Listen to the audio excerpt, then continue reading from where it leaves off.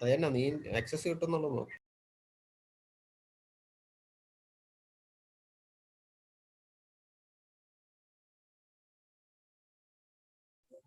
കയറി കയറി കയറി. ശരി ശരി.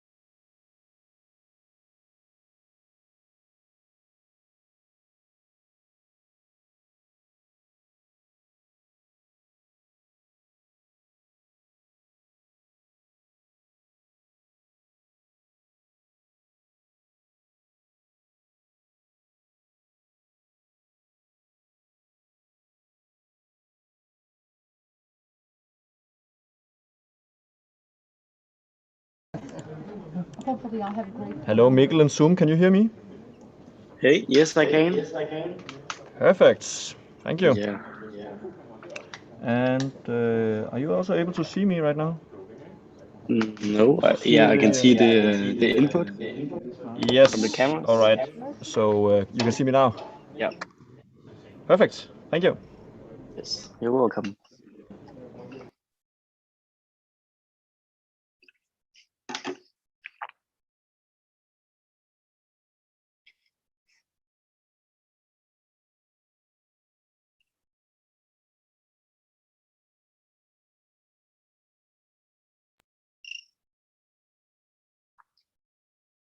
Og Mikkel, den her tager lige på dansk. Vil du gerne have, at vores input det er på hele vejen igennem, eller skal vi slukke vores input i den første del af det indiske? Jeg tror bare, den skal køre på, fordi aftalen er, at de sidder her live i programmet, altså helt indtil de skal vinke. Så jeg tænker, at den bare skal køre hele tiden. Fordi Så de både kan se og høre, hvad der sker her? Præcis. Fordi så dem, der ikke skal snakke, de joiner så online. Perfekt. Så, og det vil sige, at lige nu, der kan du se det, vi sender heroppe, ikke? Der kan du se... Ja, jeg kan se stage, og så kan jeg se det i 4 under, ikke? Skide godt. Perfekt. Super. Det holder vi bare ved så. Yes. Og hvis der er noget, så må du mute mig og unmute mig. Ja. Jeg kan ikke unmute, men jeg kan godt mute. Så skal du fortælle mig, når jeg skal... Ja, men jeg kan ask to unmute. Jamen, det sagde jeg ikke. Hvordan skal jeg så kommunikere med dig? Send mig en sms. Har du mit nummer? SMS? Ja. Hvad er dit nummer? 40 58 Ja. 99 39. Yes. Det er den eneste måde, jeg kan, fordi hvis du ringer til mig, så kan jeg selvfølgelig ikke tage den. Så, Ja, så jeg sender en sms. Ja. Super.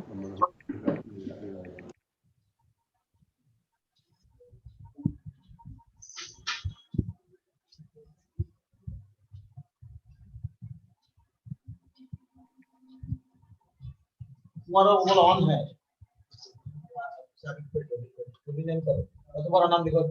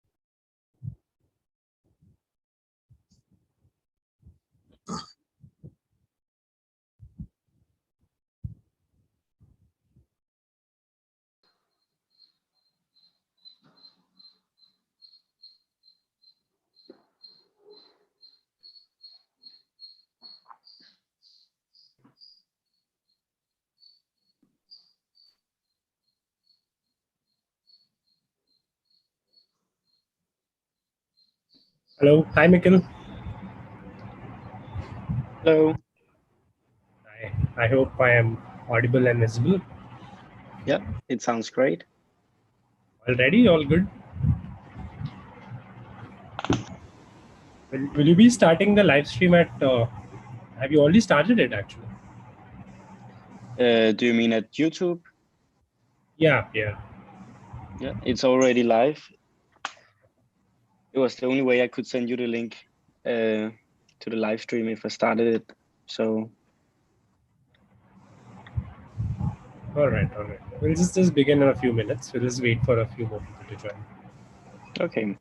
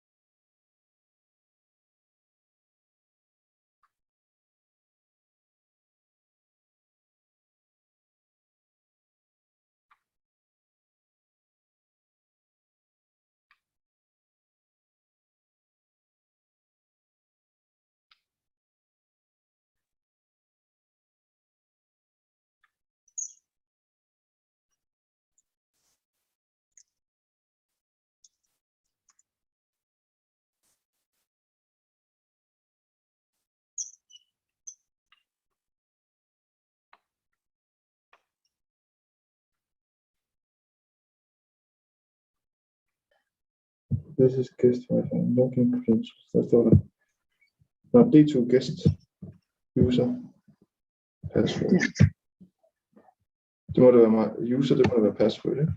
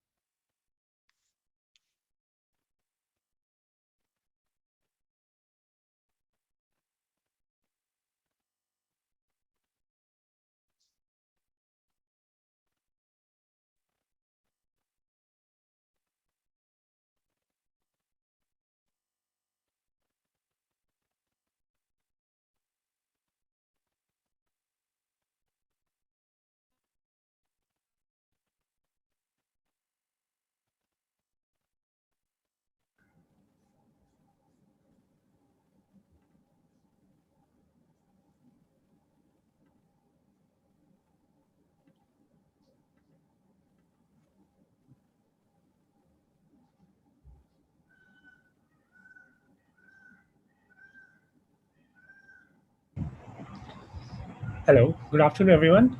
I think we can begin. Uh, thank everyone for joining us.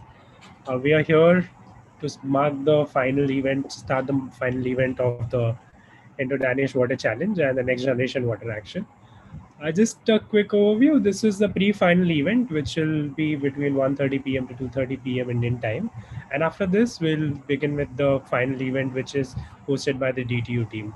So this is the first hour or so. We will be dedicated only to the India-specific event, where we are holding a small panel discussion. Team panel. I'll request everyone else to be kindly on mute. Hi, Anders. Yeah, hello, can you hear me? Yes, I can hear you, but yes, sorry about that. So today we are beginning first with the panel discussion. We have Dr. Chintan Vaishnav, who will be moderating the discussion. We are joined by Dr. Pawan Kumar from NIDI, Mr. Vishwanath Srikantaya from Biomineral Solutions, Ms. Sundra Memu from VM Architects, Professor Pennan Chinnaswamy from IT Bombay, and E. Nandakumar Ji from International Center for Clean Water. They will be discussing. They will be holding a panel discussion on future of water innovation in India, and we will be looking forward to their listening to their inputs on what more the water innovators and young innovators who are working in this country and across the world can do in terms of solving the water challenges in India. But before I begin and begin the process, I'd like to thank all the water innovators who had joined us throughout the event. They have been with us throughout this period, and even in the pandemic, they have done a great job with all the innovations. And I'd also like to thank the DTU team and the NGWA team, which has done a great job in organizing all these sessions, all the knowledge sessions, all the mentoring sessions, and obviously all our experts who had immensely contributed throughout the process. Few of these water experts who had helped us with the process are also on the call, join us in the water panel, in the panel discussion. But few of us who couldn't join us have also contributed immensely to the process. And lastly, again, I'd like to thank all the incubators that have been in part of this process, especially AIC Sangam and AIC FICE. Thank you all once again. Now I'll hand it over to Jakob, who is representing Innovation Center of Denmark and India, to give his brief inputs. And after that, we can begin with the panel discussion. Thank you, and over to you, Jakob. I hope you're doing good.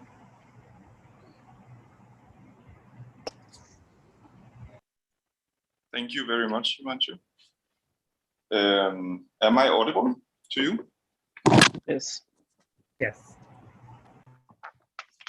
Hello, am I audible? Yes, Jakob, Yes. you are. Okay, thank you, and thank you, Himanshu, and thank you also to Dr. Vaishnav, who are hosting today's meeting and leading the project from the ATAL Innovation Mission side. It has been a real pleasure taking this project forward together with the ATAL Innovation Mission, and it has been also a very iterative process. When we started out last summer, we had a pretty clear understanding of what was going to be done and to be achieved, and we were all going to meet around these days in Copenhagen at the International Water Association's conference, together with a huge Indian delegation, and really make a mark of India and Denmark's water collaboration, and we would be part of that. Instead, we have all been marked by COVID, and these days we really think and feel a lot of compassion to the people who are suffering in India these days. However, the team has pulled through, the water experts have pulled through, and the innovators have pulled through and given their best in these dire circumstances, from home or from their families' houses, not being able to go to the lab, not being able to do the prototyping they wanted to, and still produced amazing results. I think it is a fantastic achievement that we should all congratulate each other on, and be very proud of. We have built this airplane in flight mode, and are now able to join with the Indian case into this amazing global community that DTU have created around your projects and around the projects from Mexico, Ghana, Kenya, Korea, and of course Denmark. I'm so lucky that I have managed to come to Denmark Technical University today to take part in the physical mode and be part of the finals from here, representing the India case. That is entirely not needed, as I think the input from the innovators from the Indian side speaks for itself and is a fantastic mark of India's presence in this community of as we say, the next generation of innovators. I really hope that what is being shown today and what we have produced over this last half year can stand as a guiding example for what we can do collaboratively when it comes to water innovation, and especially the India-Denmark collaboration. I look forward to many more iterations of this process that we have done now. Some of them, I hope, will be less troublesome and easier to organize. I also look forward to going forward with the ATAL Innovation Mission and NITI Aayog in creating opportunities in other subject areas. Other subject areas that can underpin what we now call the Green Strategic Partnership between our nations. This is a partnership decided at the highest level of governments, and it is going to be the guiding framework for India-Denmark relations over the next year, and over the next years, many years hopefully. As of now, we have an action plan that lasts for 5 years. We also hope that it will be guiding and marking a shift in international relationship, where the SDGs and climate change will be at the forefront of international priorities when governments work together. Key to being effective is the driving force of innovation and research and new ideas, and I would like to say in this context, the energy of the youth to go their own ways and to establish technologies and companies that can lead the way for the old institutes and institutions of society. So with these words, I'd like to once again thank the team in NITI Aayog, thank the team at the Danish Embassy, thank the team at DTU, and congratulate the innovators on their achievements. And I really look forward to this day of celebration and inspiration. Thank you. Thank you, Jakob. So we have put together a wonderful panel today, which will help us understand what more we can do in the water innovation sector. And with that, I'll hand it over to Dr. Chintan Vaishnav, who is Mission Director at ATAL Innovation Mission, NITI Aayog.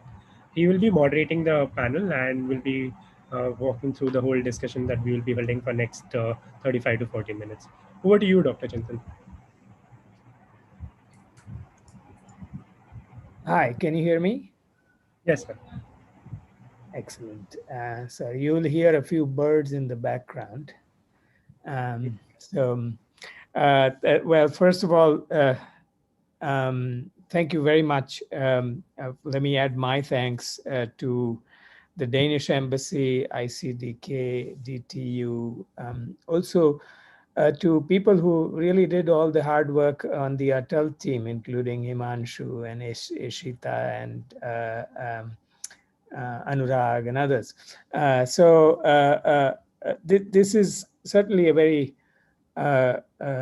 unique partnership, and I have been very inspired to see all of the team's work through these despite the difficult times, to do something about a topic like water, where the challenges were there, are going to be there before and after COVID. So I think this is definitely a long-term sort of topic that needs a lot of innovation. Also, I want to very sincerely thank all of our panelists who have very actively nurtured these teams. So not only are they experts in their own right when it comes to water as a domain, but they have also played an active role in what you see these teams do today. So let me start with that. Thank you. I don't want to be between the panelists and all of you, because it's their wisdom that we want to hear from. So let me start us with a rather personalized question, if you would. You know, one of the things that as a researcher in the water space myself, I have realized is that water is a colossal field. You know, you can, if you say, well, I want to research water, you could start by thinking, okay, am I going to think about sufficiency of water, quality of water, purification of water? You could say, well, will I think about urban water, rural water? Say, okay, do I think about agriculture, industry? What is the aspect of water that I really want to think about? It's a very hard question to answer as a young researcher. And so maybe to this panel of distinguished experts, I want to ask them that, given everything that they know about the challenges, water-related challenges in India, if they were asked to direct their own son or daughter to turn their attention to one particular challenge and come up with an innovation, what would that challenge be and why? And people can go in any order.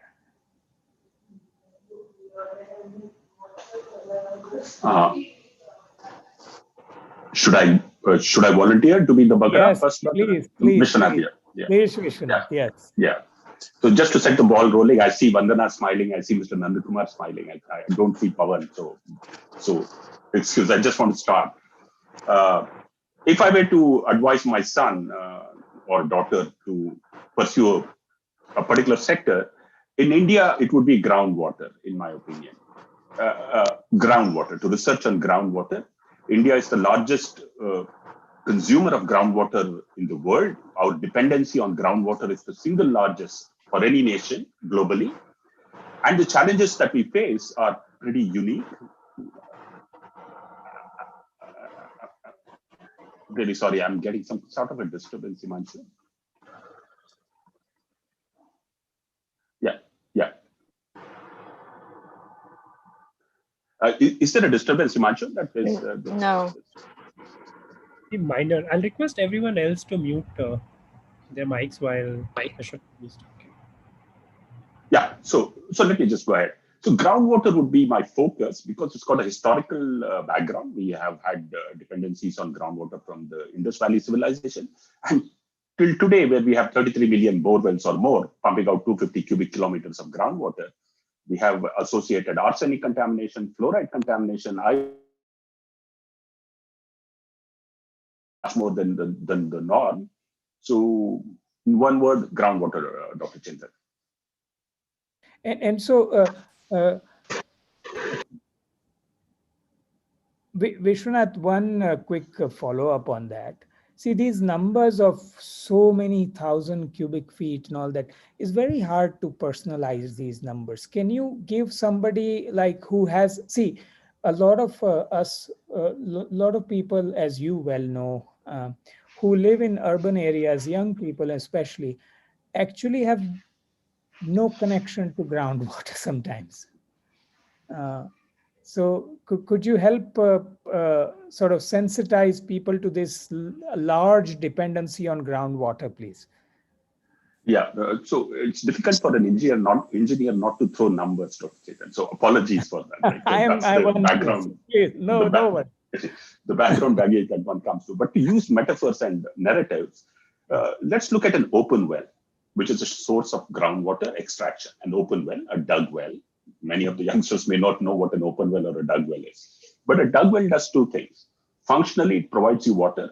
And secondly, it communicates with you. It tells you whether summer is approaching. It tells you whether there's been a year of drought or a year of plenty of rainfall through its sheer volume of water in the well itself.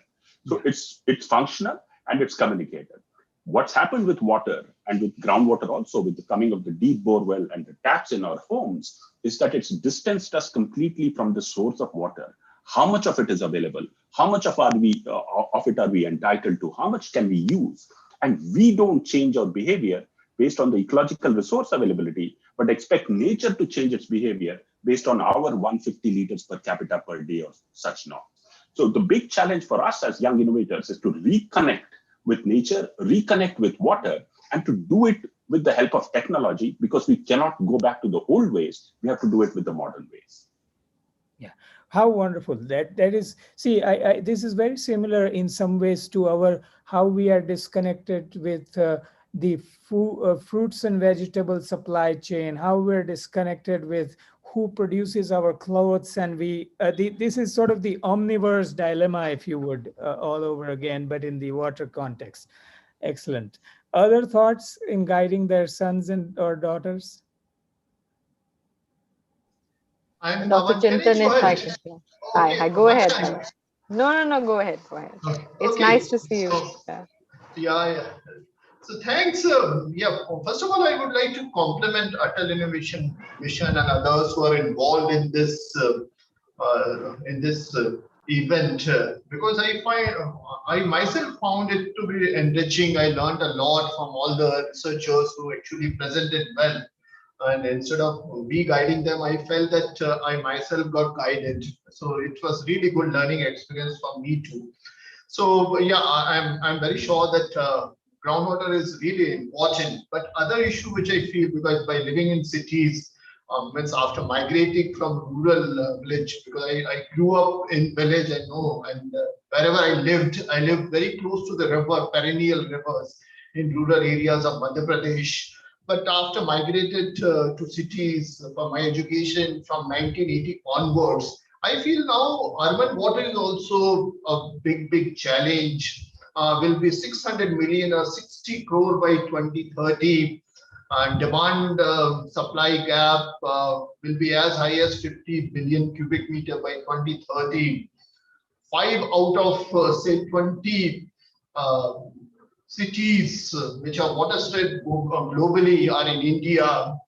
And unfortunately, we talk a lot about continuous water supply. In fact, we design our entire urban water supply based on continuous water supply. We unfortunately don't have any city of the scale which can claim to have 24/7.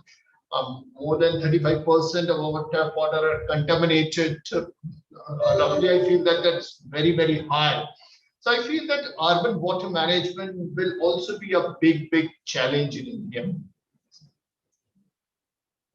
So that's all from my side. This is that we just can't keep migrating to these cities and expect that everything is going to be well, because in many cities there simply wouldn't be enough water. And I think your point about 24/7 is a very important point, that a lot of people, again, it occurred to me for the first time when I went to the United States that, oh, there can be cities where there could be 24/7 water. Not only that, but there can be hot and cold water 24/7. So, right. Okay, excellent. Other thoughts, please?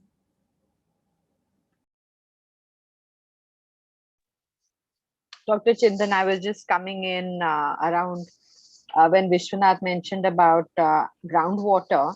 I think one of the things that he was probably trying to say also is that because it's a pan-India problem, one of the ways to understand what we're talking about is for any urban area, if you talk about the demand and the actual supply, you realize the rest is being fulfilled by groundwater, and that goes into millions of liters. So that really is, the scale of the problem that we're talking about. But something between what Pavan said and he said, I'm actually torn between two, between policy.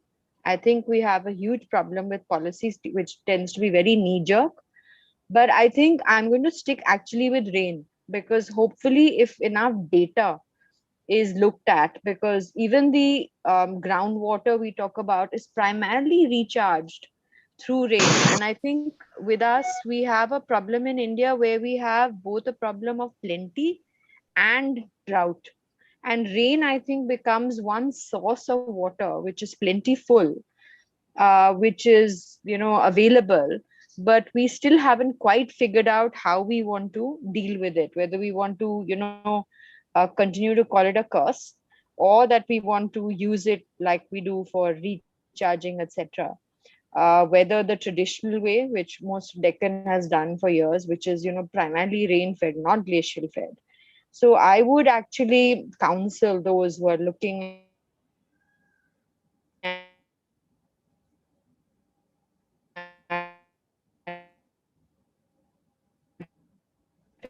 It's like we lost you for last few seconds. Maybe you can turn off your video, Vandana.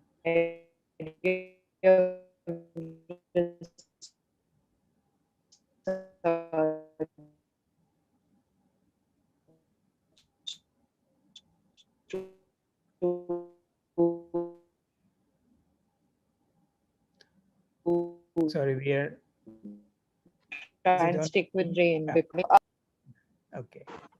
hi, sorry, I lost you there completely, but I think so. Basically, rain.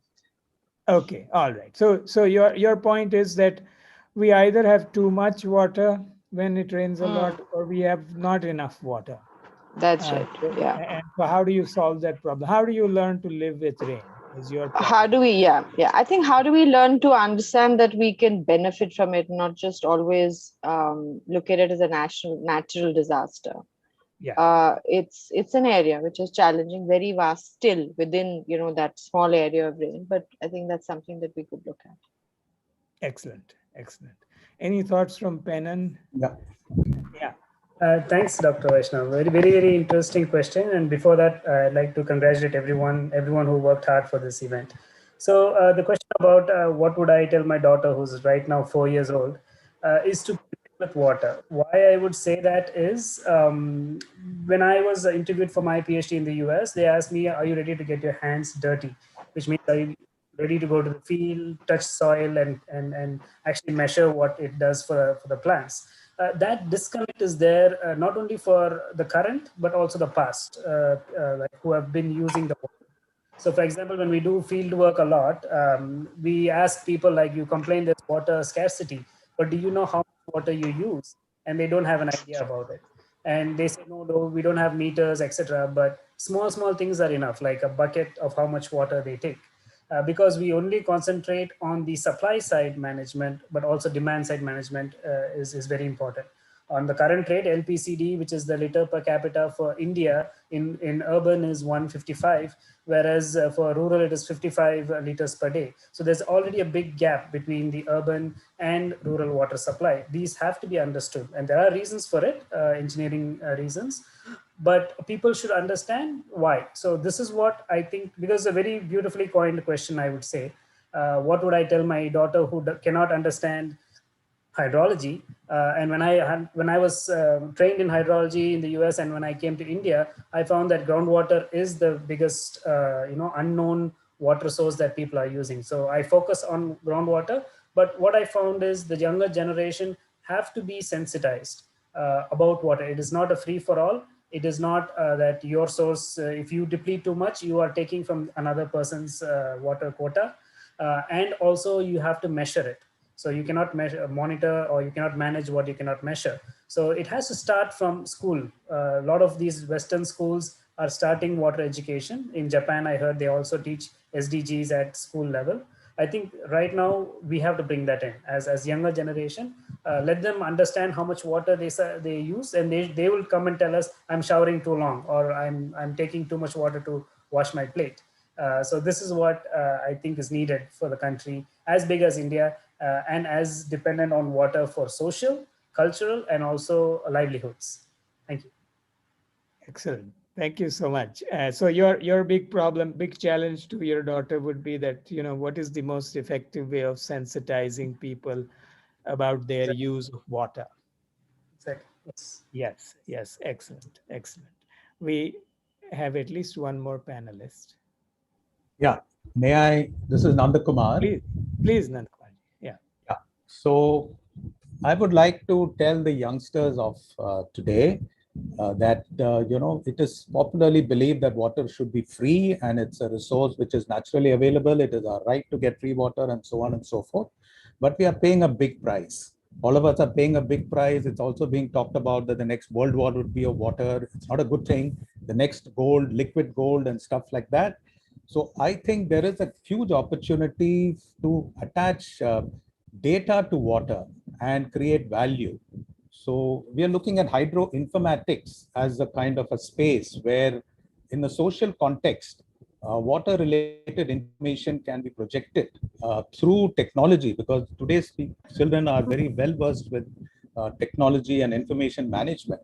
And in a small way, our own center has started this.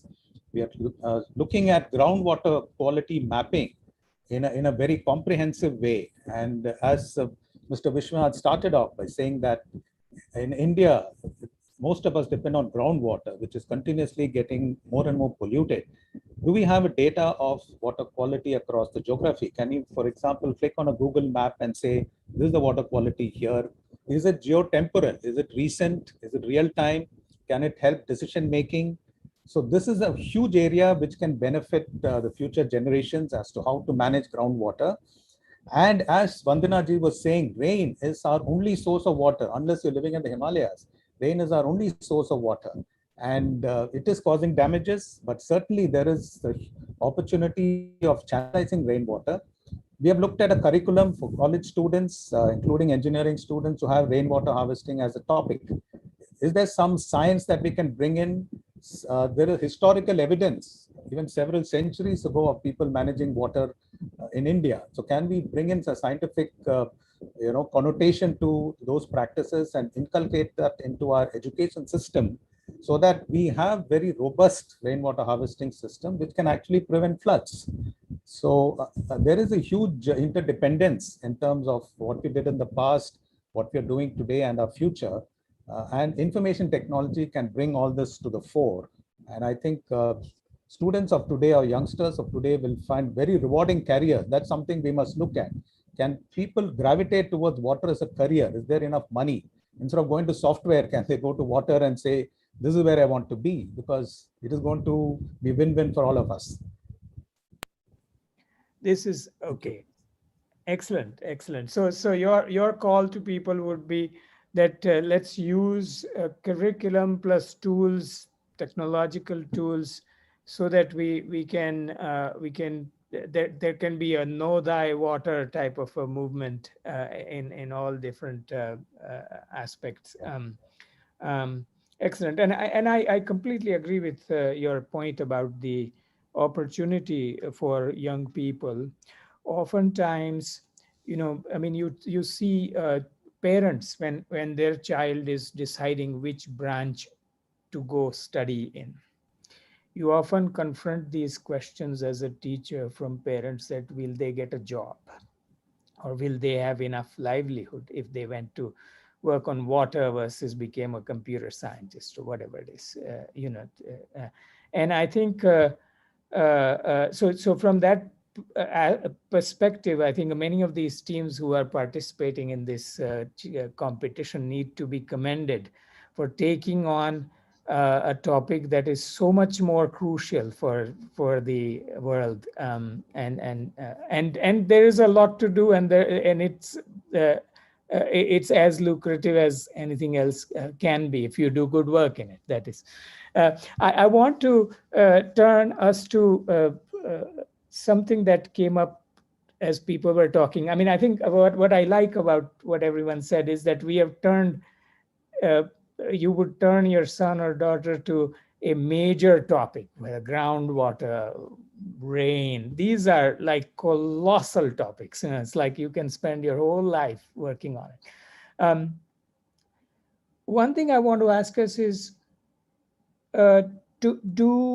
what forms of innovations are needed?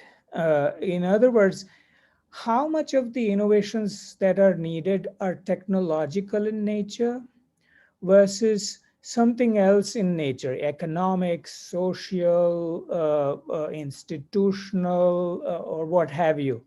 And as you answer this, could you relate a concrete example so people can get a sense of why your answer is the way it is? In any order. Should I volunteer? Of course. Okay, my own personal experience in the last 2 years in trying to promote water-related technologies or emerging technologies is that it's not just technology. There is a huge social disconnect between what the technology is trying to do and what people want to do. Because of current habits or past habits, they are used to a certain taste that they don't want to change. So the behavioral change aspect of adapting to new technologies is one of the main challenges that we are facing in scaling up new technologies. For example, grey water recycling is something that we've been talking about. Grey water is water that is coming out of the bathrooms, and if you were to treat it and reuse it, it will protect our sewage treatment plants from overload, and in turn benefit our water bodies from better quality of water getting in there. On the other hand, it will reduce withdrawal of groundwater. The twin benefit of recycling grey water for both contact and non-contact applications. But there's a huge question mark as to whether people will like to do this. Everybody likes clean water, fresh, and it's something that nobody wants to compromise. But it is possible with some kind of communication. It also needs technology for quality assurance, some real-time sensors, etc.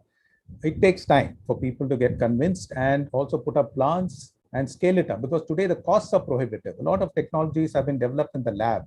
They are in liters per day or milliliters per day, milliliters per hour or something. Getting into MLDs is another huge challenge. And that's a gulf that is something that we need to address, whether governments will come forward, or foundations or philanthropic organizations will come forward, and who will bridge the gap before these technologies reach a scale where they can be self-sustaining. So this is what I sense as a challenge. Yeah, so one has to go beyond technology in your view, and I think behavior, the point that you brought about, is a very, very important aspect, right? Not only, with water, we are far more intimately connected to it. So it becomes even that much more harder to give up our older ways of doing things. So yeah. Other thoughts on technology versus other forms of innovations? Could I go? Yes, please, Vishnu. Yeah. So here's the thing with technology. Of course, like you rightly pointed out, a technology should fit into a social milieu, should be appropriate, should fit into an institutional or a governance framework, should have financial sustainability. It should be profitable enough for the entrepreneur to make it, but it should be affordable for the people to be able to buy it. It should fit into the legal framework that we have, and it should make ecological sense. The question that puzzles me always is technology seems to give answers in the short run, but cause huge problems in the long run. Just give you two examples. The hard rock drilling rig came to India and was able to penetrate into hard rock and get us water through the Mark II hand pump. It could go to 150, 200 feet. Pretty soon we reverse engineered it. We started making rigs which can go to 2,000 feet, and we just sort of depleted the whole groundwater itself. So technology, which was the savior and provided us drinking water in the short run for 10, 20 years, itself became a problem in the long run. Take the example of a pump, which is energy efficient in a borewell, right? Now, how is energy efficiency defined? Per unit of energy, how much larger volumes of water can be extracted. So the more energy efficient we become, the more we deplete groundwater, the classic Jevons paradox, right? So for the youngsters, for me, Or take the last example I want to give you, satellite imagery, which would tell you where shoals of fish in the ocean were, right, for fishing. Now, this was a big boon for the fishermen, but we now depleted the ocean of all fishes, right? So how will you invent appropriate technologies? For the youngsters, this is a challenge. I don't have answers for that. How will you take technology and project it into the future and see that it doesn't become harmful to the society for whom we intend to help? It's a huge challenge. The smallest example is a reverse osmosis unit in our houses, the RO filter. Now it cleans us water, but it rejects 50, 60, 70% of wastewater, and we don't know what to do with it, right? So the negative externalities, both temporally and spatially, is something that youngsters should grapple with and keep it in their mind when they're working on problems. Yeah, and so may I ask you a question on behalf of these youngsters? How do they learn to analyze these unintended consequences, if you would? So one of the things is never forget lessons from history, right? So go to the past to learn what happened with a lot of technologies, and then try and balance it with what could be potential negative externalities in the future at all times, trying to see how would people who use this technology respond to it, and what would be the consequences of that use. It's a social responsibility. It's not a financial responsibility, but we have to merge both and work towards integrating both social responsibility as well as the technological responsibility. Yeah, and history is a wonderful guide to that. Yeah, absolutely. Yeah. Hegel suggests that the only thing we learn from history is that we do not learn from history. Not to repeat that mistake. Right. Other thoughts on technology versus other forms of solutions? Yeah, can I go? So I really like Vishwanath's comment on the appropriate technology need, because we use that as a course in Sitara, where on a non-traditional phase, right? Like IITs are known to be high tech in technology, but then we are here in Sitara where we teach appropriate technologies. So for which your question, to answer your question, is first we sensitize. We need to sensitize. Do they understand just technology is not enough, but it has to be appropriate, and it has to lead to a sustainable development. It's not like I develop water resources for the next 10 years and I'm done. No. So there is a sustainable development goal, and slowly and you are, for that the understanding has to be there, and they have to understand that, okay, if I develop a technology, what are the cons of the technology? Every technology has their pros and cons. And I think that's where the scientists stop, or the engineer stops. And then the practitioners like us, we need to engage with the technology, understanding the pros and cons, and then take the one with the least damage to the society, or propagate a technology with appropriate solutions. Don't go beyond 8 hours of pumping. So when we have an efficient pump, I won't go against an efficient pump, but I'll be on an advocate saying that just pump 1 hour, that's it. Because on the other hand, you are saving fossil fuel, you are saving energy, which is also very hard to get in rural places. So on one hand, we don't give some solution that they just pump drastically out, which has happened in India, but also educate them with appropriate solutions that here's a technology, these are the pros and cons, this will lead to you, so be careful. And I think I'll stop there. Thank you. Great. I wanted to ask another question for, sorry, Pawan, I was, add something. yeah. Please.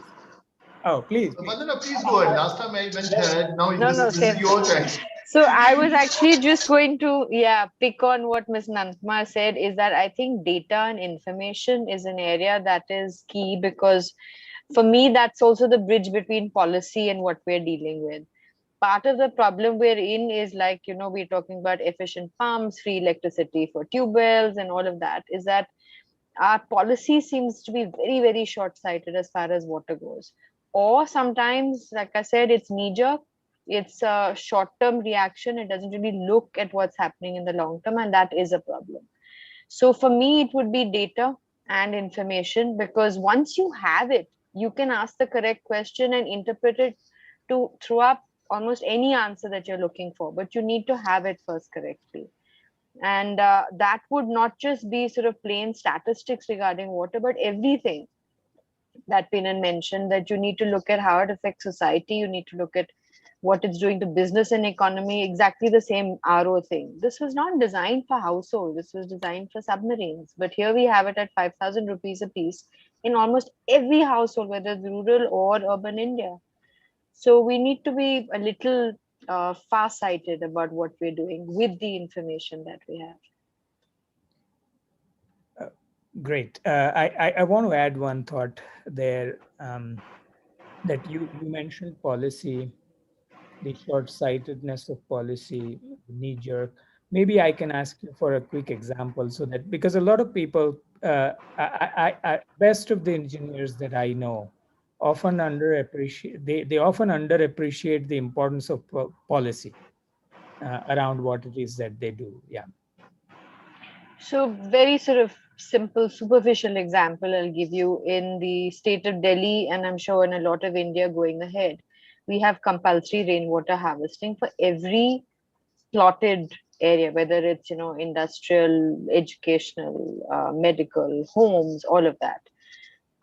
And all the policy says is that it's compulsory now from XYZ date, it will be monitored. You can get a SOP, which is, a percentage, 5-10% of your water bill if you've done it, and that's for it. And khatam, finished, our job is done. Now, whether this is implementable, whether this is actually going to throw up any results, how you're going to monitor, what's your zero date to see what happened in the water table? Are you looking at this data district wise or not? No. Hamara policy ho gaya. We have said that it's going to be implemented. It's compulsory, and there is no follow through of, did it benefit? Was it a short-sighted or faulty policy? Was it really going to affect the change that it was meant to, which is to protect groundwater? And again, on simultaneously, like I said, you ban all groundwater extraction, you enforce artificial recharge. Then what? Then what? So where is that the short supply of water going to come from if you're going to ban all tube wells and you're going to recharge them? So I find policy sometimes is not supported enough by information and data, and it would be if it was tied in with that we're going to record under these parameter and for so long to see whether this policy was in fact beneficial or not. And like everybody is saying that, then it becomes part of the history, which is either a good example or a bad example. Yeah. So the onus of educating that policymaker is also partly on these innovators who are doing data. On us, on all of us who work with water, because I think we have to rightly point out the areas where the challenges lie, so that there's correct feedback going to the people who are going to make those policies. And all of it, not just sort of, one section of information going to them. They need to, like the cons are coming up, they need to be forewarned of what might turn out to be a con. Yeah. Thank you. So, Pavan, you were going to say something? I'll make just few points. See, we keep evaluating these technology, particularly defloration technologies. And the glaring example where I think we shouldn't have technology, but we had it. We recently evaluated a water ATM, RO-based water ATM. And we found out the inlet water TDS is less than 500 mg per liter, and then there's no other contaminant. But despite the fact that there's an RO ATM, and the outlet water quality, which they call as a reject water, had in fact drinking water quality. So in such cases, the technology should be the last resort. We should identify a source of water which is safe and doesn't require any technology. On other contexts, see, I'll give an example of Nagpur itself. See, we have not cleaned our overhead water tanks and elevated service reservoir for years together. And when we tried to implement this 24/7, our reservoirs were very, very dirty.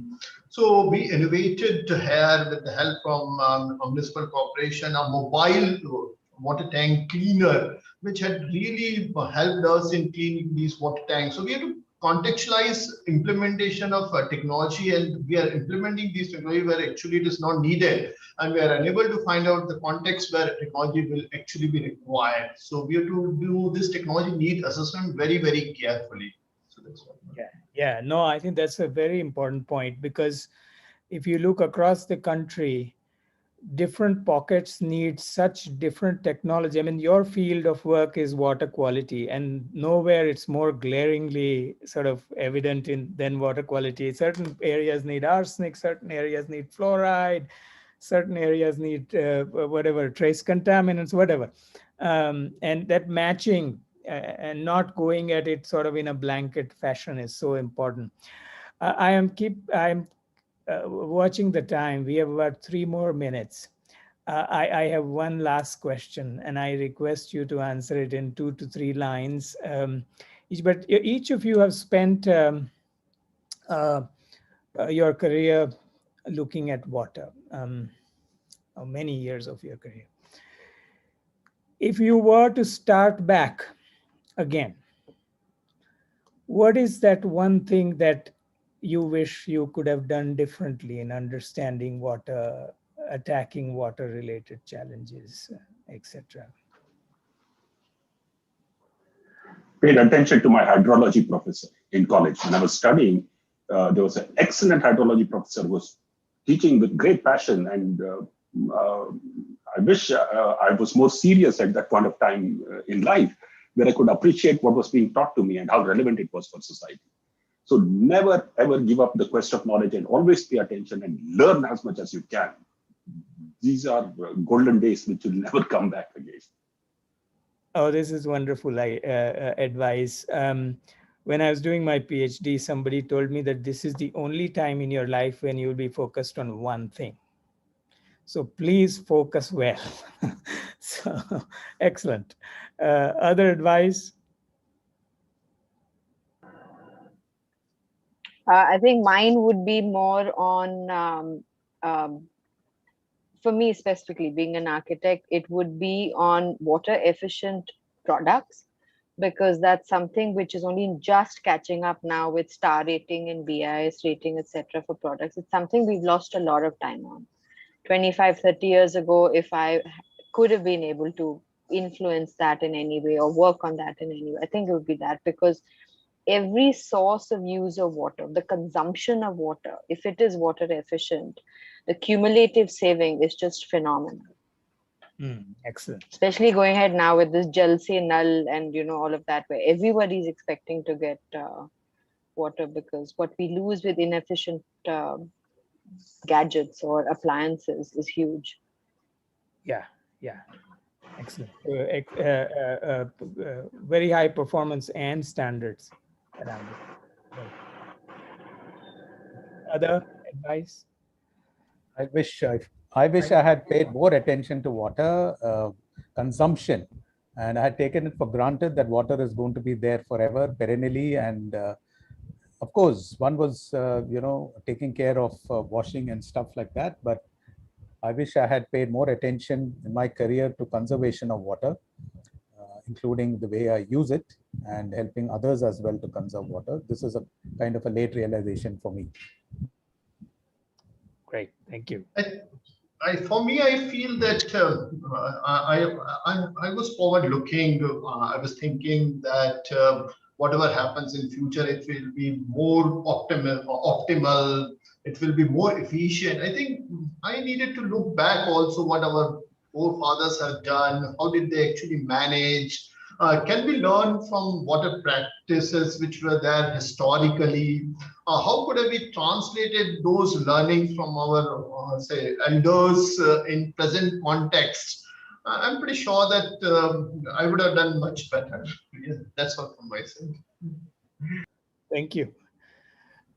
And mine would be like, if I was allowed to de-learn, that would be a very big step for me, because most of the concepts that in the book, engineering or hydrology, don't work in the field. And that de-learning process would have been much appreciated by me at a younger age, because now we are hardwired with the science.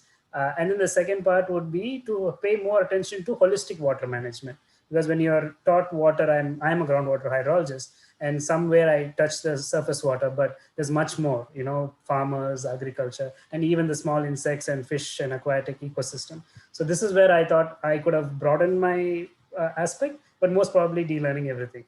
Thank you. Excellent. Well, so on that note, first of all, let me thank you all for sharing your views so candidly. And I was only asking these questions on behalf of the innovators. And this last point about de-learning, unlearning, as a student, I was a student of technology history as much as engineering. And one thing that I learned was that once something gets into a textbook, it's almost always completely useless because it only tells you how things work. It does not tell you what all had to happen before this to work. So all of those dead ends are gone. So learn from history, unlearn as much as you can, and keep going. Let's not have a war for water. All the best. And thank you so much. Thank you very much. I think it's been great engaging with everyone through. Thank you. Thank you, everyone. Thank you. Thank you so much. Thank you so much, everyone. Thank you to our panelists for your time and sharing your knowledge and thoughts with us. I think it is one of the very few panel discussions where a difficult subject was discussed in very, very simple words. And all the insights that we got, they were very simple suggestions. I do hope that all the young innovators who are on the call today and everyone out there who's listening to this panel over the YouTube Live does adhere to some of the suggestions and the insights that have come out today. And it couldn't be simpler than this. Reconnect with the future, focus on one thing at a time, go beyond the technology and try and deal with the behavioral aspects that come up with the technology. Learn from history, unlearn, and don't go to war. That was a beautiful summing up of the entire discussion. Thank you so much. And once again, I would like to thank Dr. Pavan Kumar, Mr. Vishwanath Shrikantaya, Ms. Vandana Menon, Dr. Pennan Chinnaswamy, Mr. E. Nandkumar, and of course, our own Dr. Chintan Vaishnav, Mission Director for Rattler Innovation Mission, who's recently joined us, for all your time and your insights.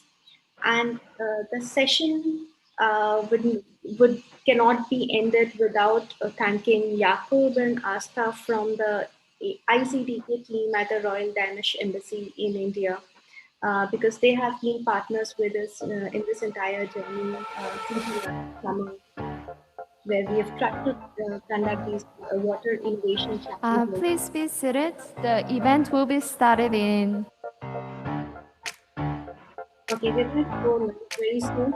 All of you can go and watch the event at the link that has been given in the chat, because it will be much better live. Of course,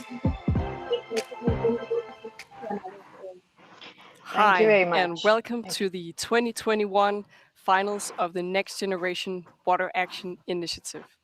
My name is Marie-Louise Larsen. I'm a project manager of the Next Generation Initiative, and I'm super excited to be co-hosting and kicking off the finals today together with a fantastic team and partners that will both be active behind the stage, on the stage, but also very much live at our national hub events that's taking place today in Korea, in India, in Ghana, and in Kenya. So a big welcome to all of you. Today's program will offer you the opportunity to be inspired and support more than 20 bold ideas targeting urban water challenges. This is by selected startups and student teams that are going to go virtual and physical on stage today to present their ideas and projects in front of a jury. They will, amongst others, be competing for scholarships to attend next year's World Water Congress that takes place here in Copenhagen, Denmark. So it definitely doesn't end today at the finals, but this is very much just the beginning of a new generation of water ambassadors. Today, I will be facilitating the event from here, DTU Skylab, which is the hub for innovation and technology-based entrepreneurship. So providing a very relevant venue for today's program, looking at how we can engage and involve young people in accelerating new water solutions. Today is about not only celebrating those that made it to the final, but the more than 100 students and startups that has joined this journey since February, together with our vast partners, both nationally but also internationally. They also show that despite pandemic challenges at the moment, that there is a drive and there is a passion and there's a big interest to learn how we can do this, being together globally and also being present nationally. It's a packed program today, and so we hope that from your side that you're going to have a lot of energy today, both at the national hubs. We need all your virtual cheering out there. We need your supportive comments on the live stream from those of you that are there. It's also a very packed program with very few breaks. So if nature calls, or you have an urgent call for a coffee, or you want to eat your lunch at the same time, you're absolutely welcome to do that, because it is a program with very few breaks. Today, we're here to connect and inspire and support by both being local but also global together. It is honestly also the very first time that DTU Skylab and DTU Environment is hosting a multi-hub event of this scale. So I hope you will bear with us if there's going to be any technical glitches along the way. This is a true learning experience for all of us, and I hope that you're all going to enjoy it today at the local venues as well. We have also not been alone in driving this from DTU. We have had a number of partners, both enabling this from a technology point of view. We've had partners that have joined with the water challenges, provided mentoring, and basically enabled this program in a lot of ways. Today's final event is also a joint partnership together with the International Water Association Young Water Professional Danish chapter. That has been an obvious partner for us when we want to work and involve young people to have a voice into the water agenda, not only on a national level, but on an international level. So to tell us more on what and how IWA have seen an interest of being involved here, I'm extremely honored and happy today in person to welcome the board member of IWA Young Water Professionals. She's also a board member of Emerging Water Leader, Ines Breda. Please give her a big hand and welcome everybody. Thank you. It is, in fact, a great honor to be here and to be recognized as an element to be added to this initiative. Young Water Professionals Denmark has started in 2014, so it's not so long ago. And it's true, you know, young water professionals are water professionals that have max 35 years old or are students, so just starting the career, and they are spread across the globe, and we are nested within the International Water Association. And the International Water Association has been putting a lot of emphasis on the innovation of the water sector.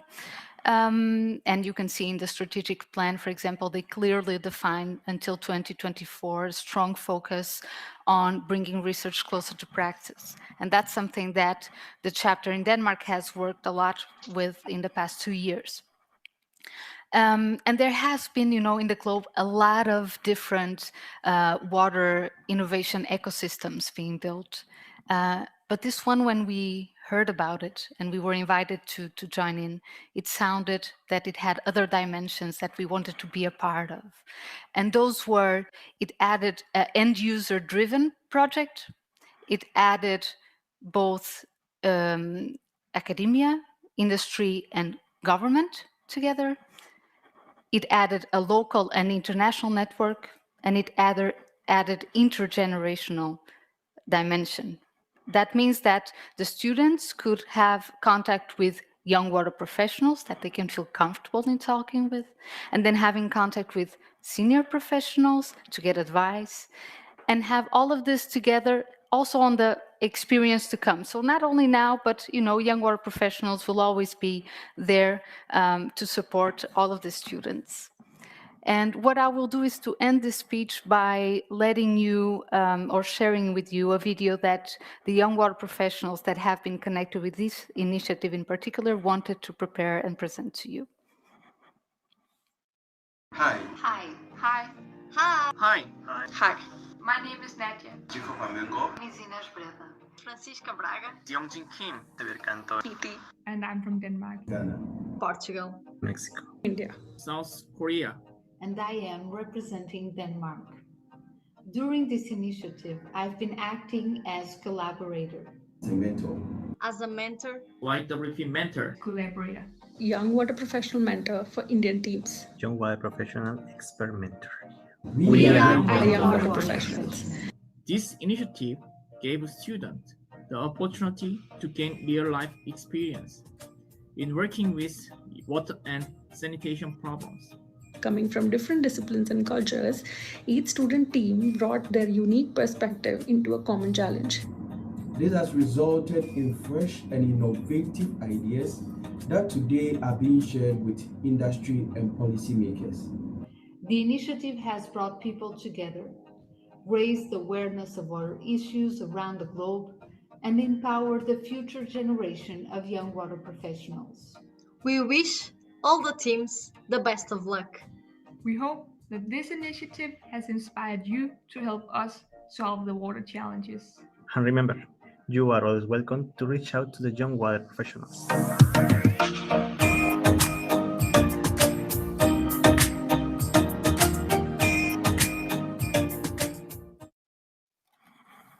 Perfect. Thank you so much, and thank you to all the young water professionals to bring this spirit to this initiative. As a young water professional, it is my pleasure to introduce the next speaker, the next guest, which is the Executive Director of the International Water Association, joining us live, Professor Carla Vairavamurthy.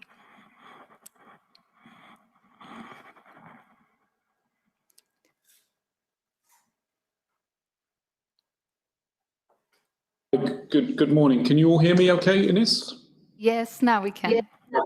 All right. Thank you for that kind introduction, Ines, and also to Maria Louise. I thought that was a wonderful video, and it really shows, the importance of the IWA young water professionals.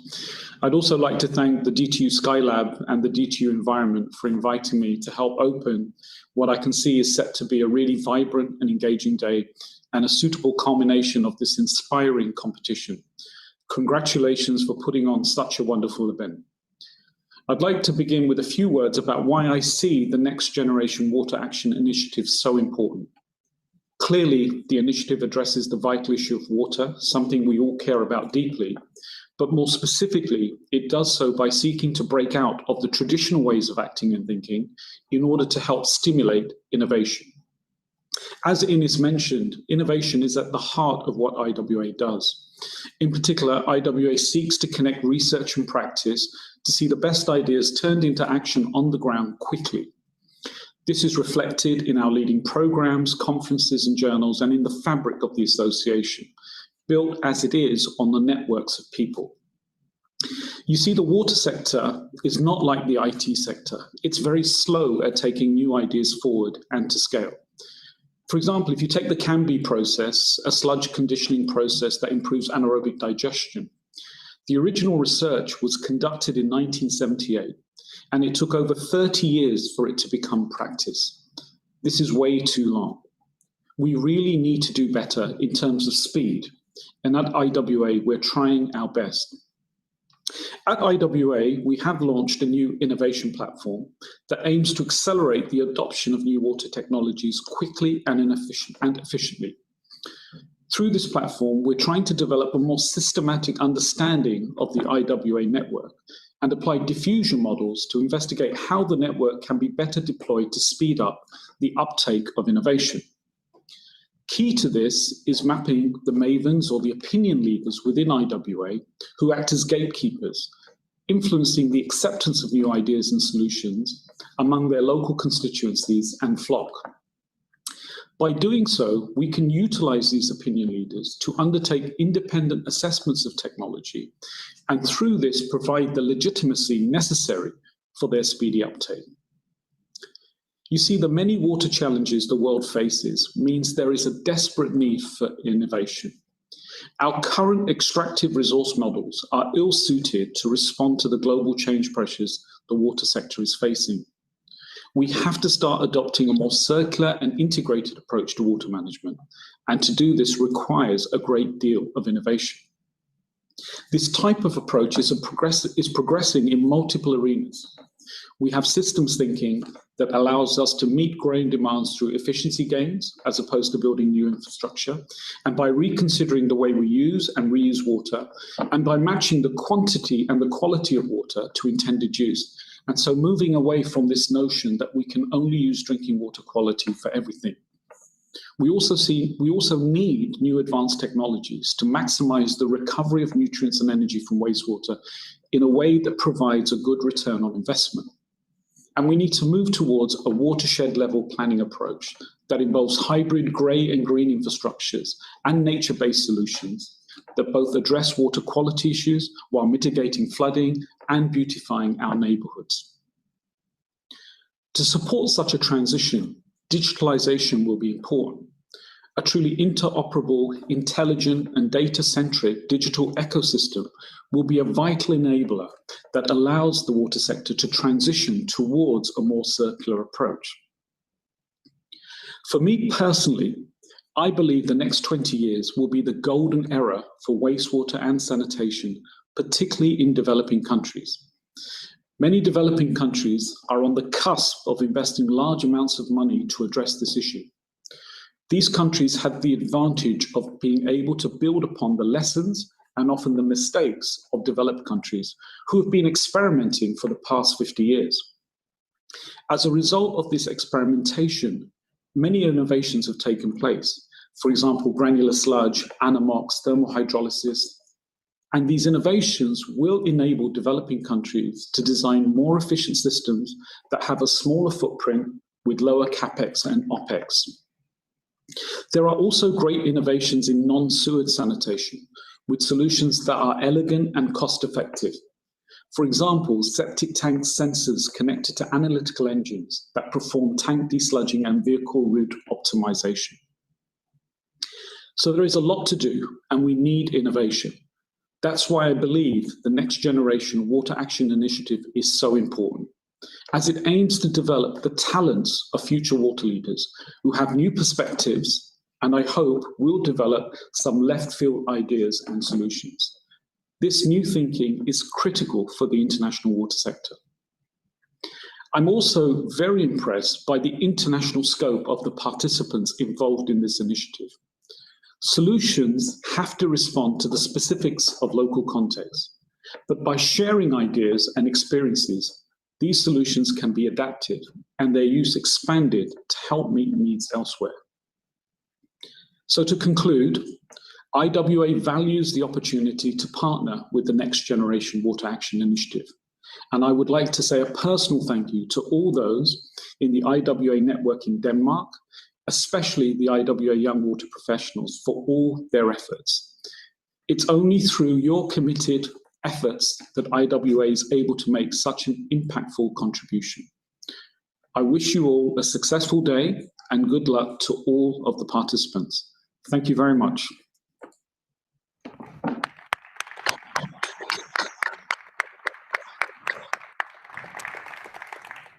And thank you very much, International Water Association and all the young water professional chapters that have also taken a risk to join a partnership, build, co-create an initiative that we've not been doing before, and actually also looking at how can we do it on a global but also local scale today. So that's been absolutely fantastic. And I just want to echo that it's not the end today, but hopefully just the beginning of a joint partnership that will continue, but also for the projects themselves, that this can be a platform for them to connect with new advisors, to get additional sparring, and to see how they can actually go further with the solutions, whether it's the entrepreneurs or the students. We also had a few other partners that were willing to join forces, take the risk, digest our slides that we were sending around describing a global initiative that we wanted to do in times of pandemics, where no one thought that we could really do this in a valuable way, and actually truly believing in connecting people, not just across the next generation, but also across industries and sectors. And one of those partners is Rambøll and Rambøll Foundation. So they were actually the first partner that we brought on board they enabled us to deliver the ambitions that we're doing now. Also from the side of providing technical sparing and know-how and the dimensions that are needed for these projects actually to be rooted in actual problems, but also for the students to have a valuable learning along the way. So on the stage, I hope you will help me to welcome Søren Vilshøj, that's the Global Division Director of Rambøll. Give a big hand.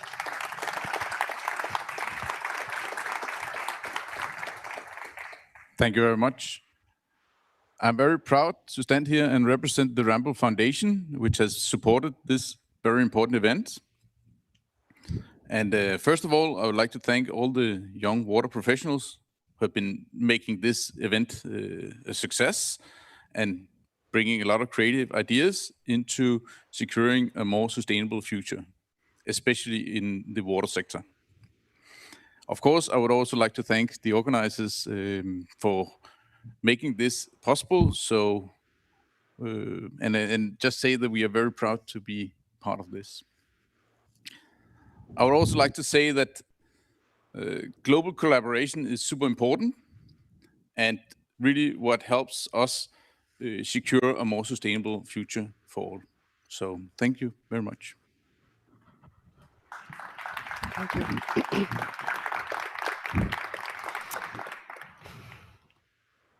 The partnership also in terms of us joining forces was a true partnership from the beginning, because it was not only Rambøll Foundation that took the risk, but also took the interest of joining forces.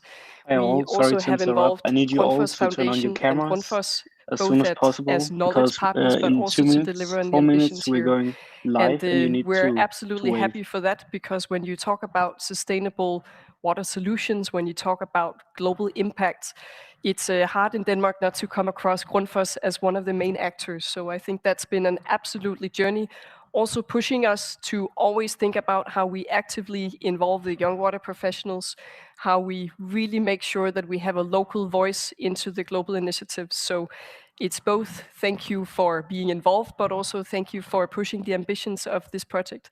So on the stage, I would love to welcome Morten Riis, which is the Group Director of Water Utility from Grundfos. Please give him a big hand.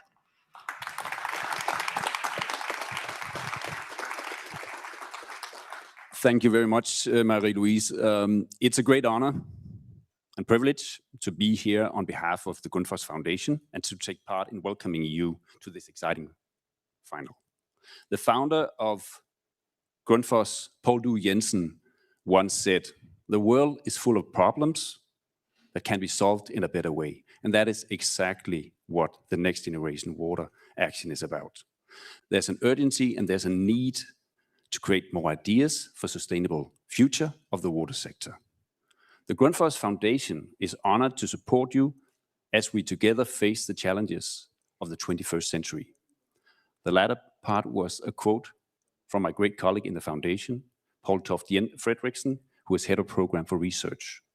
Now, at the same time, the Grundfos Foundation takes on an active ownership for Grundfos. And the very purpose says to pioneer solutions to the world's water and climate challenges and improve the quality of life for people. This means that we, as a private company, also sees it as our task to actively contribute and participate in overcoming the global challenges on water. In this context, we need to work together, private as well as public companies, for a safe and better future. And I'm proud to have great colleagues, to have taken active part in this event, and in a positive way, have challenged you and mentored you. So dear all participants, your talent is needed. The future is you. The future is for you, and it's with you. I'm really looking forward to this final. Thank you very much.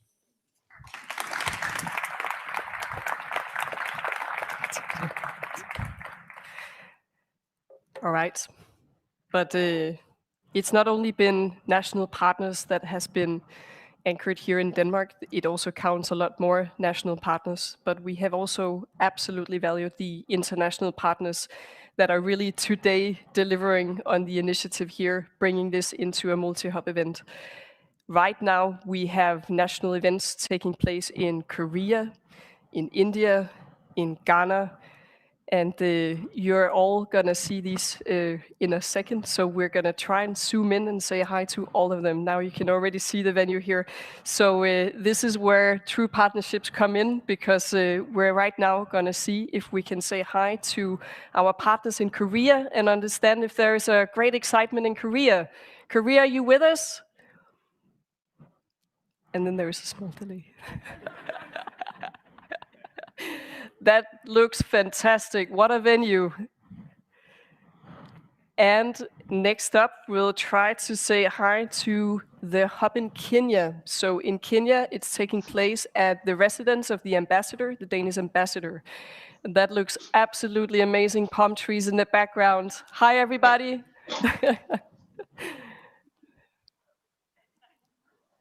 All right, let's see if we're just as lucky in Ghana. So in Ghana, all the students and the startups and the partners have also been invited to the ambassador's residence. So it's a pretty amazing venue today. Oh, that looks great. Hi, everybody. And of course, in India, as a lot of you know, it's been a challenge to connect physically due to the pandemics. So they are all joining us directly live from a classical Zoom. Hi, everybody. Are you out there? Are you excited? Absolutely. Namaste and a warm welcome to everyone from India. We are live and very, very excited for the global finals. That's great. That's fantastic to hear. So what will happen later in the program is that the students will be live there with their Q&As and with the pitching directly from the hubs. So they will have a similar experience as we're having here. But of course, we're having the juries all represented here in person to ease a little bit the setup. Yeah, and then I want to finally mention that there has been a vast number of other partners. We have to thank all the universities and all the partners that have also been part of not only onboarding with mentoring and sparring. And I think we have a slide actually showing just the vast number of partners that we've been involved here. So what we're also trying to deliver in the initiative here is new ways of being involved and engaged. Of course, we have tapped into the virtual possibilities, but also seeing the value of people being connected today on a national level to bring this forward beyond the finals today.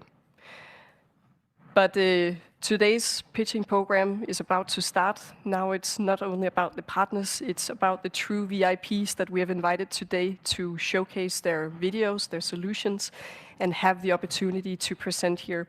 So to do a very strict time management and spiced up with a few fun exercises along the way, I'm extremely happy to invite a friend of mine and a colleague, which is Jackie Stenson, on stage here. So please give a warm welcome to Jackie. Yeah. Thank you, Marie. Thank you, Marie. Thank you so much. Hi, everyone. Are you excited to be here? Yes. What about in the virtual hubs? I can't hear you, but I'm going to assume that you're screaming and shouting. Excellent. So hi, everyone. My name is Jackie, and I am very excited to be here facilitating the final events for you. A little bit of an introduction on myself and why I'm here. I am a social entrepreneur, started multiple organizations, and I've also worked with facilitating innovation processes. I actually started my career in Kenya, where I've actually traveled from the border with Ethiopia down through Isiolo, down to Nairobi, and I did all of my research in Western Kenya, in Kisumu, out to Busia, focusing on the adoption of socially impactful technologies. From Kenya, I went to India, where I actually lived for a few years in Bangalore, and I run a social enterprise. From India, I moved here to Denmark, which is now my home. And will be my home for the foreseeable future. And I have family in southern Jutland, who's a farming family. Now, from Denmark, I've actually ridden a motorcycle down from Denmark all the way down through West Africa to Ghana, because we should just check off all the countries on the list. I've worked in the Branga-Hafa region in Ghana and in Kumasi, and actually my motorcycles currently live in the Branga-Hafa region. Now, the final country, I unfortunately have not yet been to Korea, but the best chocolate I've ever had in the world was made by a Korean social entrepreneur, fermented in a clay pot using the same techniques as they make kimchi out of. So I really hope to go to Korea one day, but I met that social entrepreneur through a community not unlike this. And my hope for today is that the students that are here and all the partners can help to form such a community and to create that support network and help to build those networks and those bonds. So thank you for having me here today. Now, I know many of you are excited to start to see the pitches. And in particular, we have 21 teams that want to know if they're pitching today. But before we tell you who those teams are, I would like to invite to the stage 2 students who can actually explain a little bit about their journey going through this initiative, because they have been Guys, now I participating need you in the to initiative. So please go out of welcome this Zoom Matthias call and then Lemos just from join Tech de online. Monterrey, And and 10 minutes also before you Josina have to go Wittenberg, live, you have to who's jump here at into this Zoom DTU. call. So please give a round of applause to Josina and Matthias.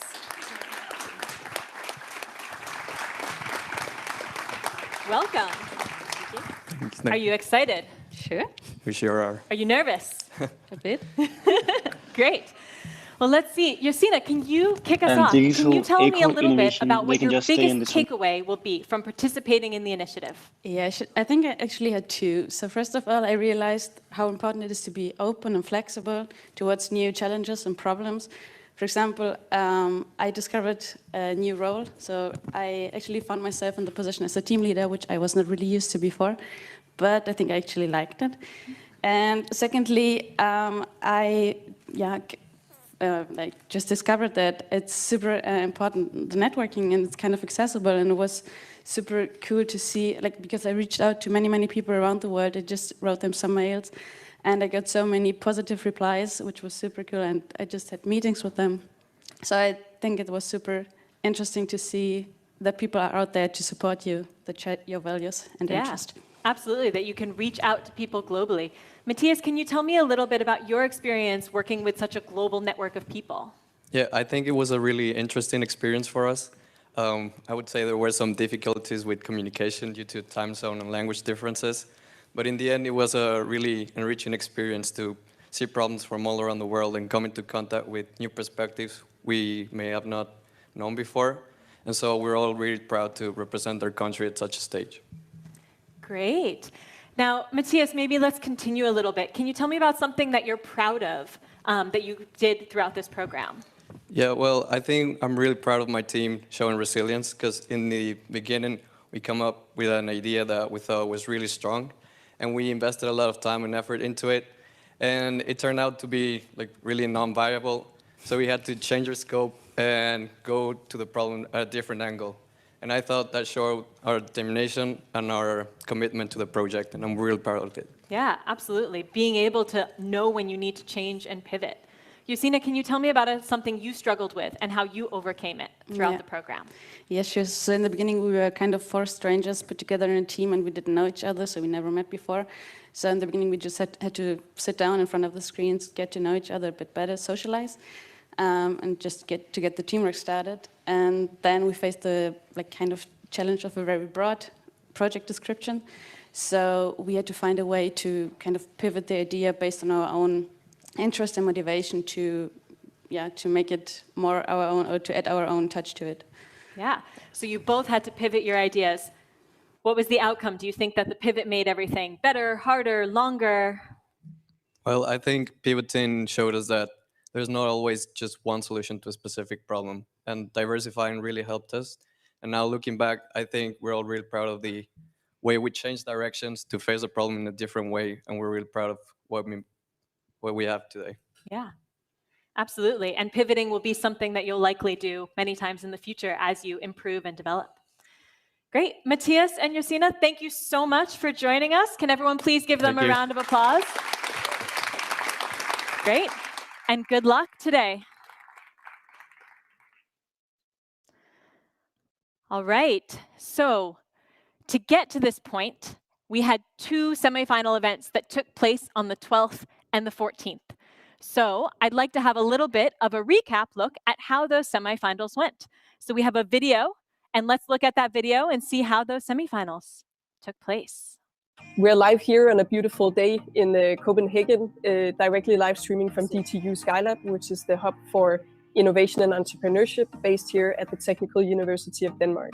We just finished our first prototype with very simple machines and processes. We present to you a solution that empowers the agricultural community to build resilience against climate change. Make our prototype work properly, we found out we need some additional pieces of hardware, which will be procured with the help of your 1,000 euros grant to get that. We can collaborate with government and co-create with beauty companies to use the treated water as a raw water for beauty products. It is a win-win situation for both wastewater treatment plants, customers, our stakeholders, and the environment. Sometimes we have too little, so nothing of both is good. We believe complex problems require simple solutions. The initial problem which was set out in the challenge has been adapted in 4 different ways. Given India has the youngest population in the world, it is very encouraging to see as a young academy so many young scientists and young people presenting their ideas on water.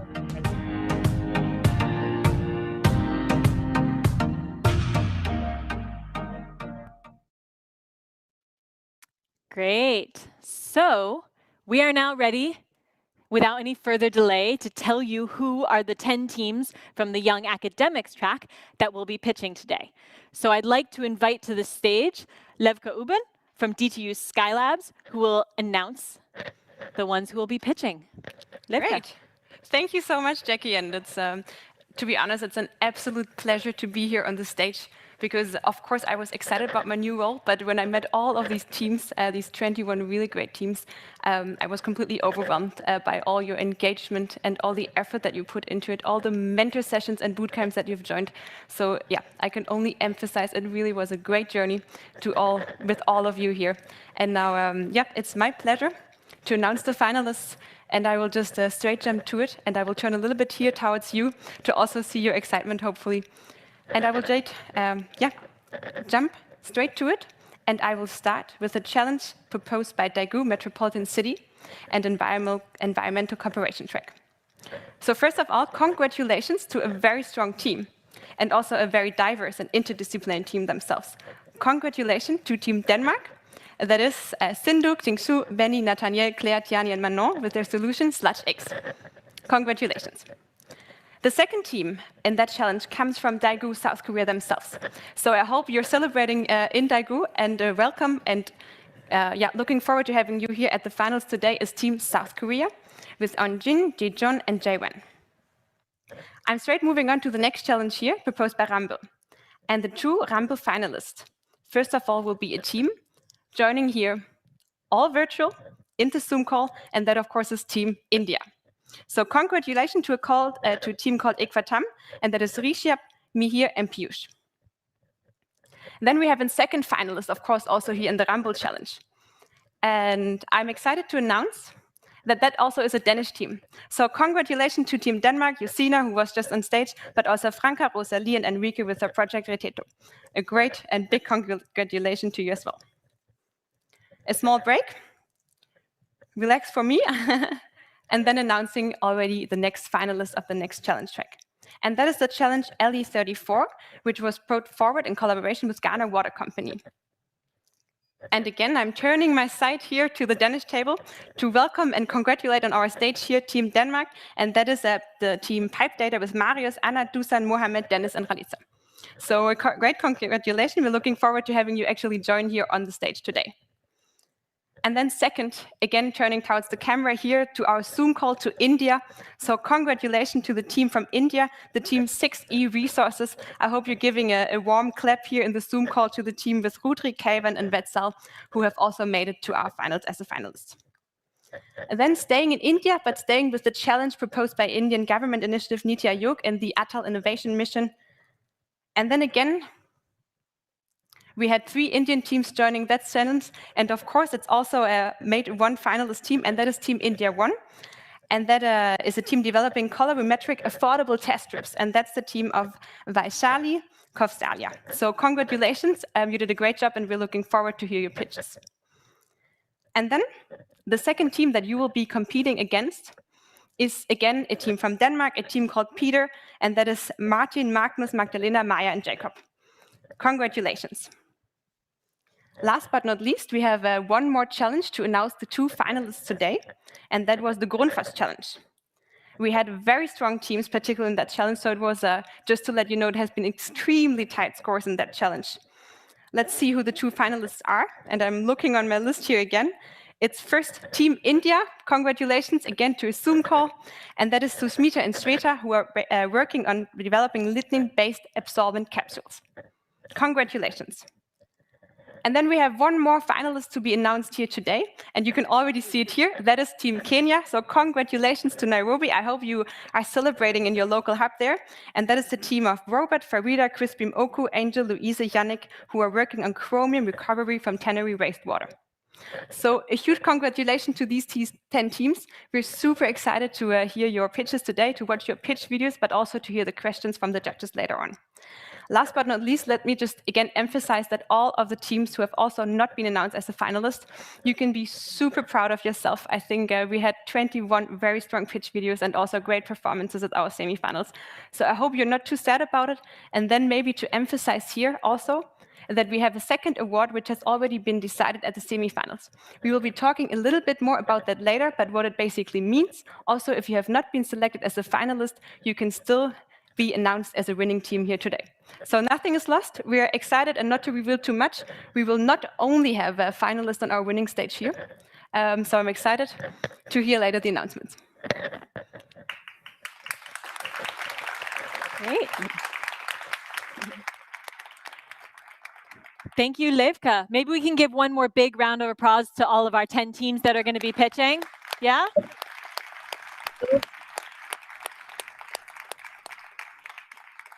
Great. And as Levka said, any team, even if you weren't announced, has the opportunity to be here and win an award later. So you will all still have a chance. So for those teams that are pitching, I hope you can get ready because you have about an hour to prepare for your whole pitches. And we will actually start off first with the Young Entrepreneurs track. Before we launch into that, I'm going to do one activity with you all. So I have seen some of you before because I was a part of the Ideation Bootcamp. And I did an activity at the Ideation Bootcamp that was a warm-up activity. And I'd like to do that warm-up activity with you all again now before we get started. So at the Ideation Bootcamp, I did an activity where I held up a fork. And I asked you to tell me what this was, but you couldn't say fork.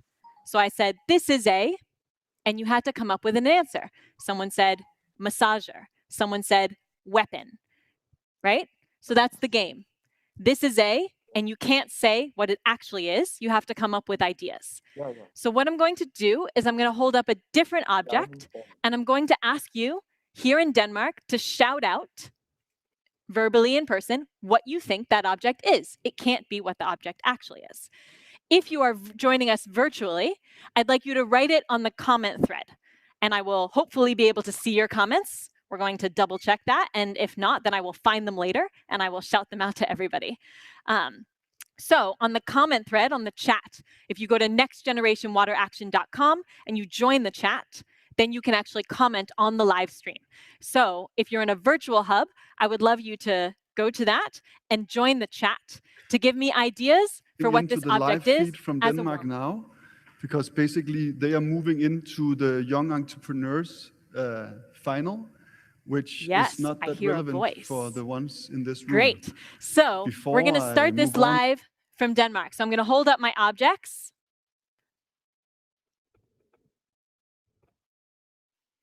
All right. Can everyone see these objects? What is this? Warm-up exercise. Spaceship. What else? Hold on, 2 at once. Yeah. Lamp. Toaster. Bear claw.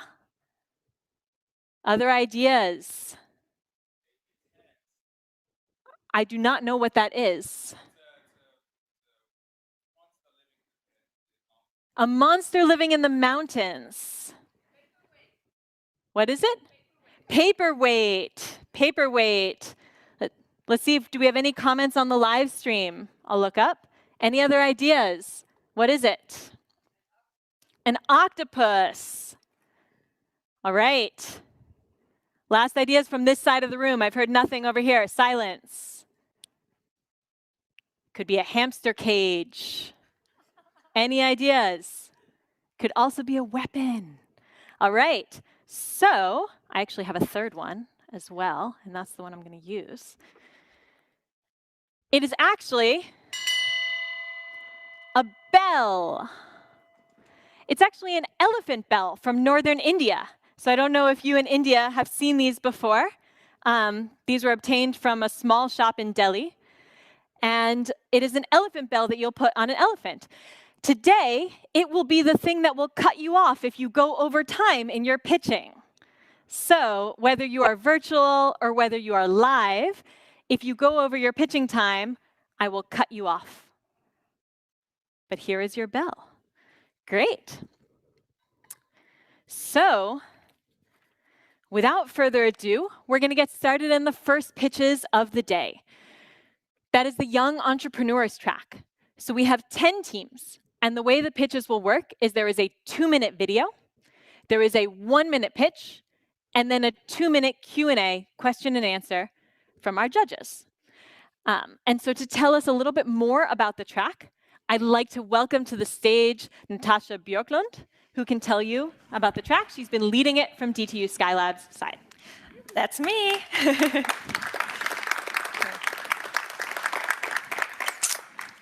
Hey all, I'm very excited for you to meet these 10 startups. They are from Kenya, Ghana, India, and Denmark, and they are all working within the space of water solutions. Very innovative ones, I must say. And the prizes that they are kind of competing about today is, first of all, the best pitch. Then there are free scholarships to the International Water Association Congress. And then there is the top 5 who will reach some extra promotion from DTU Skylab, which is awesome. And I do want to tell a little bit about the criteria as well. So the evaluation criteria today is novelty, future potential, sustainable impact, and the live performance. And while, of course, they are competing about prizes today, I also want to emphasize that what Next Generation Water Action is really about is the partnerships they can build. So although some of the startups might not go home with prizes today, we do hope that today and the program in total can be a stepping stone for these startups.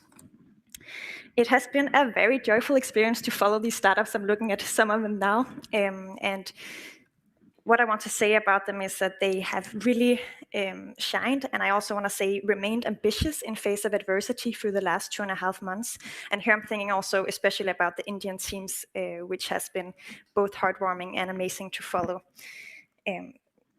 They have all utilized this platform really, really well, both by networking, by being at the workshops, taking in that learning, and also by implementing the advice from the mentors, which is a great quality to have to be coachable. But I say that all of these startups truly are.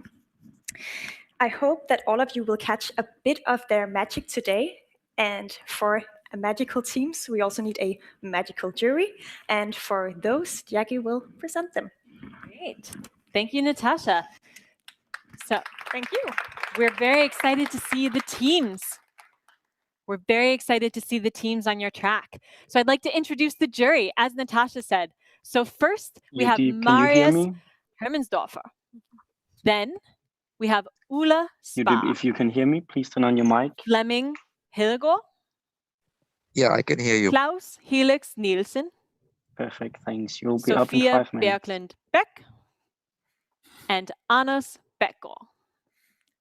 So please give a warm welcome to this incredibly talented and diverse jury that comes from many different companies, many different sectors. Here at DTU, from some of our partners like Ramboll and Grundfos, from the IWA, and from the Danish Water Cluster. So we are very excited to have you with us, and we are excited to have you ask questions to our pitching teams. We won't have much time, so we'll probably have 1 or 2 questions for each of the teams.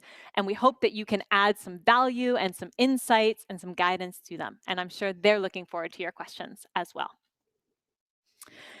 So the final notes, 2 points to give you before we actually start pitches. The first is that I will be very strict on time management. That is why I have a bell. Okay? I will cut you off if you go over time on your pitches. The second is that we would love anybody who's watching in the audience to contribute their expertise, their mentorship, their skills to any of the teams that might be pitching today. And you can do that by going to nextgenerationwateraction.com, the finals live stream page. And if you scroll down, there is a Google form.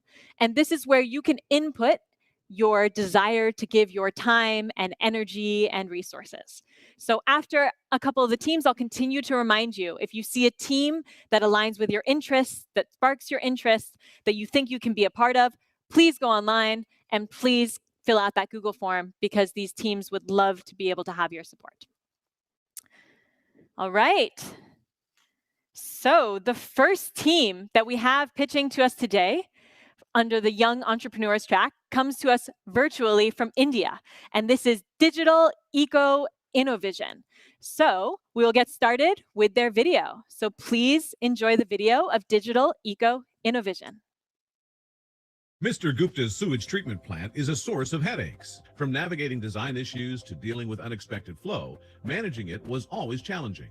Unfortunately, the operators at his site lacked the skills to handle these problems, and he had no real-time data to catch issues as they arose. There are thousands of people like Mr. Gupta. In fact, more than 75% of India's STPs face similar problems. With Indian cities beginning to run out of water and government vigilance increasing, operating these plants well will be increasingly critical to meet water needs and growing compliance requirements. Eco Innovision is here to transform your STP from a liability to an asset. Our one-stop solution revolutionizes plant operations to give you compliance, transparency, and a hassle-free experience, all while reducing your plant's life cycle costs by 20 to 30% over time. For an average plant, that's 8 lakh rupees a year. We've enabled barely functional plants to treat 100% of their sewage well, even while reducing labor needs by 50% and energy consumption by 15%. So how does the transformation happen? First, we plug in proprietary sensors that detect everything from bar screen blockage to low sludge quality. Second, we automate key aspects of your plant, from dosing the optimal amount of chlorine to minimizing flooding risk. Third, our real-time dashboards and regular reporting for managers and technicians consolidates insights from 75 plus parameters, covering everything from blower health to filter backwash practices.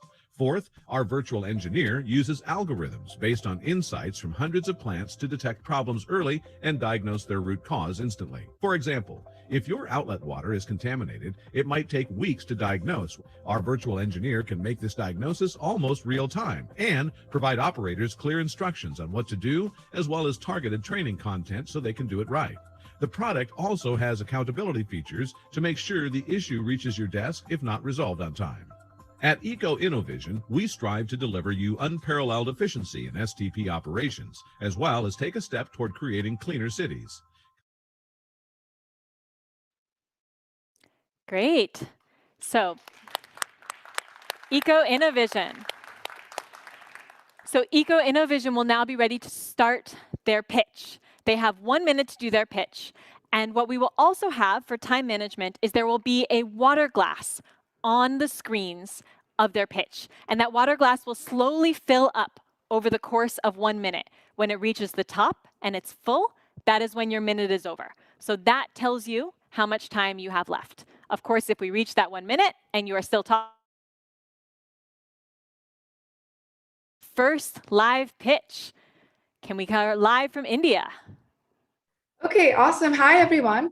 We're a team from Stanford and IIT, building technology for the $24 billion wastewater operations market, with the vision of helping solve the world's urban freshwater pollution and scarcity problem.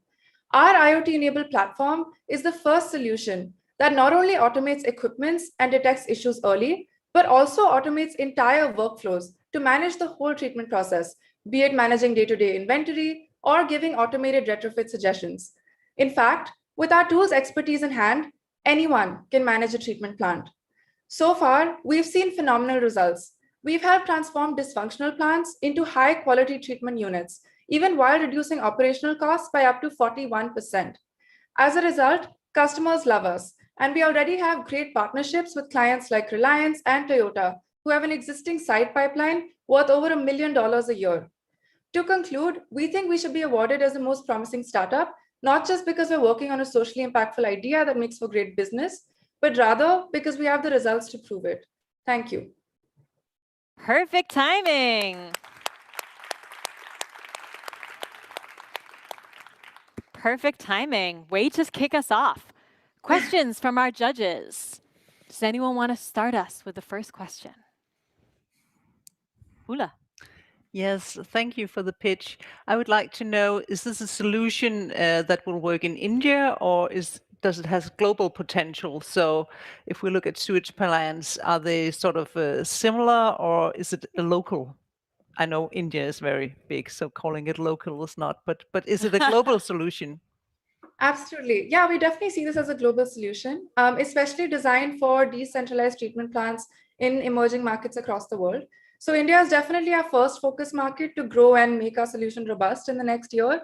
But after that, we do intend to expand beyond. And we're hoping to hit plants of all sizes and many different technologies across the world. Great. Any other questions? Klaus? Thanks again for a very nice pitch. There are many competitors in that field, in that segment. So could you elaborate a bit more on what is your differentiator? What makes you special? Why should I invest in you?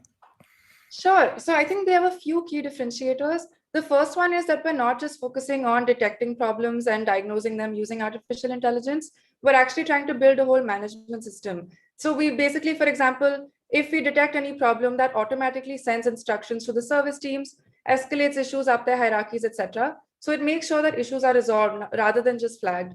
That's one thing. Second thing is we have a series of proprietary automation logics that are designed to work in small plants, which is patent pending as of now. We also have we have 2 sensors that we built in-house, which we're also getting patented because of their novelty. And then finally, I think ours is the first solution that actually works for smaller plants, which is the kind of plant that's coming up across emerging markets, rather than just large municipal plants in North America. Great. Thank you so much. And thank you to Team Eco Innovision for kicking us off. And I think you all did a fantastic job at explaining your solution, but also you did exactly 60 seconds and you did really great direct answers to the questions. So I think that's a fantastic example to start us off today. So the next team is coming to us from Kenya, and they are called Zynate Limited. So let's go see the video from Zynate Limited. The current situation. Access to portable water in Kenya is at 50%. Perfect. Thank you, man. 25 million Kenyans get water from 3 kilometers away. But the water thus fetched is not clean, leading to children, especially girls, missing school to look for water. COVID-19 has amplified the problem. Why so? Water companies lose 52% of water through pipe busts and leakages, inaccurate metering and billing. Most companies try to mitigate losses by disruption of water supply at night to reduce loss due to pipe busts on low demand and high pressure. This reduces daily water access to 10 hours. Families are left without water when needed most for domestic and hygiene purpose. What is the solution? By reducing water loss from 52% to 22% will place 30% more water into the system to expand access, impacting 10 million Kenyans, without investment in water production infrastructure. How? 1. Managing water distribution, using available technology to monitor pressure versus demand to reduce pipe busts and leakages while delivering water 24 hours. 2. Adoption of communication and computing technologies to accurately meter consumption and billing. 3. Redeploying saved resources to improve water access. Zynate, owned by women, has a vision to assist companies reduce water losses by using technology in metering and pipeline management. With a laboratory for testing and calibration of meters, a wide area network for low-cost management of water infrastructure and expertise in water loss mitigation. Zynate helped a water company reduce losses from 88% to 42% in 2 months and expected to reduce to global acceptable 20% in 3 months. The exact method and technology is replicable, affordable, and sustainable across the region. Great. Thank you, Zainate. We're ready for your live pitch. Take us away. Ladies and gentlemen.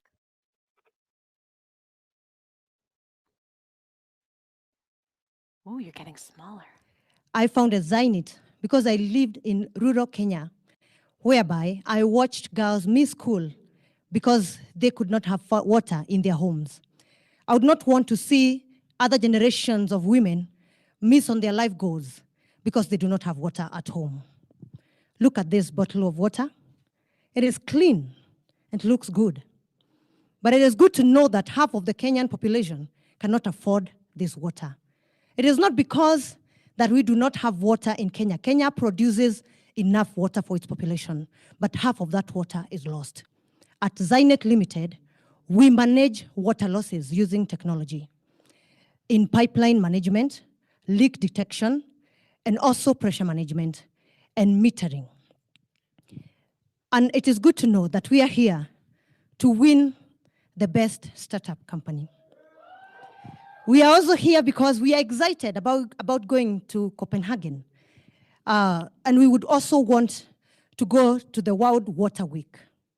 We are here because thank you very much. We are ready to be Your accelerated time is up. to our pilot to become a good economic venture. I loved the Thank you. cheer in the background that you could hear from when you said that you were here to win. So. We love how we could hear everybody in Kenya in the background. That was fantastic. They cheered for you, and we are glad you're here to win. So, judges, what questions do you have for them? Fleming. Yeah, I'm not sure what your solution actually comprises. Is it intelligence, is it hardware, or is it both?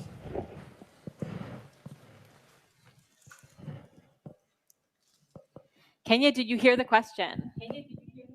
No.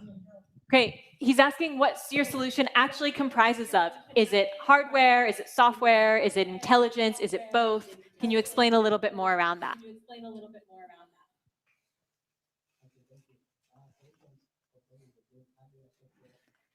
I believe that microphone is off.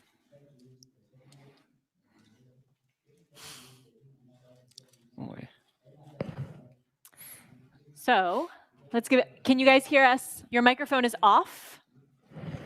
So we can't actually hear your response.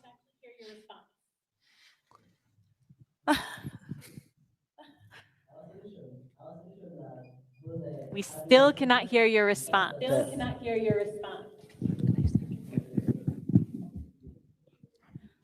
Our solutions are both in hardware and software because we use technology and we also put a lot of effort in the manpower to make sure that the non-living water that is being lost in the field is actually being saved. And to put it up, to make sure that it is sustainable, we use our technology to make sure that whatever that we have started can be replicated in future. Thank you. Great, thank you. And that blue microphone seems like the good one to do. Is there a second question from our judges? Klaus. Is the fact that you're a women-owned company or female-led company, does it give you extra leverage in terms of also promoting other societal changes in your country? Thank you. Yes, it does, because I understand the problems better, and also that we have got a platform whereby women enterprises are given a chance in the country. It does. Thank you. Fantastic. Thank you to Zainate Limited.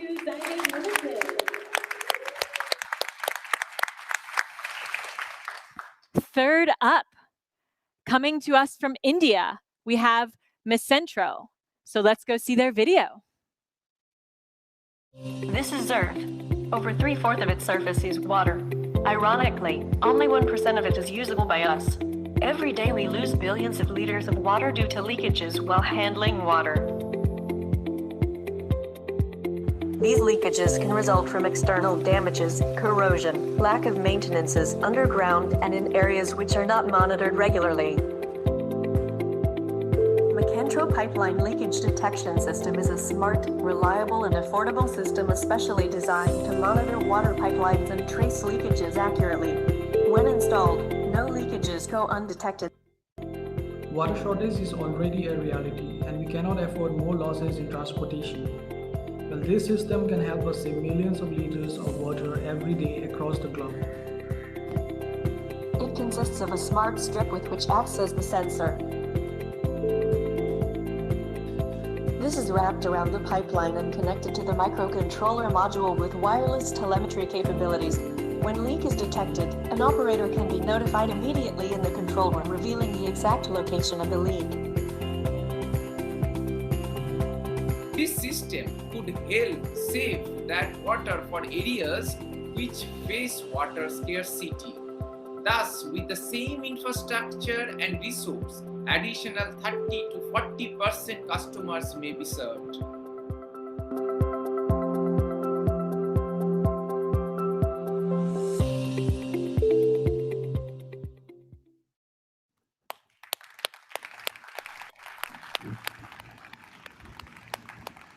All right.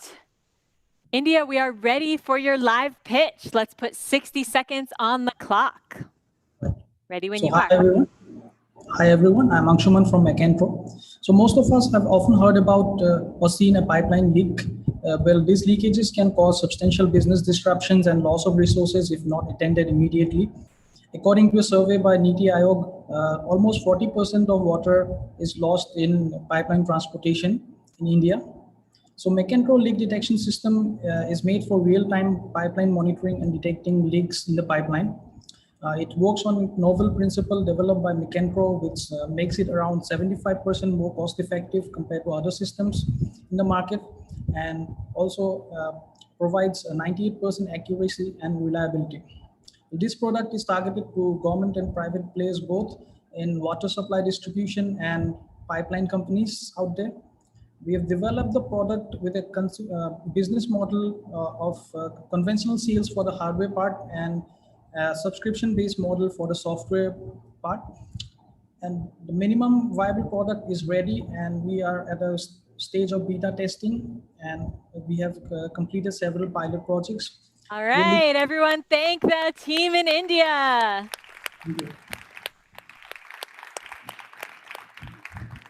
Don't worry, you can just weave your rest of your pitch into your answers to the Q&A. Who has some questions? Sophia.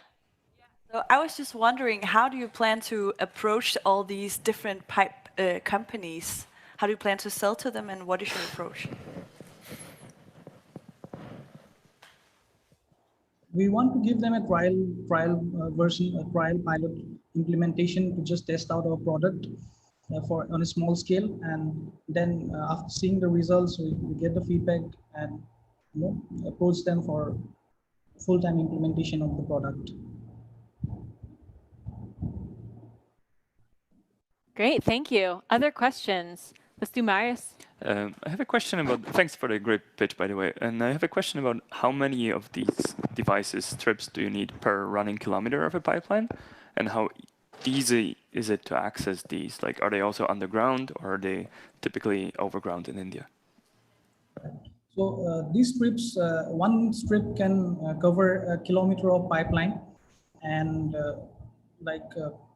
so these strips are basically the main sensors, and we need 1 kilometer. We have different kilometer sizes for the strips. So based on the diameter of the pipe and also the length, we have customized strips for them.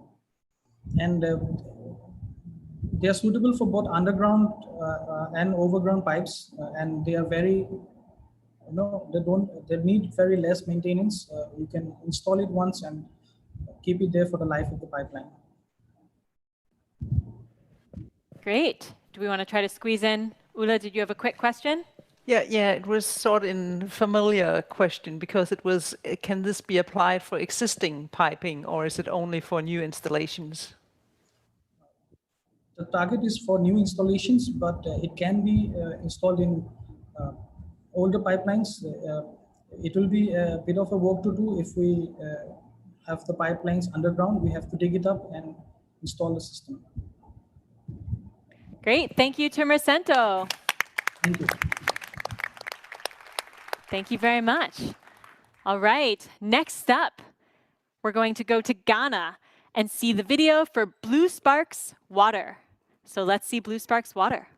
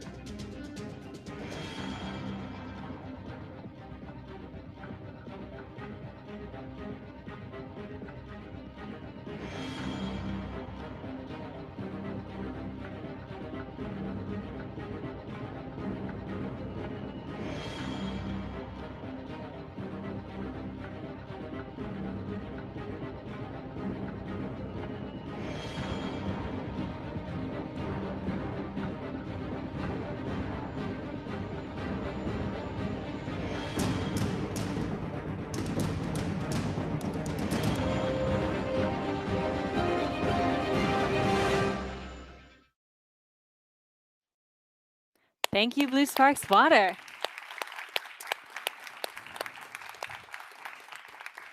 I really hope your car wash stations play that music in the background while you get your car washed, because it would be fantastic. It was very, very dramatic. Time for your live pitch. We have 60 seconds on the clock. When you're ready, take us away. If you own a car, a trip to the car wash station is something you do very often. But as water becomes very scarce, it means that car wash stations are going to be put out of business. So this is where Blue Sparks Water Technology comes in. We are a company that produces a technology that can recycle the wastewater at the car wash station, so that car wash stations will not go out of business, and they can also increase their profit. At Blue Sparks Technologies, we have been able to test this technology over the past 5 years, and we have the expertise, the technical expertise to deliver on what we set out to do. At the moment, we are trying to build a minimum viable product and take it on the market. What we need right now is a business partner who will help us make the right decisions as we step onto the market, so that we can save millions of water from going to waste. Thank you very much. Thank you. Great. Thank you so much. Questions from our jury? Marius. Great pitch. Thank you very much. Question is, it's great to have a focus right now, but do you see this scalable to other places other than car washes in the future? Yes, our idea is to convert this technology into a portable technology that can be used in homes, so that we can recycle wastewater from various homes for domestic use. Yeah. Fantastic. Other questions? Klaus. How much water reuse are you going to have or to supply to the consumer, in that case the car wash industry, in order for them to be viable in the industry? What kind of productivity, so to speak, do you need to have in order to make this profitable for the car wash company? Yes, at the moment, our technology is able to recycle 80% of the wastewater they give to us. And from our pilot test, we're able to give them profit margins of up to 50% more than what they were earning. So we think this is a viable product that we can take onto the market to increase the profit margins of car wash stations. Great. Other questions? So it seems to be that you are 3 people in your team, but it also demands that you scale up maybe pretty fast. What are your thoughts about hiring new people for the team, and what kind of skills do you need? At the moment, we are all technical people. We are 2 civil engineers and a fabrication specialist. What we don't have is a business partner, someone who will help us to make the right decisions as we take our product to the market. So we are keenly looking for a business partner to give us the right ideas to make decisions as we go to the market. I think we have time for one more. Fleming, did you have a question? Yeah, I'm not sure if car washing in Ghana includes chemistry also, but if it does, have you considered also to reuse the soap, the 10 sites? We have not looked into that at the moment, but we will look into that as we go onto the market to see whether we can create some value from that aspect. Great, thank you so much. Thank you to the team in Ghana, to Blue Sparks Water. And I think that might also be a potential mentorship opportunity for them to look into that challenge. And as a reminder, if you do have opportunities like that where you have things they can look into or opportunities for them to be more circular, please go onto the website and fill out the Google form, because I'm sure that these teams would love your input. So before we get started on the next team, I'd like to invite Marie up briefly. Marie, will you tell me a little bit about some water initiatives that you've partaken in the past? Absolutely. So today we're both of here as facilitators, but actually my own journey started within the sphere of water. So I'm originally from the Technical University of Denmark, and after my bachelor's project, I went to West Africa and India to work with an international company that's working on water filtration systems. So it was a way to get out and actually put in practice what I had done in my thesis, and saw that that was a great way also to build the network, but also build experience very, very fast. What was the thing that surprised you most from working with these projects? So we were working with personal water filtration, so personal innovation technologies. And from a Western perspective, it was a product that was winning a lot of awards in a Nordic scene. But when you actually went down into the areas where it was used, you could also see the complexity between the innovation and the actual use that it was supposed to be there. So I think always having attention to bring in the local know-how and the context to really understand who you're designing for and making sure that that value proposition is thought into the products are absolutely critical, because we might sit here and come up with something very innovative, but on the local ground, it may not have the potential or the impact in the shape. Yeah, absolutely. That adoption is only going to work if local people, local users are bought in. It's addressing a problem that they have. Absolutely. And hopefully one of the things that we're trying to do with this awards is make sure that we have everybody grounded in local problems so that the awards are also matching the technologies that are required on the ground. And connecting young people. So, I mean, of course, here we're having partners and we're having the students and the entrepreneurs, but I think also we need to see the students having here the opportunity to connect with students from another geography, startups across. So it's not only about connecting across generations, but also for the young people to be part of this community and again, connect with the young water professionals as an organization that can really deliver going beyond. So yeah. Great. Yeah. Thanks, Marie. Thanks for You're sharing welcome. a little bit about your background. You're welcome. Let's move on to the 5th team that's going to be presenting, and that is actually here in Denmark, called For Life Solutions. So let's see their video.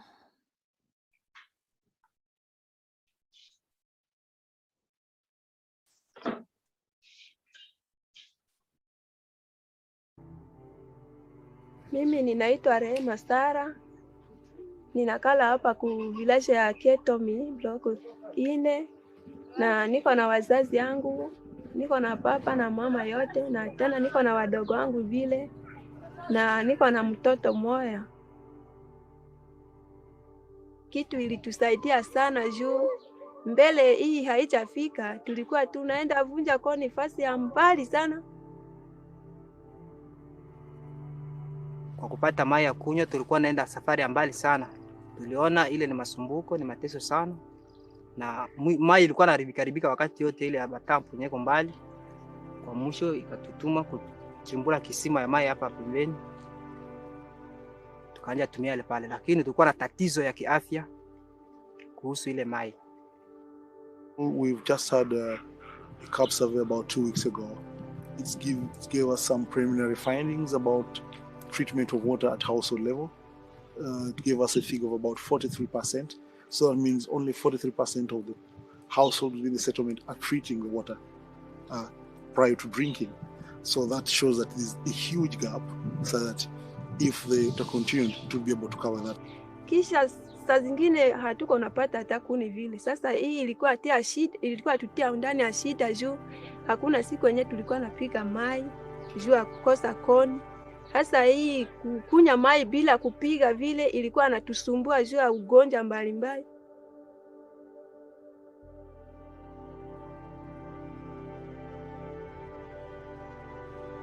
They are able to treat drinking water, so it has had an enormous impact.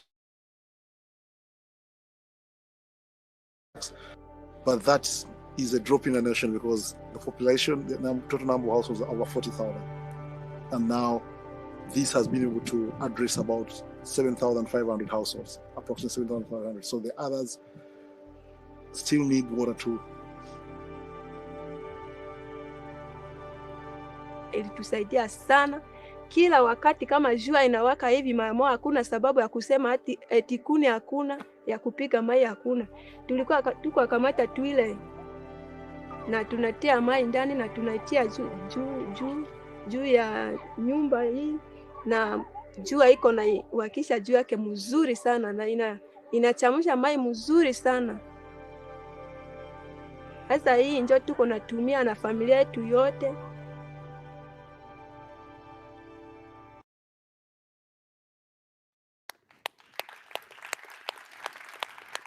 All right. Joining us live from the stage in Denmark, please welcome For Life Solutions.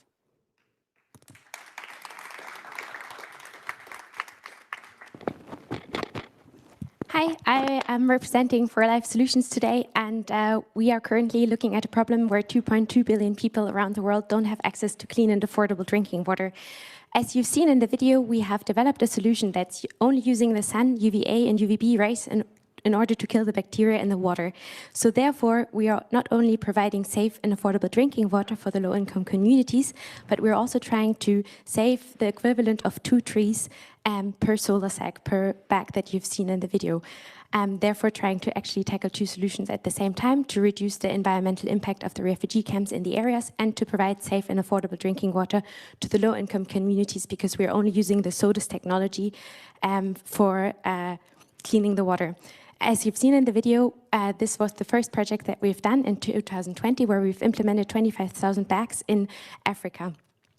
We are now looking into doing 10 more pilot projects in Africa in order to find out how is the user adoption, how are they using it in the market, and what's the health and environmental impact that we are having in the future. Thank you.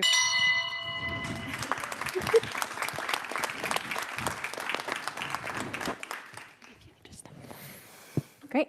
So, questions from our jury?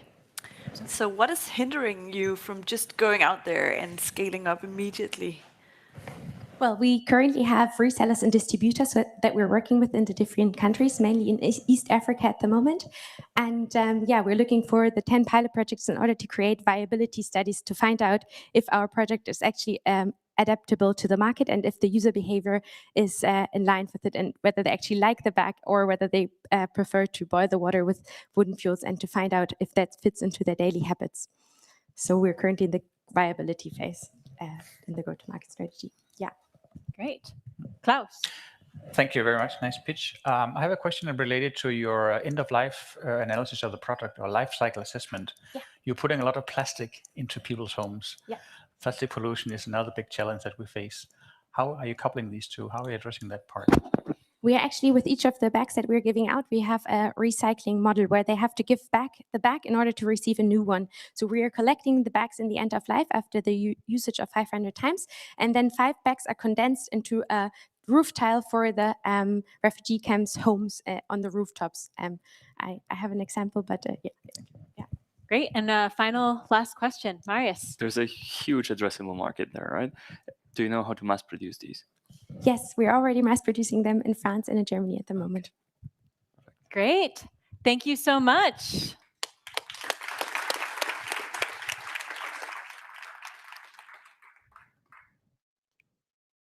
All right. Our next team, coming to us virtually from India, Troncart Solutions. So let's see their video.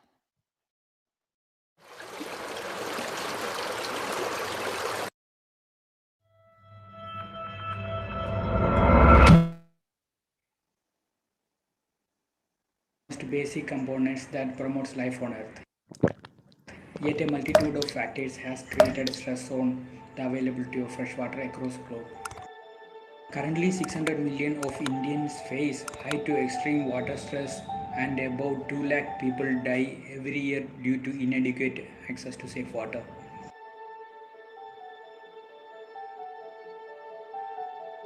A recent Niti Aayog report that draws data from 24 of 29 states in India predicts that India's water crisis is going to get worse. According to some estimate, 21 cities are likely to run out of groundwater by 2020. We believe a small and initial step in battling this issue is to introduce an automated metering infrastructure. An effective smart metering infrastructure can help the utility companies to get more visibility for their leakages. Real-time data insights help the system to profile high-consuming consumers, and it helps to target the awareness campaigns more effectively. When enabled with real-time alerts, utility company will get more control over the distribution network. We Troncart Solutions is a company offering LPWAN based long life battery ensured smart water meters.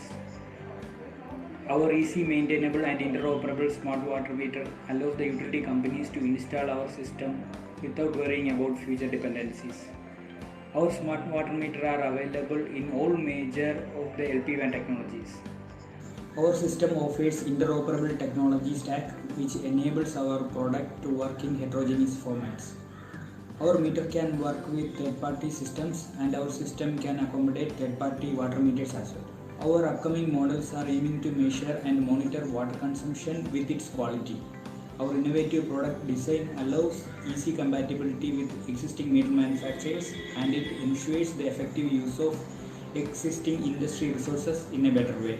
This innovative approach helps us to build the most efficient and cost-effective metering solutions for countries like India. As part of the water challenge, we are working on a product variant with a smart valve, which helps the utility companies to control the flow of water remotely over our backend application. And thus it will help the utility companies to remotely control the water in case of leakage, fraud, temporary disconnection, or any other emergency situations.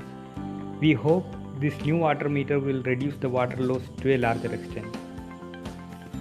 We believe our meter will ensure conservative use of water and help the nature to heal by itself and preserve the precious resource for the future generations. Thank you.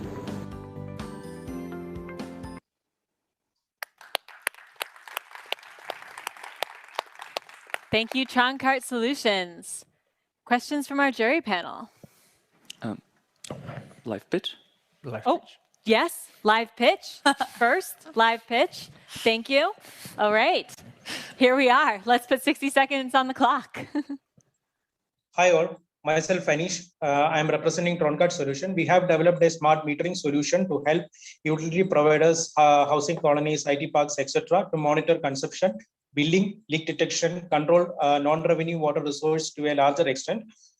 We launched our product in March 2020 and start acquiring clients from September 2020 onwards. As of now, we have installed around 1,800 meters across different parts of India. Our aim is to bring a robust water management system in place, which will pave way to conservation of water for future generation. As a part of our water challenge, we developed a smart valve through which a utility provider will be able to control the flow of water remotely in case of any leakage or fraud is happened. Thus, water wastage can be reduced and water conservation can be attained to a larger extent. Thank you.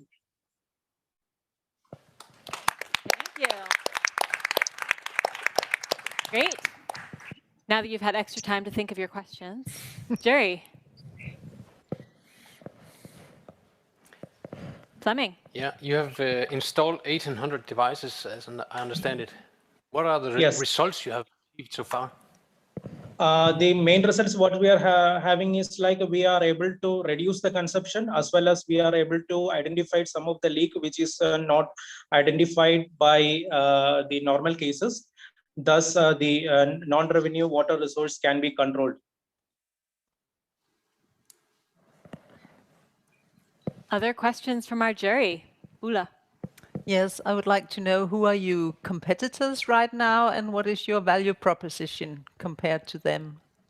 Yeah, we have both global and local competitors are there. The smart meters, the meter manufacturers with smart meters are one of our competitors. Our main value proposition is like our water meter is available in almost all LP-WAN technologies like LoRa, Sigfox, NB-IoT, etc. Also, other value proposition what we are providing to our stakeholders is like our system is open to integrate any third-party water meter, which is the value proposition what we are providing to the utility provider, as well as in the case of consumer, the multiple utilities can be integrated within our application.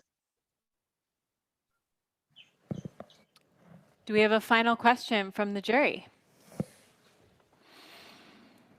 And I have a follow-up question. Follow-up question it is. It's more because adding smart meters will make installation more expensive. So how is the life cycle cost of this? Can you sort of, will people buy your product?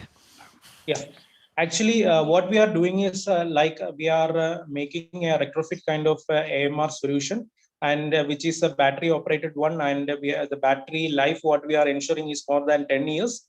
So we are trying to give a good value proposition to the clients who spend. Great. Thank you very much. Thank you to Troncart Solutions. Thank you. Right, next up we head to Kenya with the Water Kiosk Africa. So let's see their video. It is well said that a drop of water is worth more than a sack of gold to a thirsty man. No matter your status in the society, we all need water. Water Kiosk provides hygiene drinking water, and not only for drinking, but also for fish farming, solutions in agriculture, and sanitation. My name is Samuel Kinyanjui. I'm a director and a co-founder of Water Kiosk Limited. And Water Kiosk Limited was formed in January of 2018 with a core business of solar water desalination. Apart from being able to access the drinking water at affordable rates, they are also able to uplift their living standards by getting some food, using the excess water from the plant, and also we are training them in terms of practices that are not so common to them.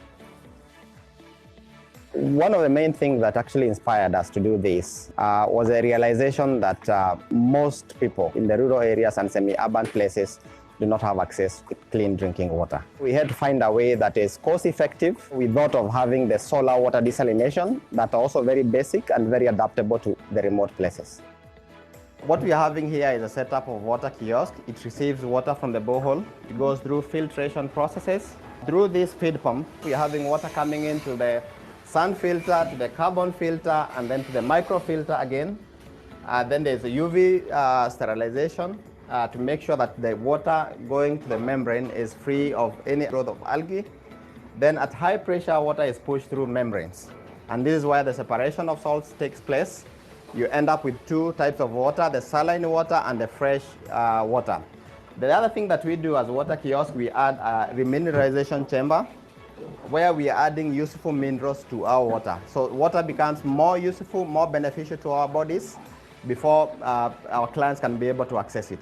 So from here, water goes to a storage tank up here, and then from the storage tank, it comes through another UV, making sure that we are getting clean, sterilized drinking water. Then we're having the dispensing point where our clients are able to get clean and hygiene drinking water.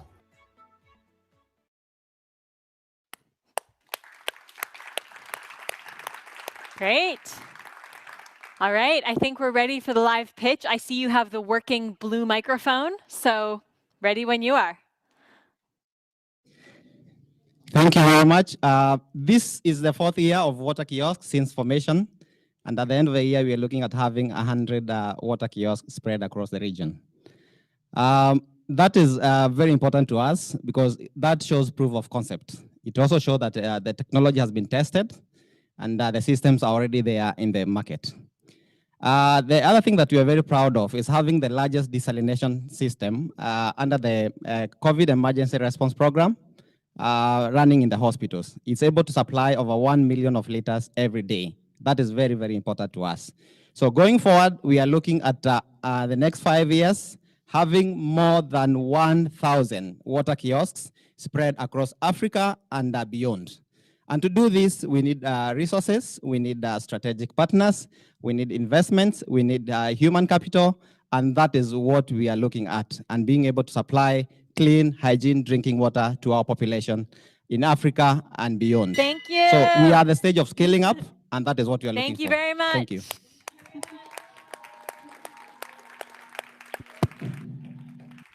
Great.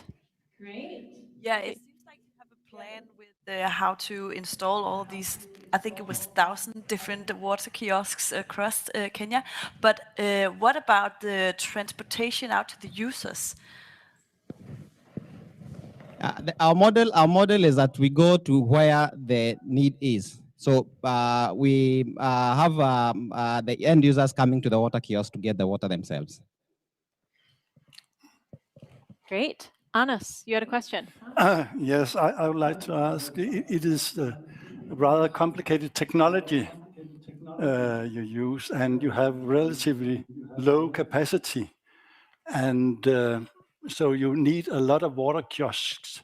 And I was wondering, how do you, in the long run, how do you plan the maintenance of these systems? Thank you very much. Actually, one of the issues that is paramount in the design is simplicity. We make them simple to be able to be adaptable and to be maintained by local communities. they can be maintained by local people. The other thing that we do and we focus on is capacity building in the local areas. So we train the local people that we work with, and it's actually a milestone that we are able even to work with the young people in those remote places. So one of the things we want to do is to make them as many as possible into those remote places and train as many people as we can during installation. Thank you. Great. I think we have time for one more quick question. Klaus. Sure. So thanks again for your pitch. Your technology is built on proven, unit operations. But when you put these things together, pre-treatment, reverse osmosis, and so on, and make up water afterwards, this is very expensive. Considered as a very expensive technology in terms of water purification. What's the business model? What is the price of per gallon water out there at the kiosk? And is there a market for that? Yeah. Thank you very much. Actually, what we've been able to realize is that the normal water in the Kenyan market goes for about $4. In our water kiosk, which is running on solar and does not use chemicals, it makes the process and the cost of water much less to less than 0.1 cents of a dollar. And we are able to sell that even to the local communities at that low price. So we don't run on chemicals and we run on solar. So it reduces the cost of production to very minimal. So that is one of our running points that makes us different from the normal reverse osmosis plants. Great. Thank you to Water Kiosk Africa.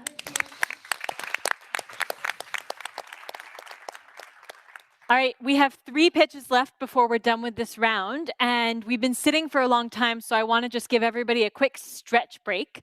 So what I want everybody to do is I want you to do something with me, including those virtually. So I don't know if I can see the virtual hubs, but I'd like to be able to see them as well, so you can all do this with me. So stand up, wherever you are. Yep. We are doing an exercise that I like to call long arms, tiny head. And this is to discover if you have a long arms and a tiny head. So everyone, hands out like this. Flip them so that your fingers are facing outwards. Cross your arms and clasp them. Then bring your hands underneath, right? And then here's the tricky part. Switch, put your elbows through each other and put your head through. Ta-da!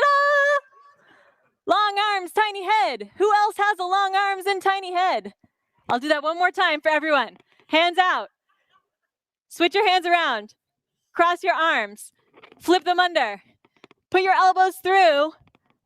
And then over your head. Yes. Long arms, tiny head. Thank you for joining me. Now we will go on to the next team. Did anyone else have a long arms and tiny head? Who else could do this? I have one over here. Do I see any hands raised on my screens? Anyone else? One over here. Anyone on the screens? Do I see any hands raised in Kenya or Ghana? No? All right. We must all work on growing our arms and shrinking our heads, clearly. So next, I hope that you all are stretched now. We will go to India again with Agromorph. So let's see Agromorph's video. Despite the Earth comprising of 70% water, only 2.5% of it is usable. According to the UN, by 2025, 1.8 billion people will live in areas plagued by water scarcity. In India, we have only 4% of world's freshwater resources for 18% of the world population. In spite of this, we are disposing close to 40 billion liters of contaminated water into our water bodies each day, which is 2/3 of total wastewater generated in India. To save our water bodies from succumbing to our wastes, Agromorph has developed a novel algal system that mimics nature to treat wastewater. Our treatment process not only eradicates the problem completely, but also produces algae feedstock rich in nutrients for use in agriculture. A decentralized process that is zero waste, odorless, carbon negative, and cost effective. Our journey began with a lab unit that successfully treated 1 kiloliter per day sewage water, and now we are collaborating with a regional STP to install a 2 kiloliter per day unit to replicate our encouraging results. With Agromorph's offering, we look forward to engaging with sewage treatment plants, water. Our algal process is a hope for providing safe running tap water for all.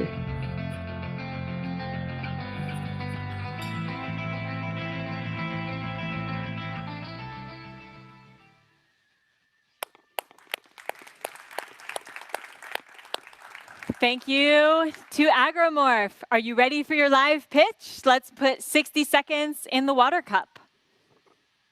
Good afternoon, everyone. Agromorph is on a mission to provide running tap water to 50 million families and to reverse the CO2 emissions equivalent to 20 million cars by 2030. And how do we do this? We deploy our algal photobioreactors that you see in the background to convert sewage water into potable water for less than 20 cents per meter cube. Our process is carbon negative because it mimics the same systems that are present in our oceans, rivers, and lakes. Our team of algal scientists and chemical engineers have finally developed the technology that tackles the problem at its source and once and for all. We would like to invite municipalities, the beverage industry, esteemed foundations, and trusts to install Agromorph's first of its kind potable water unit to make self-sufficiency in potable water and fresh water a reality. Thank you. Perfect timing. Perfect timing. Questions from our judges. So can you tell us a little bit about your results so far and who your main customer is? Yes. So what we have done so far is taken the gray water and the clarified gray water and converted that into municipal acceptable limits, which are potable quality for Indian market. And the customers at this point, our first demo that we are trying to do is with an STP in collaboration. And of course, we would want to go to large societies as well as island nations where it's a waterlogged region. So these would be the target markets for us, and definitely the beverage industry, because a lot of them are looking at sustainable water goals. Other questions? Klaus. Nice pitch. What is the stability of your process? I mean, this is a biological process. You can have huge variations in the feed stream and other things that can affect the stability of your process and efficiency. Could you comment on that, please? Right, so I'll take that one. As far as algae is concerned, we know that it's a really robust and versatile organism, and any effluent stream actually also comprises of algal species. So we know for a fact that we have tested 3 or 4 streams in our labs, and for further validation, we are also, as Abhilesh mentioned, we're going to an STP, and we will be treating the water for a continuous period of about 6 to 7 months. And we'll be checking our results there. But we're quite confident with respect to our results now. And because we also have additional information on pre-treatment technologies, we can actually incorporate another pre-treatment step and get the desired results. Great. Thank you to Agromorph. All right. Next, we're going to Ghana for Infitech. So let's see their video. To ensure regular availability of water, individuals spend approximately $4,000 and larger communities through NGOs, local assemblies, and philanthropists spend approximately $15,000 to drill, complete the wells, and have water pump and water storage tanks installed for them. After completion of this project, users usually get to know when their storage tanks are empty during situations when they need to use the water, and then their taps are not running.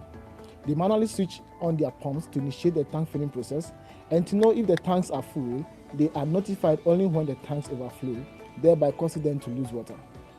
It is sad to know that Individual homes lose an average of 4,000 liters of water per month, and larger communities lose averagely 35,000 liters of water per month due to the overflow of their water storage tanks. In providing convenience, preventing the frequent breakdown of water pump systems due to the dry running of the pump, and saving water to our end users, Invitech Labs Limited decided to design and manufacture Aquaset.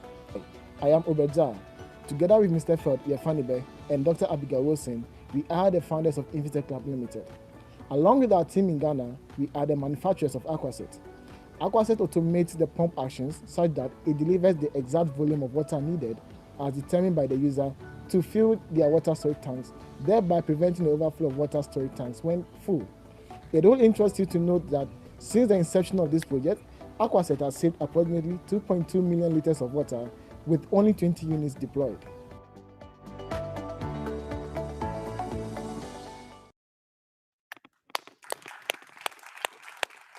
All right. Invitech, we are ready for your live pitch. So let's put 60 seconds in the water glass and ready when you are. Okay. So without government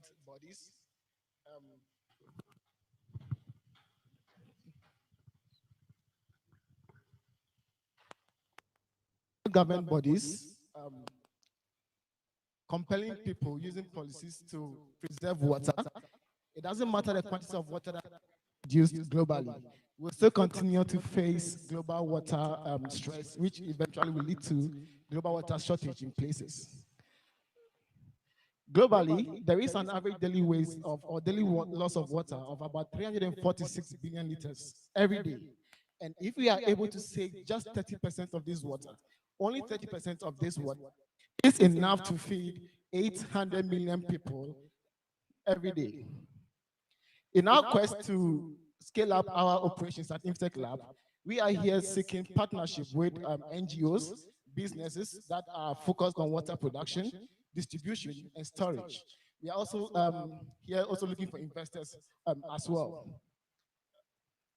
We are hoping that we will be part of the top 2 most promising startups, so that we are offered acceleration Thank you, opportunities. Invitech. Thank you. Thank you. Thank you.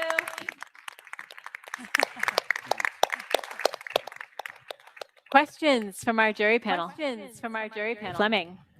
Can you explain to me what this innovation solves that cannot be solved by simple traditional level switches? That's not really clear to me. Please, are you able to come again? Can you explain what this innovation solves that cannot be solved by simple solutions using switches? Or? Okay, so one of the major issues is these systems are in the market, but then if you come to think of it, one of them we are importing these devices from China, and then at the end of the day, the durability is very low, right? So you have these things getting spoiled, and there is no maintenance for them. So in as much as they are cheap, we want to be able to handle this locally, where we could run a recycling model and get these things back, right, as a source of maintaining low e-waste in the systems. Basically, it is the unavailability of people to manually switch on and off these switches when their water storage tanks are full. And that is the main reason why we need a system that will automate the switch system of these pumps, so we do not encounter water loss during the filling of these water storage tanks. And that is the main reason why we came out with Aquaset. Second question from our jury panel.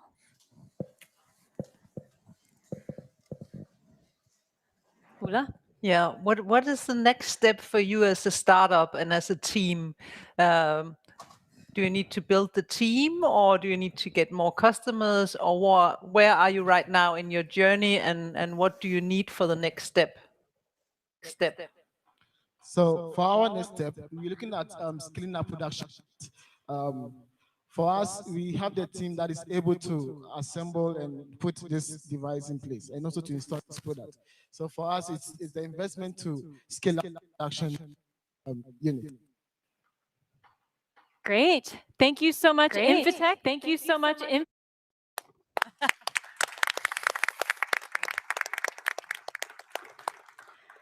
All right.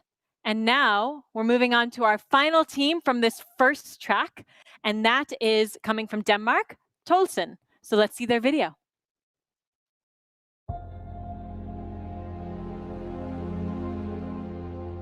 Stormwater runoff in urban areas is considered one of the primary sources of pollutants in lakes, streams, and waterways. It runs over pavement and parking lots, picking up oil and other contaminants. Stormwater retention ponds are essential for flood prevention and treatment of stormwater. By allowing sediment to settle out into the ponds and holding back flows, they control stormwater quality and quantity. When managed properly, the ponds are a valuable resource, providing a home to wildlife and plant species. When managed like a waste product, it exacerbates flooding, and the water bodies become contaminated with pollutants.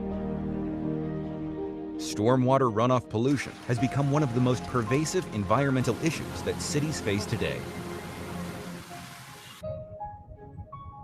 At Tolson, we want to empower municipalities, utilities, and contractors to implement cost-effective and climate change resilient solutions. Whether the ponds are isolated from public or located in a city, maintenance of the ponds includes sediment remediation, a costly, logistically difficult, and environmentally harmful task. With our technology and our approach, we want to eliminate the source of pollution and restore water bodies back to their full initial capacity and ecological health.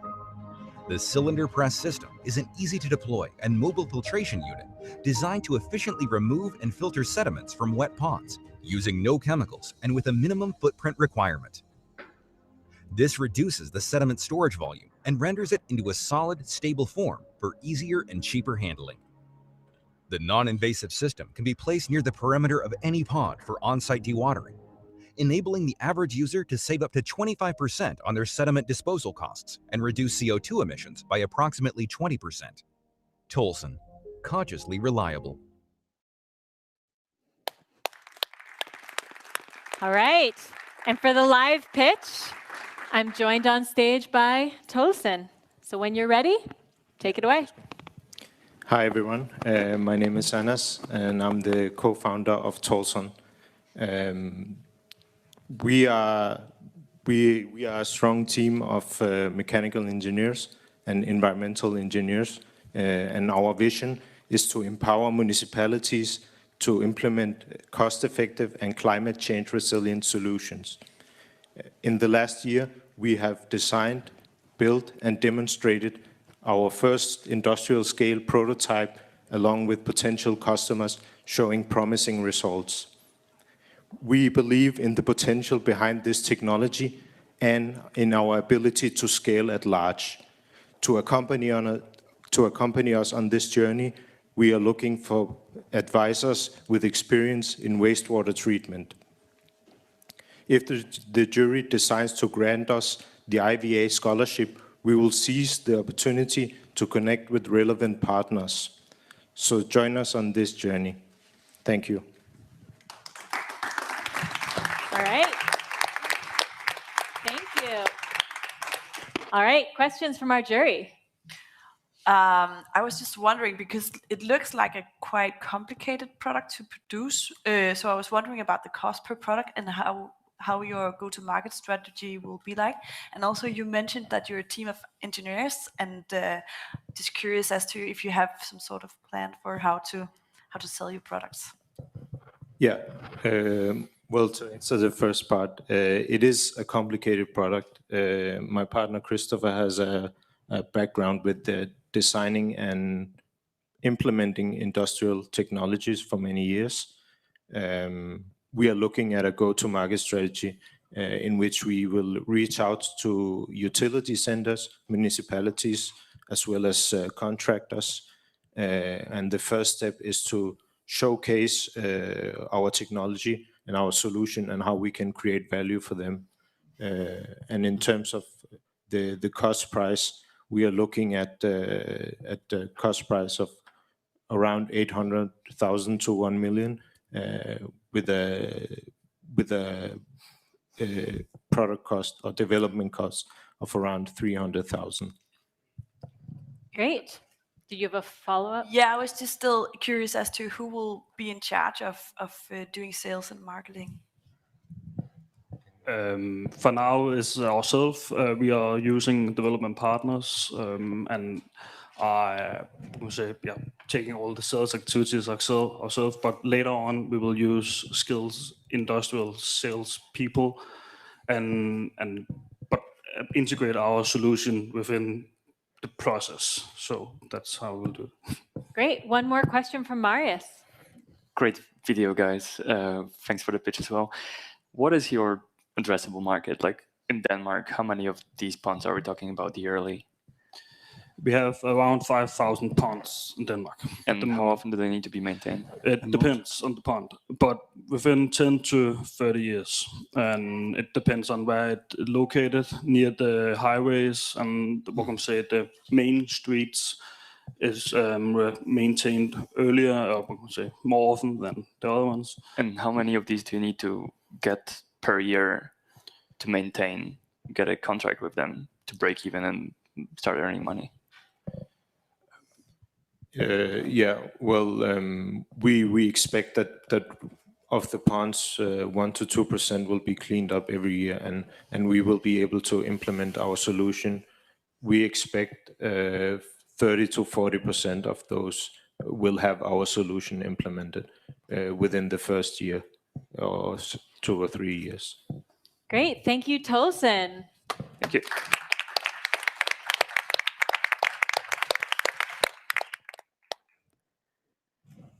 All right.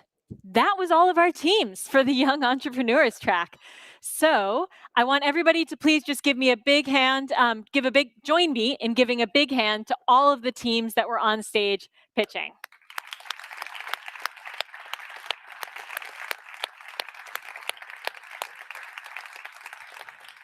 And I also want to thank our 6 judges who are up here, Marius, Ulla, Flemming, Klaus, Sophie, and Anos, for asking questions, and encourage you all again to go to the website and fill out the Google form if you have any contributions or expertise for these particular teams. So we are now going to go into a break, and we have an assignment for you all during the break because we're at a university and that's what we do. So our assignment is a collective action activity. So you'll see on your table or at your various venues, you might see these particular sheets of paper that say water means. And what we'd like you to do is over the break, and we'll have about 20 minutes, fill out what water means to you. And so maybe I'll invite Marie up on stage to help me, and I will fill this out for myself. So I'm going to fill out water means connection. And then what we want you to do is take a picture of yourself with water means. So Marie will take that. Right away. There you go. And then we can upload it to a site. And we'll be able to collect all the photos, both from here in Denmark and from all of our virtual hubs around the world, of what water means to us as a collective action. I'll just scan the QR codes here. Yes. And then it goes directly to the website. So there's a QR code, and it also, you can go to dropevent.com/NGWA as well. So that's an option. So this is your assignment during the break. What does water mean to you? And then we'll be able to have a collection of photos from all of our different virtual hubs around the world. So we will see you at 1:15 p.m. Copenhagen time, and in about 20 minutes in your various respective hubs. So see you soon.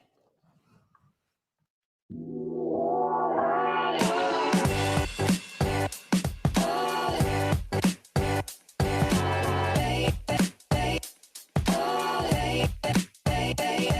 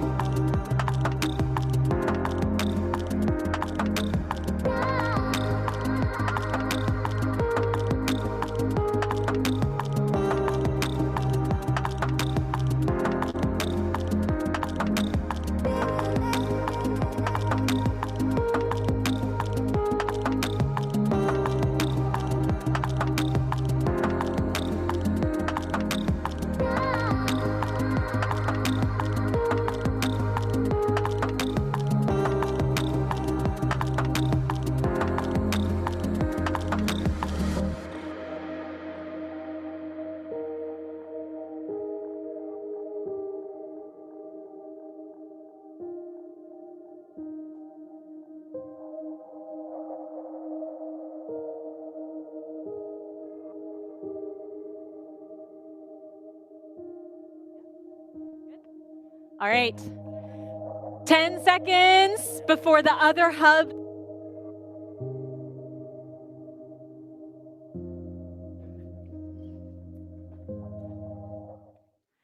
Welcome back, everybody. I hope you had a good break. Things are settling down here a little bit in the Denmark hub, and I hope that your respective hubs also had a good break and everyone's now settling themselves back down. So we have completed the Young Entrepreneurs track, and now we have the Young Academics track. So we have 10 more groups that we're waiting for. The structure will be similar. So each group will have a 3-minute video this time, only 30 seconds to pitch, and then a 2-minute Q&A again. So approximately 2 questions from our judges. So if you thought that 60 seconds to pitch was quick before, now we've cut that in half, so you only have 30 seconds. And the way that this is structured is that we have 5 water challenges brought forward by 5 company partners. And to tell us a little bit more about each of these partners, I would like to welcome to the stage Levke Uben again from DTU Skylab. So please welcome Levke. Thank you, Jackie. Just about our Young Academics track that we are about to listen to the pitches to. So first of all of the teams had their starting point in one out of our 5 challenge partners or partner challenges. And as I have been announcing earlier today, so from each of these 5 challenges, we are having 2 finalist teams in our finals pitching today. Then, of these 5 challenges, which you can see here, so the Daegu Environmental Cooperation and Daegu Metropolitan City Challenge, then we are also having the Ramboll Challenge, one proposed by Danish consultancy LE34 and the Ghana Water Company, and then also one proposed by Niti Aayog and Atal Innovation Mission from India, and last but not least, Grundfos Challenge. So from each of these 5 challenges, we'll be having 2 finalists. And these 2 finalists are then going to be competing to become the most promising idea of their track challenge. And that means they are the winner of the challenge itself. And then they have, of course, the chance to win one of our fully funded scholarships to travel to the IWA World Water Congress in 2022 and also pay us a visit here at DTU Skylab. Besides that, we also had the Acceleration Award, which was already awarded, or not awarded, but selected at the semifinals. So also from each track, we will be having one team who wins a monetary award of 1,000 euros, which not necessarily goes to the finalist, but we will find that out at the award ceremony. And despite most of these teams, or at least the finalists, having the exact same starting point, right, for the project, so they started with the same challenge brief with the same problem statement, they ended up with very diverse and different solutions.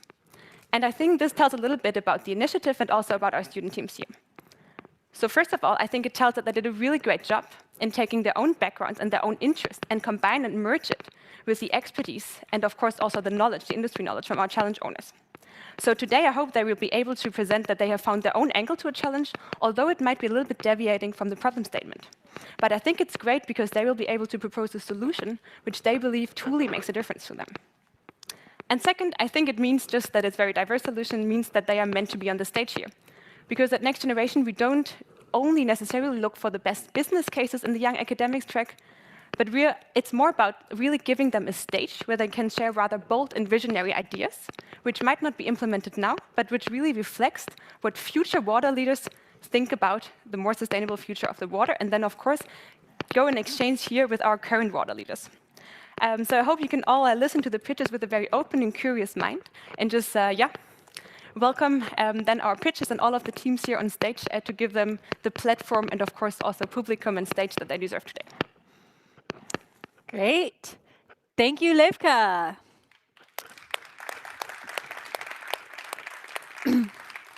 So, now you have it. The Young Academics track will have 10 teams, 5 challenges, and once again, a panel of jury members to help us ask questions. So I'd like to introduce them.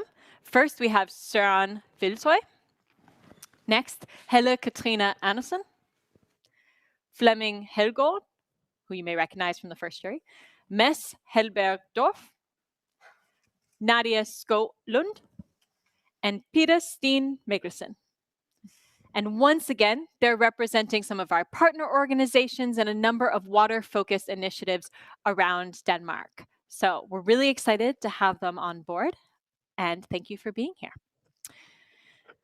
As a reminder again, I will be your strict time controller. So I will once again have my bell after 30 seconds this time, which is even harder than 60 seconds.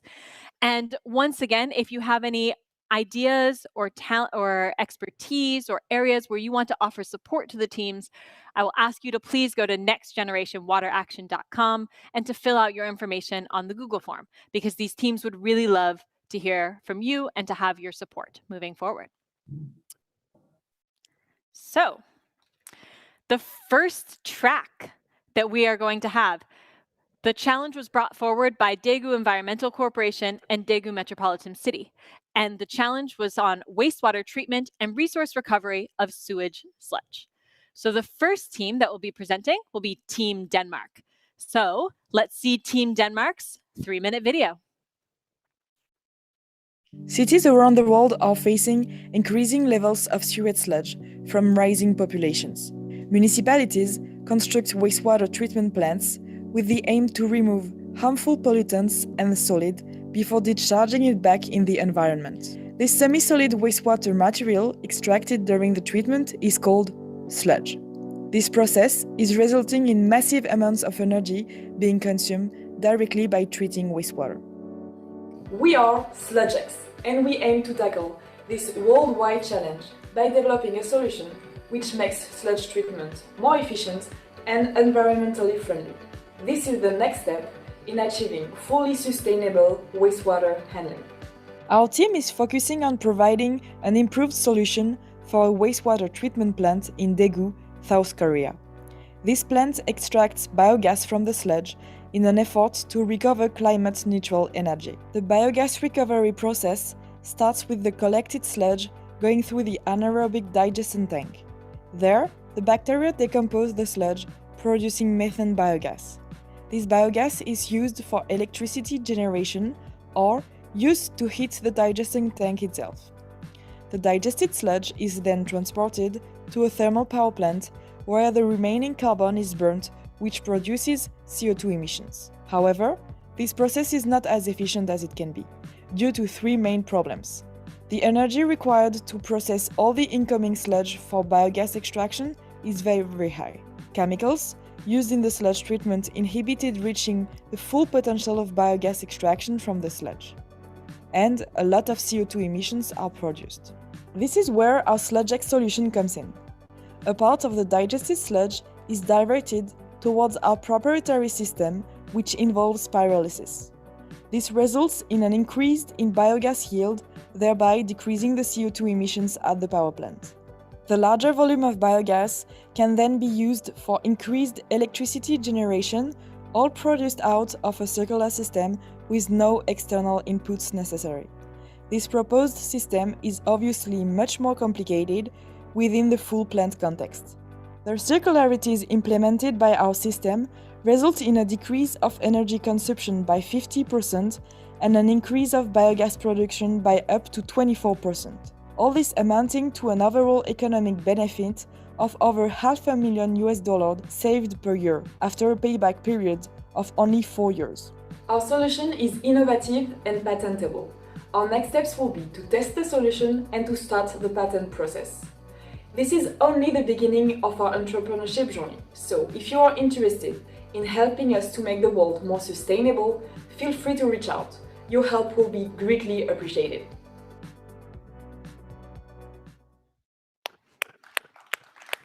All right.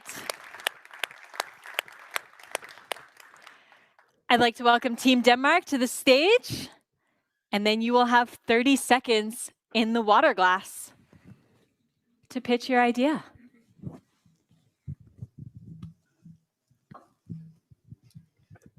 Thank you, everyone. My name is Benny, and SledgeX is the brainchild of Team 3 Denmark in our attempt to solve the problem that was given to us by our challenge owners in Daegu.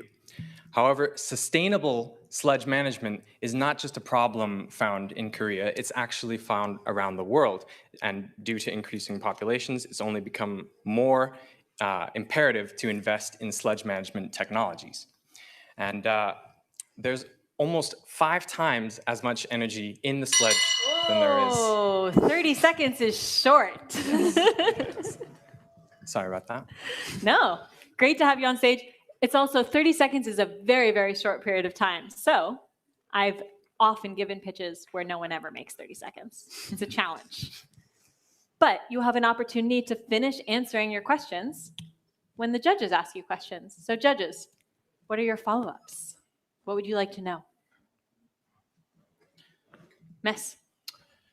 So thank you for the pitch. Can you elaborate a little bit on what's actually going on in that sludge H box that we see on the scheme?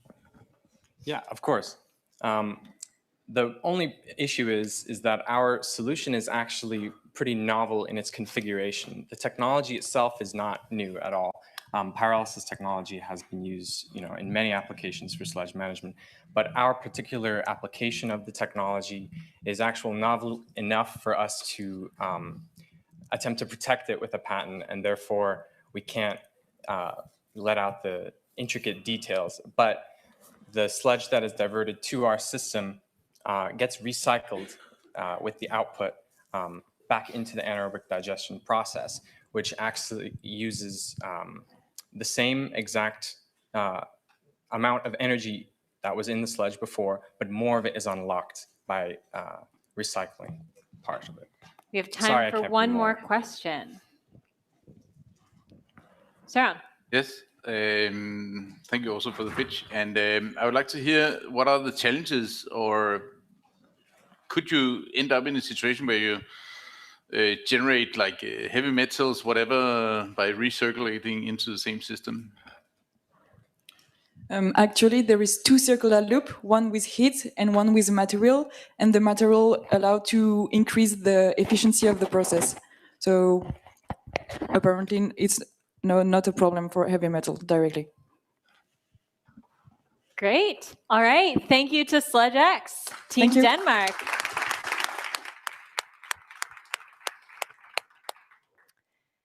And I think for those teams that are coming and joining and struggling with a 30-second time, I think that was a great example of what you can do when someone asks you a question, whatever you missed out saying, give that in your answer. Try to get as much in as you can. Absolutely. Okay, so the next team was the team from Korea. So let's see their 3-minute video.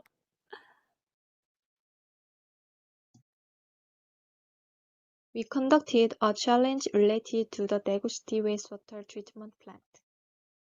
Currently in Daegu City, iron chloride are used to dehydrate sludge from an anaerobic digestion. If iron chloride is used as a dehydrating agent, there is a problem that the sulfur content exceeds the fuel standard value to convert the final sludge into solid fuel. Therefore, our team's purpose is to propose several different dehydrants that are appropriate for use with iron chloride and to introduce a process that removes the hydrogen sulfide and generated energy at the same time. In addition, we will introduce the ways to reduce the sulfur content of dyeing industrial wastewater in accordance with the characteristics of wastewater entering the sewage treatment plants in Daegu. The method of using the cationic polymer coagulant together with iron chloride may be the most stable method for dewatering the sludge from the Daegu City wastewater treatment plant. When the amount of iron chloride is reduced by 20% and 20% cationic polymer dehydrant is added, the design and calculation showed that the sulfur ratio decreases from 1.92% to 1.58%. The combination of iron chloride and polymer coagulant for sludge dehydration is expected to reduce iron sulfide in sludge, but produce more hydrogen sulfide gas in anaerobic digestion than before. Therefore, we introduce some method of desulfurization of hydrogen sulfide gas and recover energy at the same time. The largest amount of sulfur was detected in the Dalsachon wastewater treatment plant, which is related to the dyeing industrial complex. This is because dyeing industrial complex use a large amount of sulfuric acid for dyeing wastewater neutralization, and this wastewater flow into the Dalsachon treatment plant. Therefore, we propose a solution to neutralize the wastewater as a carbon dioxide instead of sulfuric acid in the secondary chemical treatment facility of the dyeing industrial complex. The solution we propose is expected to be effective in terms of economic benefits and carbon emission reduction. Thank you for your attention on our team's video.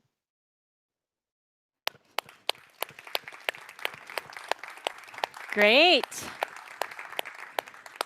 So now we're going to go live to Korea for your 30-second pitch. 30 seconds is short, so let's put that in the water cup, and then we are ready to start when you are. Hello. First of all, thank you for giving us a great opportunity to participate in this international challenge program. Our team has proposed solutions focusing on potential and future prospects, making it easier to approach practical problem solving. And it is expected to be environmentally and economically effective in terms of sustainable impacts. Thank you for listening my 30-second speech. Great. Thank you. Questions from our jury? Nadia. Yeah, thank you very much for the pitch. What do you think is the biggest threat to your solution? In which cases wouldn't it work?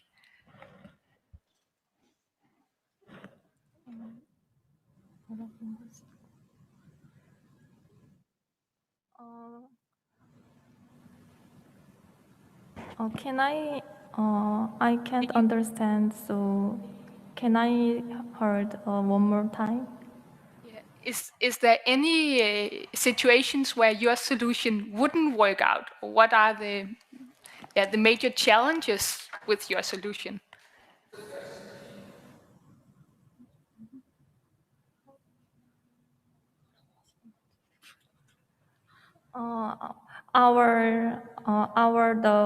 Many solutions or many contents of our solutions. The core solution is the mixing the hydrogen dehydrant, the coagulant, and the cationic polymer coagulant.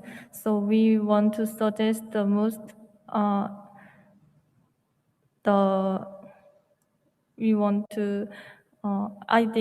we think it is the most important among our solution. Great. Do we have a second question, or do you have a follow-up? No? Yes, Peter? So how large a portion of society, or as you know, the cities in the world, will need your technology?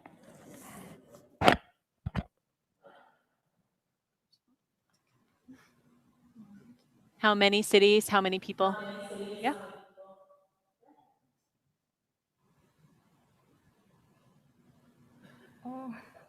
한번 더 얘기해달라고. 말씀해 주시면.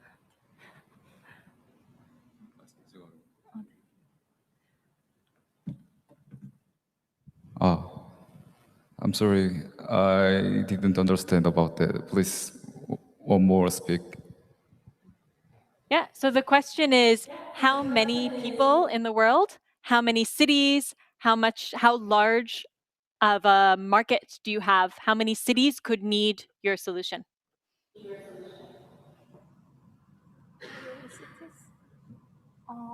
We think for this problem,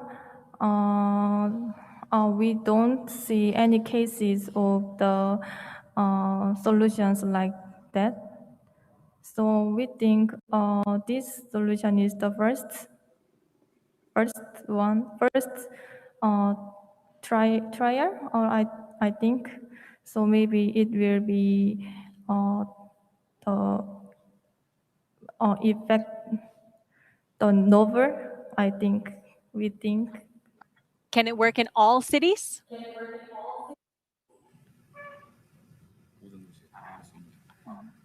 Yes, maybe we think like that, yes. Thank you very much. Thank you to Team Korea.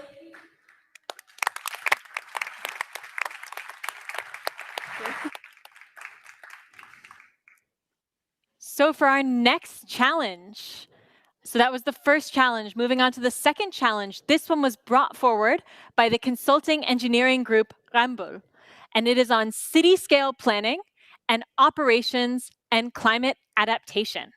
So for our first team that will be competing, we'll have Team Denmark. So let's see their 3-minute video. If you change people's perception, you can change the world.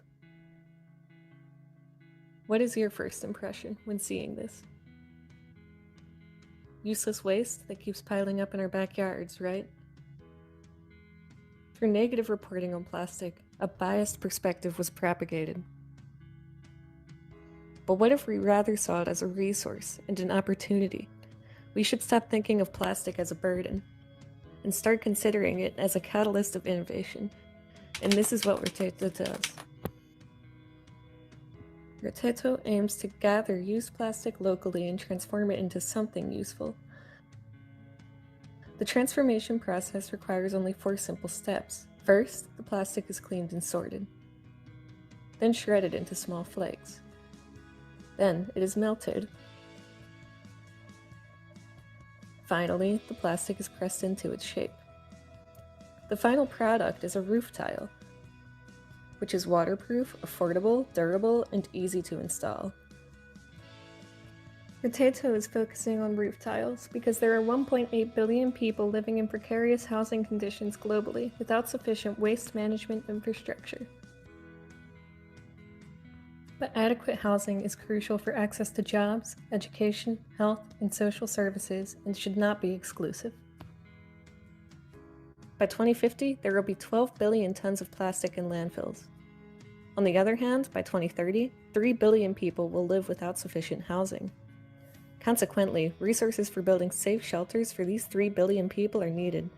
Reteto starts its journey in Rio de Janeiro, Brazil, where 24% of the population lives in informal areas.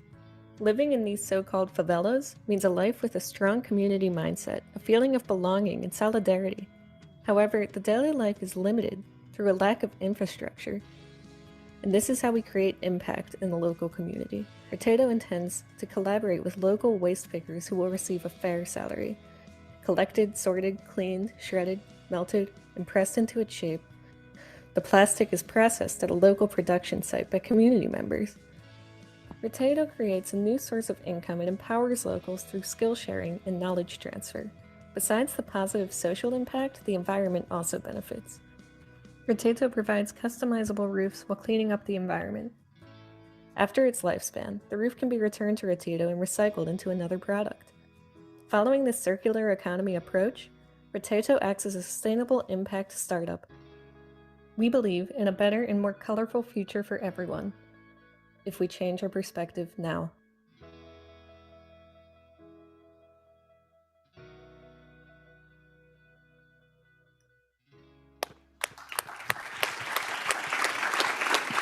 All right. Welcome to stage, Rotato, for your 30-second pitch. Yeah, so hi, we are Rotato and we make roof tiles out of recycled plastic. Compared to many of our competitors, we have a more systemic and holistic view.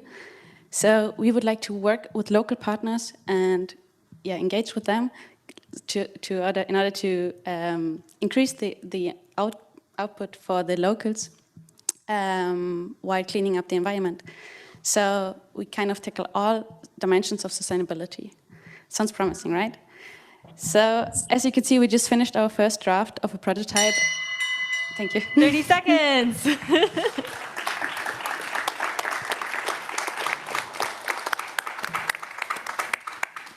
Questions from our jury. Fleming, shall you start? What is now your next step?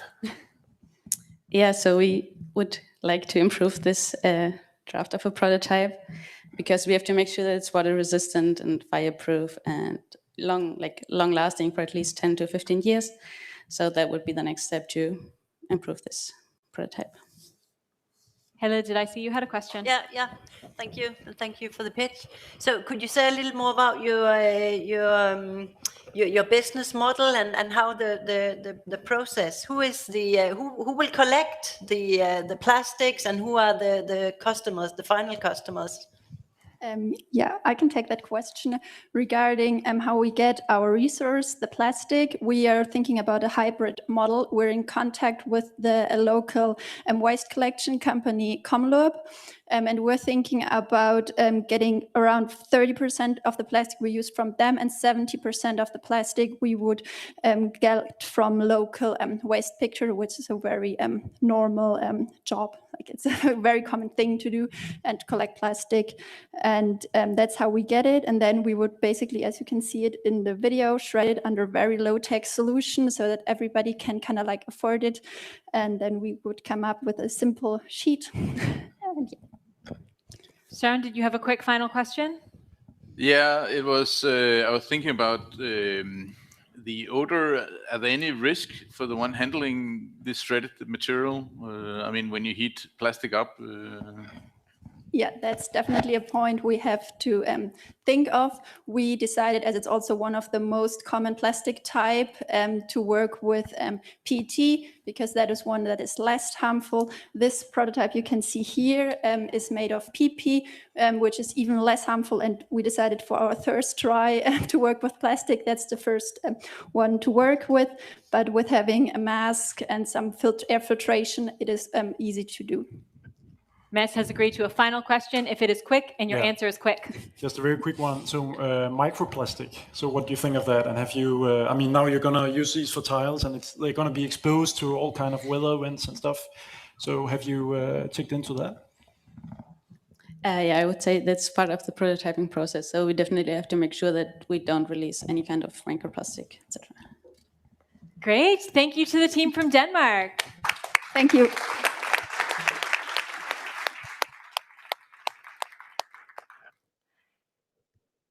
And remember that you can also go on and you can suggest potential networks or opportunities in the Google form. For example, your team might want to chat to the SolarSac team that was looking at recycling their plastic bags into roofing tiles. So hopefully you can make a connection within the network.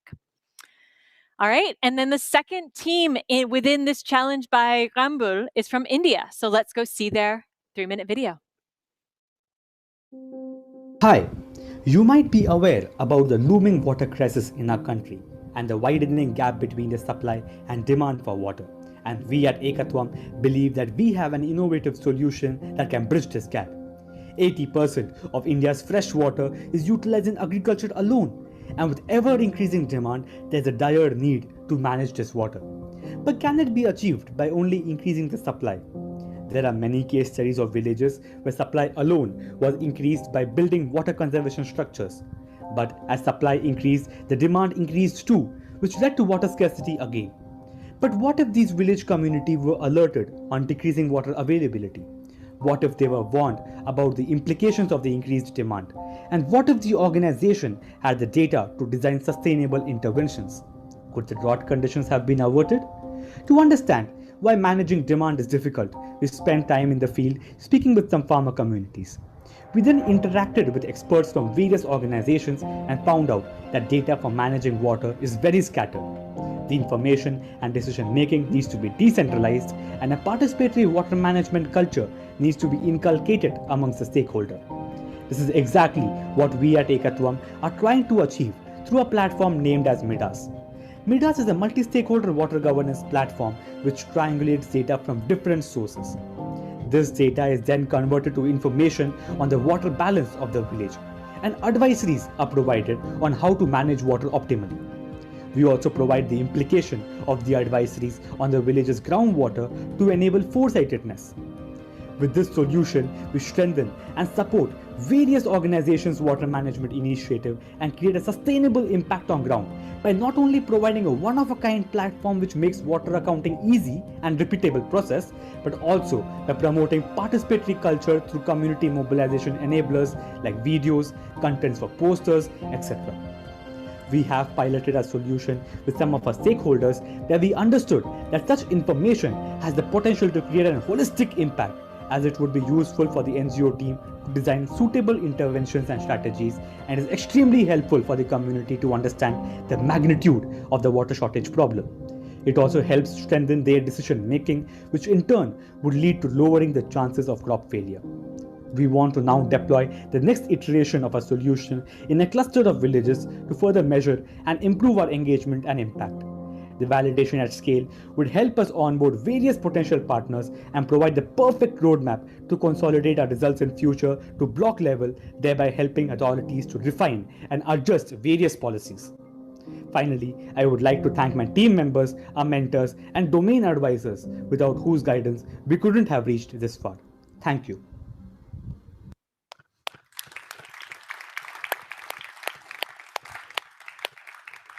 Let's head to India for our 30-second pitch. Ready when you are. Hello all, I'm Rishabh. Water is a shared resource and can be managed only if we as a community come together to do so. But managing water requires data and information, and that is where we strongly believe that an amalgamation of community participation and technology is required for sustainable water management and to meet the SDG 6 targets. Let us come together and join forces to create this culture of community-driven and technology-enabled water management solution. Thank you. Thank you.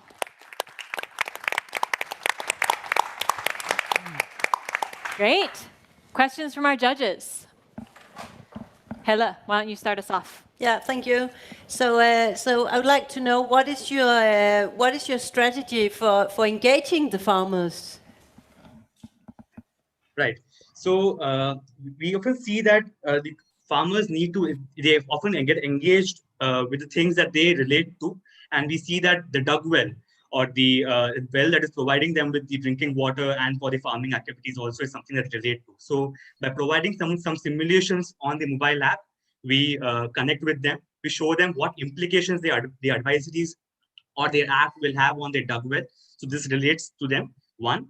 And second, we also provide some videos to the organizations, basically, to make the community understand why water management is important. And this again actually helps them to understand the magnitude of the problem. Fleming, did you have a question? Yeah, data collection obviously is a very important part of your solution. Do you have access to any public databases, or do you foresee any barriers in that regard? Yes, so we are right now consolidating data from satellite sources. So one, the resolution of various satellites to get it to at a village level is something that we face a barrier, but that is only in some data sources that we face. Otherwise, the data lag that we do get, for example, in case of rainfall that we consolidate from CHIRP's satellite, it has a data lag of 34 days. So again, there's something that doesn't help us to lower a time step of the solution. But otherwise, we are consolidating data from different sources like the satellite, government, and primary data sources. So these are some of the difficulties that we are facing as of now. Quick final question from Peter. Fantastic idea. How will you create an income from this product? So our strategy is to target the various organizations and the initiatives around water. And there are around 7,000 NGOs working in water management. And as per Nifty's index as well, around 50 CSR companies in 2018 have spent more than 700 crore in water management. So we feel that this solution will actually support such initiatives and make it more sustainable in nature. And that is where we gather the income in the initial years. In the future, once we have a lot of data, we're targeting the banks, the insurance companies, and the agri-allied businesses as well, which will help us because with that data, they will be able to make better decisions. And then soon we'll move into the farmer as a customer as well. Thank you to the team from India.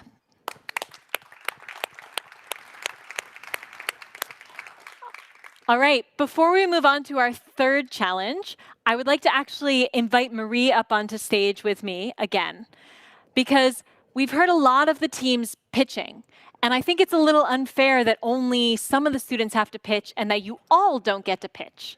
So we've designed a little activity so that you all get to practice your pitching skills to a partner. So Marie is going to show us how this works. I have 3 objects here, and we'll show them on the screen as well. This is the first object. It is a wine glass covered in spikes. And so Marie's job is to try to sell me or pitch me this object in 20 seconds to convince me that this is the best possible object. So, Marie, you've got 20 seconds. Go. All right, so everybody, this might look like a wine glass with spikes on it. I just want to warn you that the design of this was actually taken from the international spikes of Corona. It's also an excellent product for a sobering item for your best friend or your relative. So as evidence is shown, there is a high peak of alcohol consumption during Corona and lockdown. Give this to your relative, to your friend, as a friendly advice to maybe look at the consumption. It can be leased, it can also be bought up front, depending on the business model you may have. Thank you, Marie. You're welcome. I think time's up. Yes. So, what I would like to do now is have you each partner up. So please turn to someone to your side who is 1 to 2 to 3 meters away from you. And then there's going to be the first person to go and the second person to go. And so the first person gets to choose first who's going to be number 1, who's going to be number 2. All right? The first person gets to pitch this object. It is a watering can that pours water back on itself. All right? So you have now 20 seconds. We're going to put 20 seconds on the timer. Perfect. You have 20 seconds to try to sell this object to your neighbor. And then we will switch, and I will give you a new object. Ready? Go.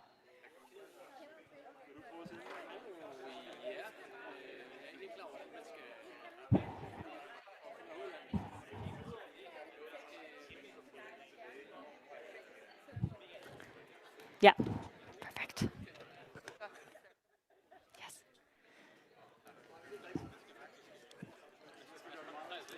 Ten seconds. 10 seconds. 3, 2, 1, stop. All right, how many made a sale? Did you make a sale? Anybody? All right, now we're gonna switch.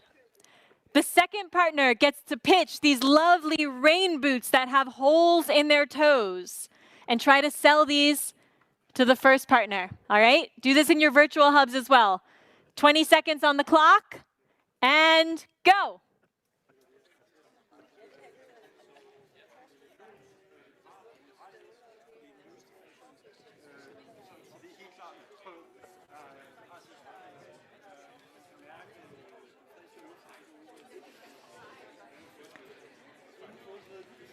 Ten seconds.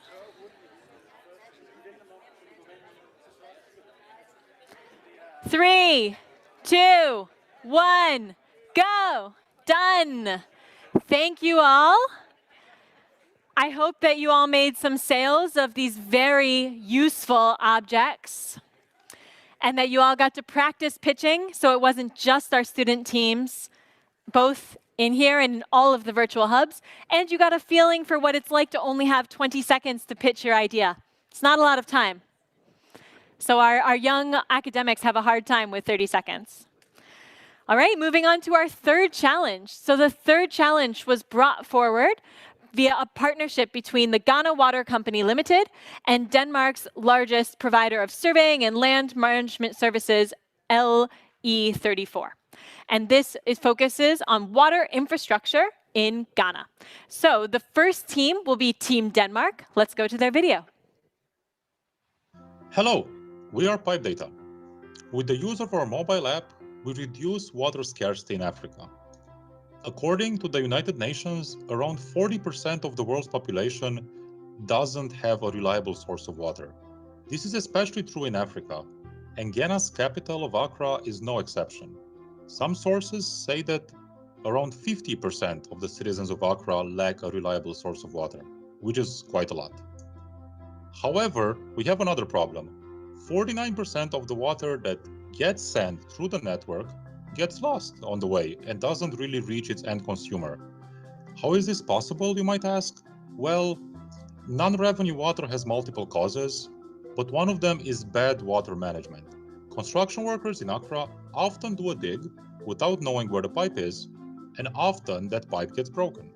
This results in lost money, time, and resources for the construction companies and lost water for the Ghana Water Company. And you might think this is an isolated incident, but in fact it happens 500 times a month in the city of Accra alone. And this is a huge loss for everyone, amounting in $1.7 million in 2020 in reparation costs, and of course, a lot of other inconveniences for many people. But don't worry, we're here to save the day. Our solution is quite simple. Make the visualization as easy as possible through the use of a mobile app. So let's see how our app looks. Here it is. We have taken Ghana Water Company's geodata and mapped an entire neighborhood of Accra.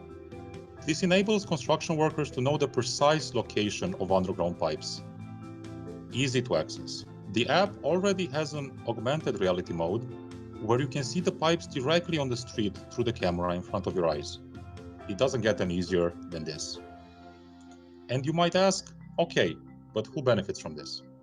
First off, the construction companies will benefit, who will avoid the large reparation costs and the lost time associated with them. Secondly, the Ghana Water Company will lose less water and have a much more reliable service. Last but definitely not least, the citizens of Accra will be spared a lot of inconveniences like water shortages and small floods. We believe we can create a win-win-win situation with our prototype.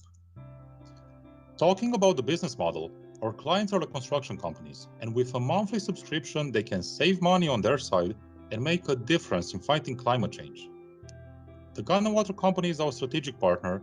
They provide us the geodata, and in return, we reduce non-revenue water. The initial implementation plan of the product will take about a year. Initially, we'll make a proof of concept in Denmark.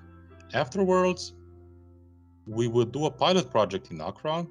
In the meantime, we'll get in contact with the United Nations and the World Bank for financing and exposure. A full launch in Accra is step 3.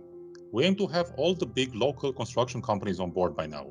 Since the project is scalable by its very nature, we aim to expand to other big cities in Africa as well at the end of stage 3. Again, our vision is clear: avoid wasting water. And thank you.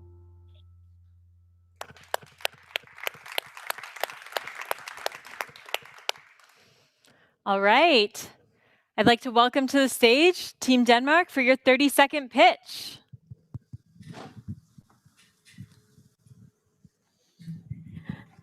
Hi, everyone. We're Pipe Data, and we are 5 engineering students who are very passionate about saving water, and more specifically, non-revenue water in Ghana. It's important to say that our solution is very scalable because it's so simple, and it can be implemented almost everywhere.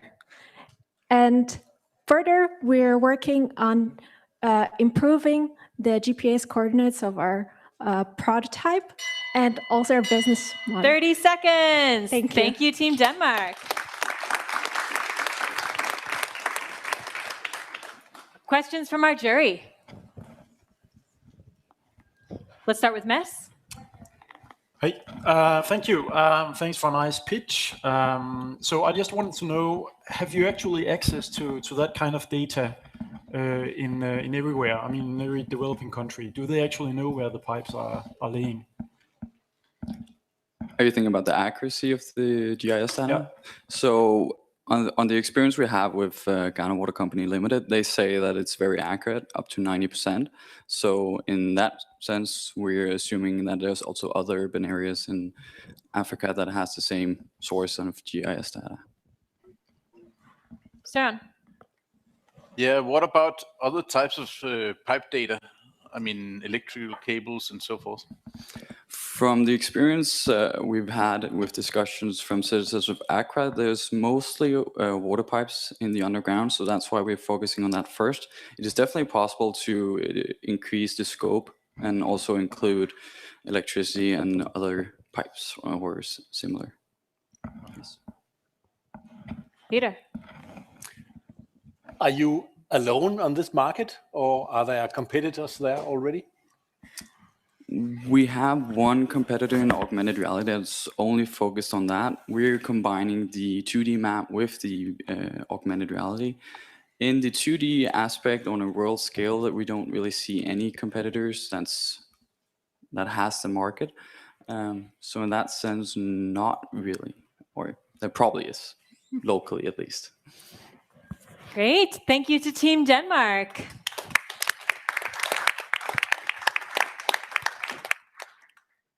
The second team competing in this challenge is from India. So let's go to Team India's video.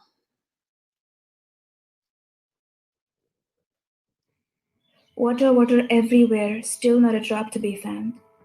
About 1.8 billion people globally will face very high water stress by 2025. At least 2 billion people use drinking water source contaminated with feces, which is very unfortunate because on the other hand, 38 billion liters of sewage water is wasted every day in India due to sky-high maintenance and manufacturing cost of sewage treatment plants. Another persistent problem is leakage in sewage pipelines, which causes sewer gas odors, decreased draining capacity of toilet flush, crack in the foundation, damp, and mold spores.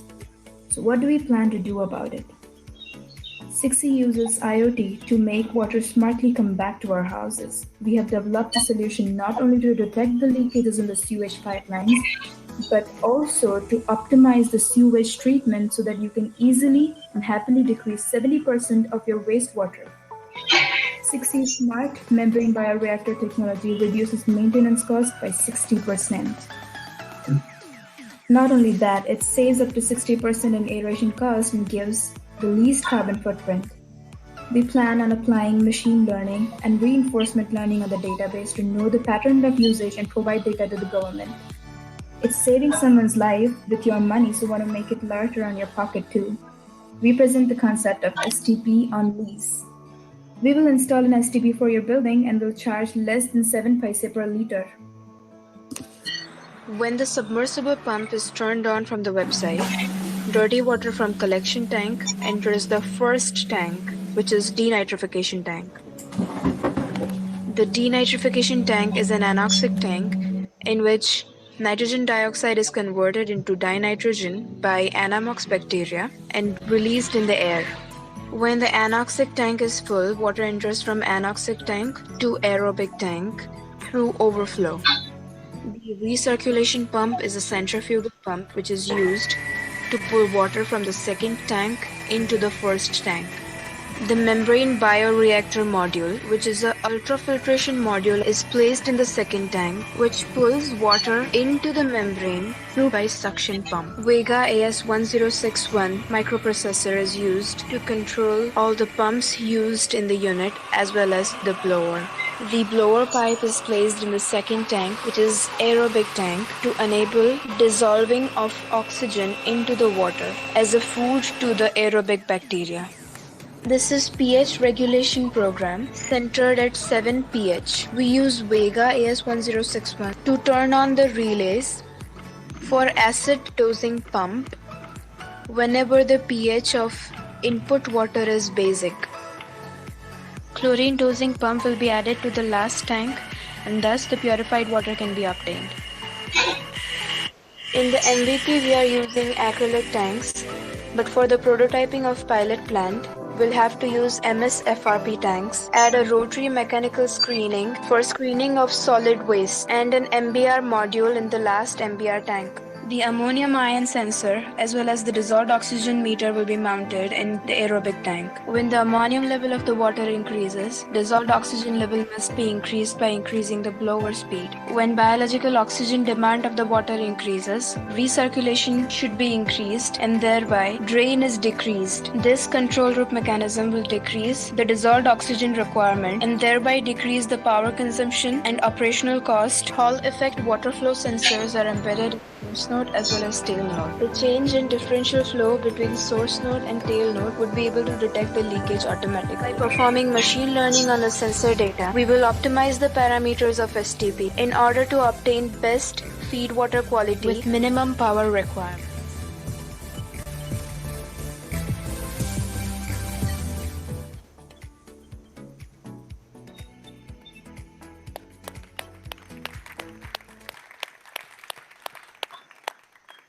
Let's go to the live pitch. So live from India, you have 30 seconds. Okay, so this is the first time that machine learning is going to be used to automate and to optimize membrane bioreactor sewage treatment plant. We connect this STP and parameters to through IoT to the sensor database, and we perform machine learning to optimize its not only optimize its operation but also to reduce its power consumption. Secondly, we are also not only doing this but making a system to perfectly detect the leakage. How we're going to do that is we will first of all find out exact pipeline in which leakage is there. 30 seconds is up. Thank you very much.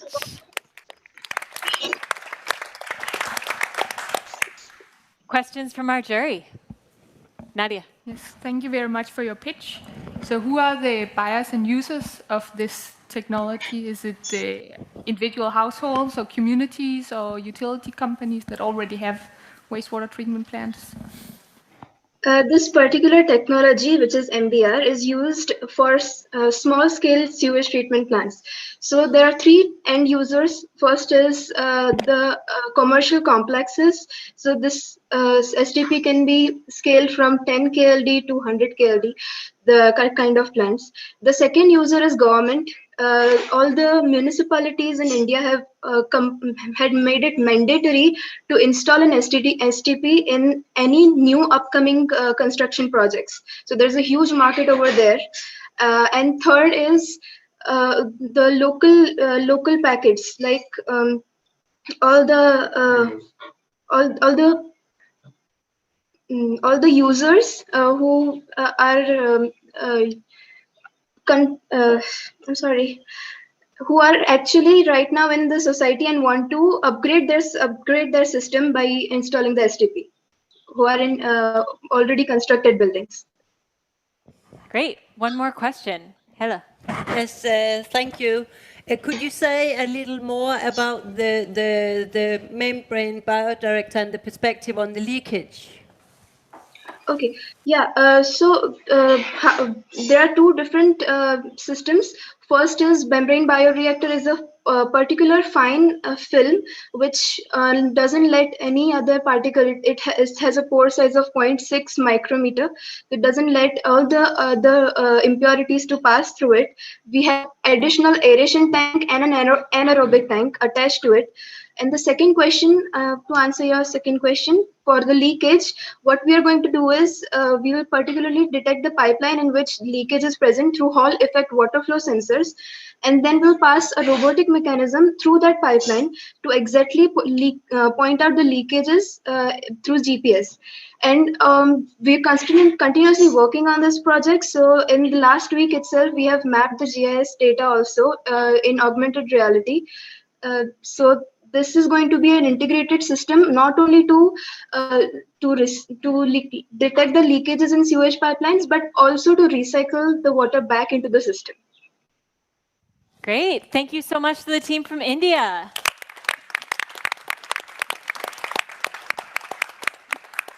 All right.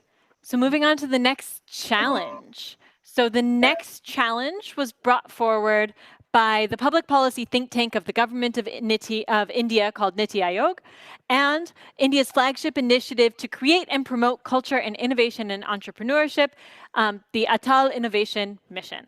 And so this challenge focuses on water resources and large-scale water management. So our first team that will be pitching, we'll go back to India and see their video from the team from India. Hello, everyone.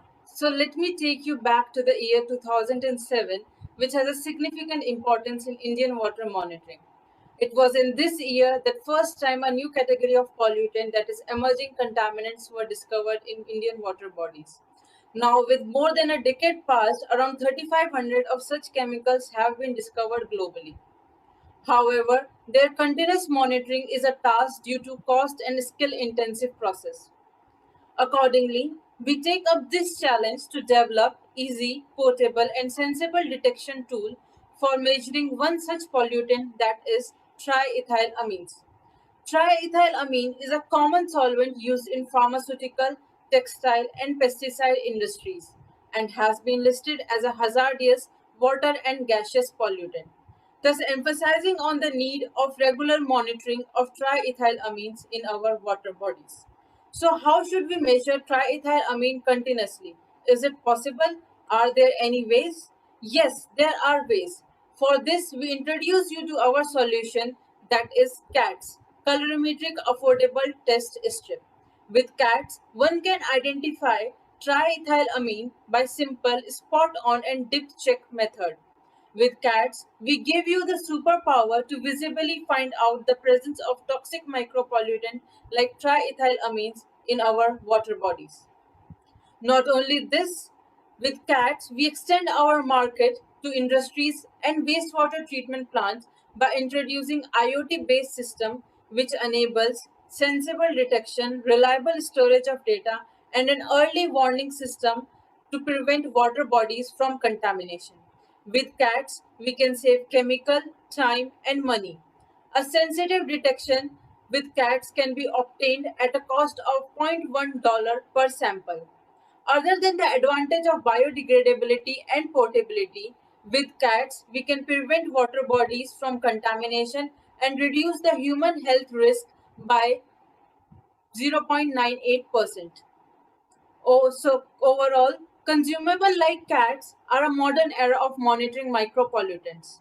Thus, we invite you in this journey of sensible, reliable, and affordable monitoring to make water a safe commodity. So, let's monitor intelligently and live safely. Thank you.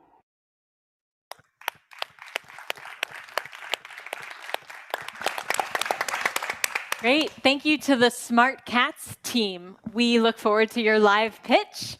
So you have 30 seconds on the water glass. Hello, everyone. My name is Vaishali. I'm a representative of CATS. So we basically work on developing colorimetric sensors that are portable. So the advantage of our sensors is the color change that is visibly seen. And our product is very simple to use. You just have to have a strip dip it into the water, and then you can see the color change, and then monitor this color change using the mobile app that is developed, and that will enable you to store the data and transfer it to the cloud server and transfer it to the cloud server. Compared to the traditional and the cost. 30 seconds is up. Great job. Judges, questions? Sharon. Besides India, where have you thought of a market for this? Yeah. So, emerging contaminants are a problem all over the world. And the triethylamine has been detected all over the globe. Globally, it has been detected. So the market of our type of sensors are everywhere. And if we see, like, we have a variety of consumers because of its easy to use sensor. So that's why we think that the global market with different type of consumers, it can be industries or the locals, it can be easily used. Any other questions from our judging panel? Nadia. Yeah, so what are your next steps from here? Since, as I told, the emerging contaminants have many emerging contaminants, and we focused on only one, that is triethylamine. So currently we are trying to develop a toolkit where we can detect multiple emerging contaminants. So till now we have successfully done for some nutrients like nitrate, phosphate.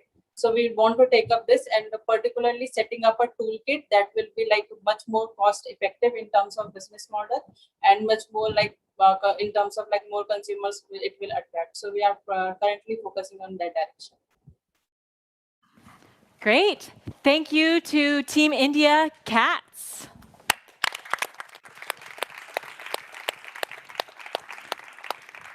And just a reminder, if you have any expertise that you would like to contribute, there is always the Google form on the website, and I'm going to keep sending it to you so that you keep sending lots of resources to our teams. And so lastly, for this challenge, we have Team Denmark. So let's go to Team Denmark's video. Hi, my name is Jacob, and I represent the Danish team behind Peter in the Next Generation Water Action Competition. At Peter, our mission is to conserve peatlands by monitoring their well-being. Peatlands are the best carbon capturing tool on the planet. It covers around 3% of the land on Earth, but it captures almost 20 times more CO2 than rainforests by area. Thus, peatlands play a vital role in fighting climate change. And peatlands are particularly interesting to India, as India is home to several of the largest wetlands and peatlands in the world, particularly in the northern parts of the country. And as India has pledged to reduce their annual emissions by 35% in 2030 for the Paris Climate Agreement, the country needs constant insights into the health of these vital wet areas. Thus, there is a need for a reliable and accurate monitoring device for these hard-to-reach areas, one that complies with national regulations and that allows for real-time insights into the health of these peatlands. Initially, our business model is actually quite simple. Peter sells networks per unit to peatland owners, which are often local authorities. We do so by partnering with local partners that are closer to our customer, which then get a cut of each sale. Right now, the unit cost is about $165, and the unit sales price is 10 times that, leaving us with a unit gross margin on 90%. And we expect to hit a 95% gross margin in year 3. As a stepping stone and to allow for faster prototyping, we have teamed up with 2 Danish partners. They are both part of a market estimated to $25 million, which is the perfect stepping stone before we turn our heads towards the $213 million water monitoring market in India. We compete with several established and large enterprises in this space, but they primarily focus on monitoring of rivers and lakes made for biologists and other educated personnel. We instead focus on monitoring of peatlands made for local authorities and farmers. Also, our data gathering platform on which we can add fleet detection and calculate risk of wildfires and other natural disasters really sets us apart from the competition in this space. Since joining NextGen, we've been really busy, particularly in getting traction on the Danish market, as a quick iteration loop and cash flow is exactly what we need before going to the Indian market. In particular, we have partnered with the owners of the largest peatland in Denmark and are about to close 5 more deals with other Danish companies and municipalities. At Peter, we are a team made of competent engineering students from the technical previous endeavors. Also, multiple members of the team are determined to continue working on our product and business in Danish Tech Challenge, one of the largest startup accelerators in Denmark. Thank you so much for your time. We look forward to your questions and comments to help us help the world's peatlands.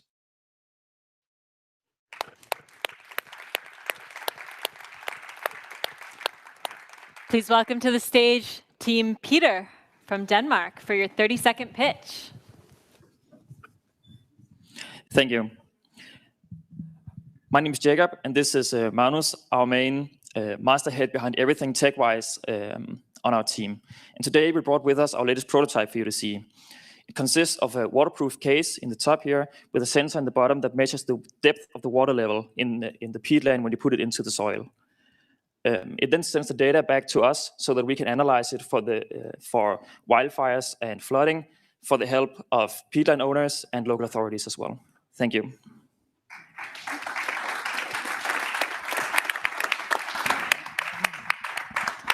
Questions from our judges. Start with Flemming. What do you see as the main uncertainties for really scaling this? What might kill this innovation? Yeah, so what we're doing right now is making some pilot project to find out the durability of this device, because if it needs to deploy, it needs to be deployed in rural areas where people cannot just come by and fix troubles. So yeah, so that's the main concern right now, is the durability of the product. So that's why we have these pilot projects. And I'd also like to add to that it's really important for us to partner with local partners, because these peatlands are in these emerging markets and third world countries, so where they are very price sensitive. And that is also something we've looked more into when we designed this prototype, so that we only use exactly the kind of data transmission models, for example, that is needed for the exact area. Nadia. Yeah, thank you for your pitch. I saw in your pitch video that you wrote that no calibration is needed of your sensor, and I'm a bit curious to hear more. Yeah, so it's not like the device do not need calibration, just it's on the field. You don't have to have reference points like the others. The other devices uses pressure to estimate the water level. Ours is just a relative distance, so you just have to have a reference point in where the device is compared to the earth, and then you don't have to do more calibration. It was when we talked to Lille Wildmose, one of the main issue with their current devices is the cost of deploying the device is the same as the cost of the device itself. So it's 2 times the amount. So that's one of the things we like to work on, is reduce the cost so more people can deploy it by themselves. Great. Thank you to Team Peter from Denmark.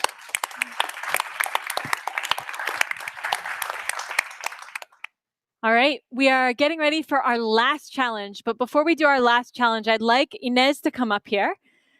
And Inez, I had a question for you that I was hoping you could share some of your experience. So you have made the transition from research to practice, or research to industry. Can you talk a little bit about the transfer of knowledge in your experience? How do you bring the knowledge from your research into practice and industry? Yeah, of course. Thank you for the question. This is in fact a topic that I'm very interested in, and Young World Professionals Denmark as well. Personally, I did an industrial PhD, so I was very focused in bringing applied research into the market. But I found that during a PhD, we are more focused in publishing work, and that's the line that it's given to us. So what I was able to find was not only funding by the government that was interested in investing in applied research, but also collaborators within the Danish market that were able to support and give value to applied research. And that's where I think the focus should be for this knowledge transition to take place. Yeah, so if you had some advice for our young academics as they make this transition, what would your... It would be listen and focus on challenges that are end user driven. So focus on what the community needs, hear utilities, what do they need, and then build a solution. Great. Thank you, Inez. You're most welcome. So now we're moving on to our final challenge. And this challenge was brought forward by the global technology, water technology company Grundfos. And this challenge focuses on wastewater treatment and resource recovery. So the first team that will be presenting in this one is Team India. So let's see their video.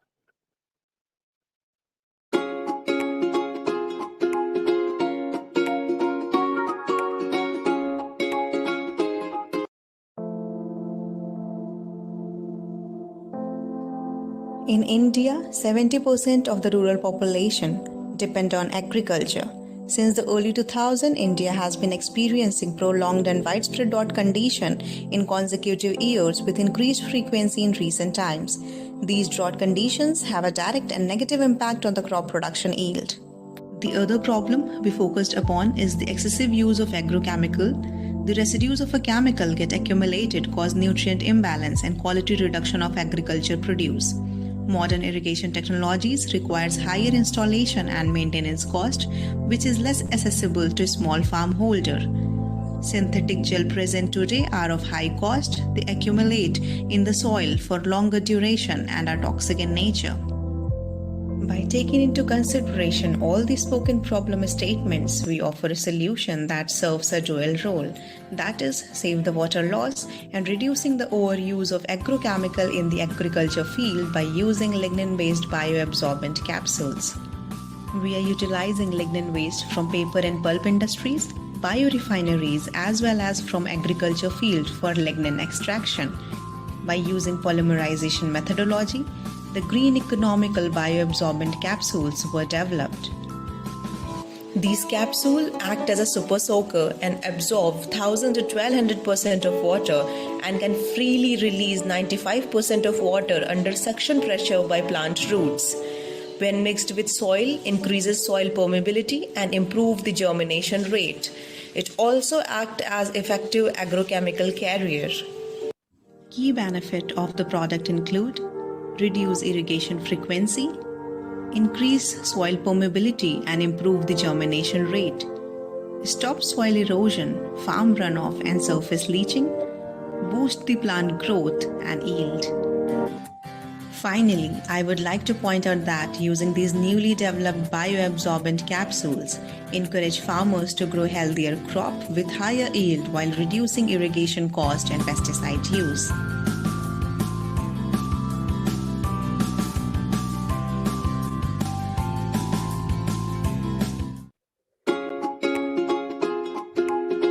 Thank you to the team from India.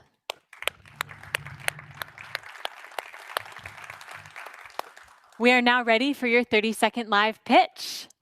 So fill up the water glass and ready when you are. Hello, good afternoon, everyone. Our aim is to develop a green, sustainable, as well as economical solution to help alleviate global water scarcity problems, especially in agriculture sector, which on an average consumes 70% of total fresh water worldwide. So for this, we have developed lignin water absorbent capsules from waste for water conservation. Overall, this innovation would encourage farmers to produce more crops with less capital while minimizing environmental impact and ultimately save water. Thank you so much. Great, thank you. Questions from our judges. Hella. Thank you. Could you say something about the affordability of these capsules? Yes, actually, these gels are derived from lignin, which is derived from paper pulp industry waste. So it is affordable to even the small scale and marginal farmers.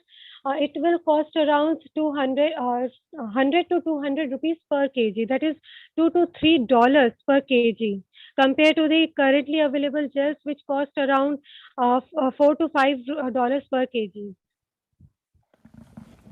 Great. Peter, you had a question. Yes. This seems to be a very delicate solution with lots of dependencies in the complex that you are focusing on. Are you able to protect the intellectual property here? I mean, the idea here. Can you ensure that others cannot do the same? Yes, actually, we are working on modification of lignin. Initially, the gels is performing.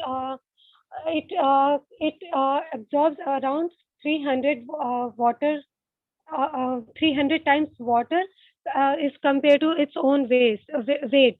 So we are working on modification of lignin structure. So we will introduce different moieties that will protect our products further. Final question for the team from MES. Yeah, thank you. So that was a little bit in regards to the environmental perspective as well as logistics.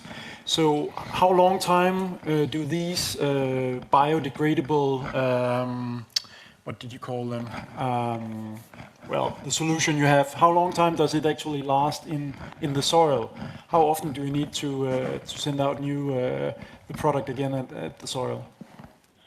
Actually, it will degrade within 1 year.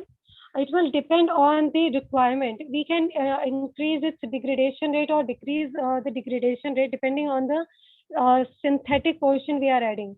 Currently, we have utilized 50% of lignin. So it will degrade approximately 12 months. That is 1 year.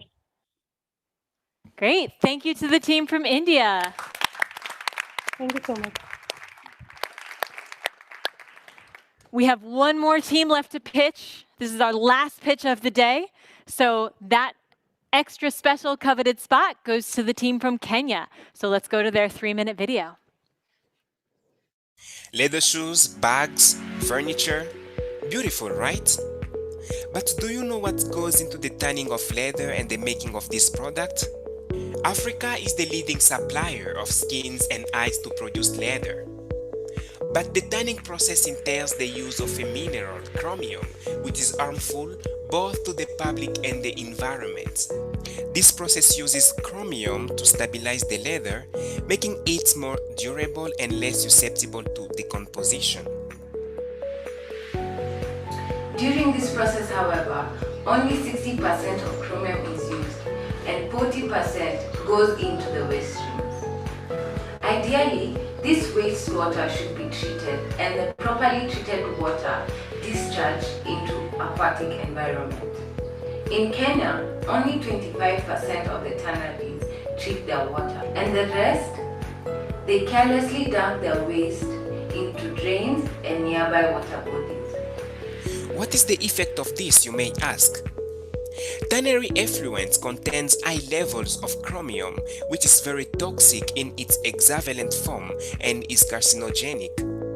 Over the past years, we have seen a spike in cancer cases and other illnesses such as diarrhea, which have become the leading causes of deaths in Kenya.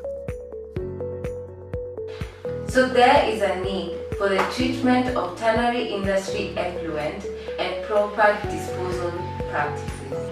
There are regulations set in place for the treatment of this waste.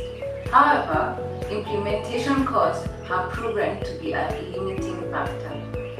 And so we asked ourselves, what if there was a solution that ensures proper treatment and recovery of chromium for reuse?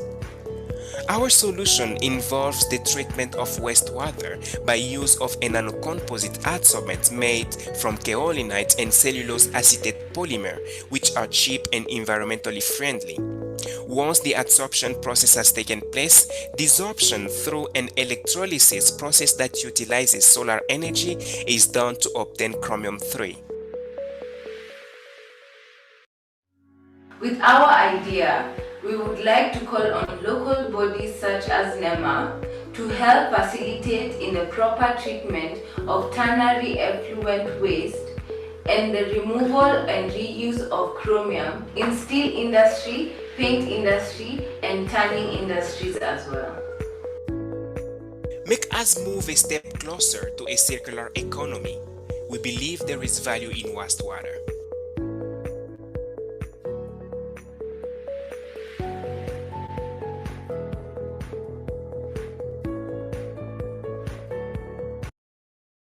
Leather shoes, bags, furniture.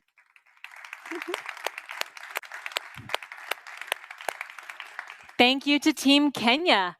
We are ready for your 30-second pitch. It would be an honor to partner with Grundfos on our project to reduce health impact of chromium and to tap into its economic benefits by reselling the recovered chromium to the ready market. We will need funding to proceed with our project, our prototype, and aim at the acceleration award to push forward the project. Our idea is feasible, inexpensive, and also environmentally friendly. We believe in value in wastewater, and we look forward to IWA World Water Congress and also winning. Thank you.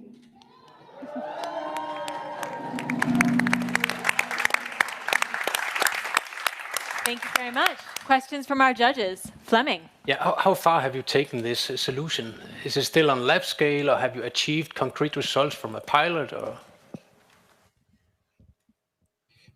okay, currently we are at the conceptual stage, and we are looking forward to develop our prototype, the next stage. Søren. Yeah, have you talked to any potential buyers of your product afterwards? I mean, have you tested out the validity of whether not yet, but buy it? we are looking forward to partner. We have potential partners like the tanneries, the steel industries that also utilize the chromium, the paint industry, and also another partner would be the NEMA to help that is necessary for the regulations that are needed. Any other questions from our jury? Nadia. Yeah, so who are your competitors? Are there anybody else doing the same as you? And what do you expect your price will be compared to their price? Currently, we don't have a competitor because there's no one that is recovering chromium.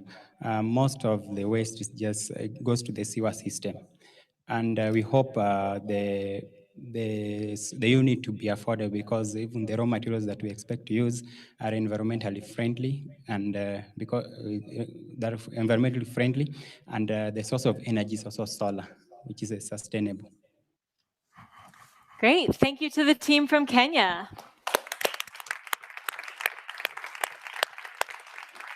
So that concludes all of our pitches. It was a very broad challenge that a number of them got, and it was really interesting to see how you each took it in a different direction and really narrowed down on something specific, pivoted, as we heard from two of the participants earlier.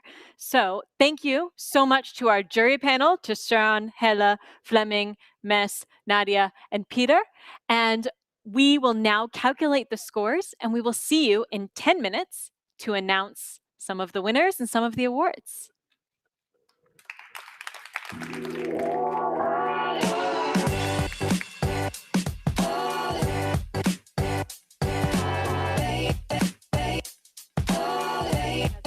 Audio!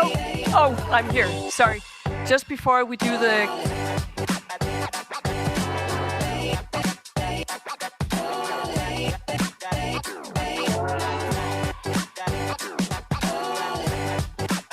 or there are some cold drinks, so help yourself and then get seated afterwards in 10 minutes and we'll start the award ceremony. Thank you.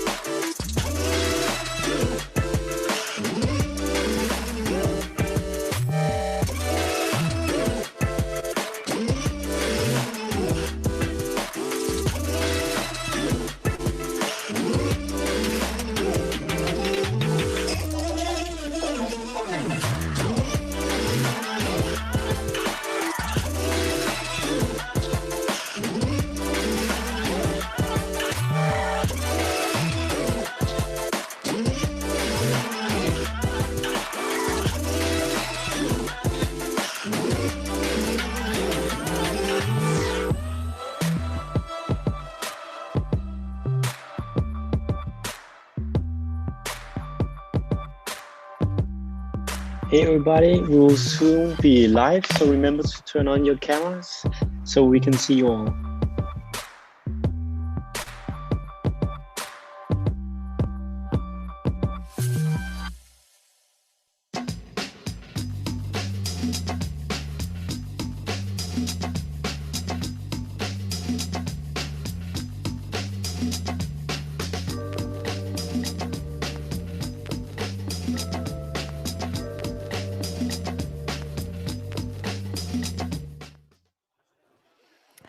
Welcome back, everybody.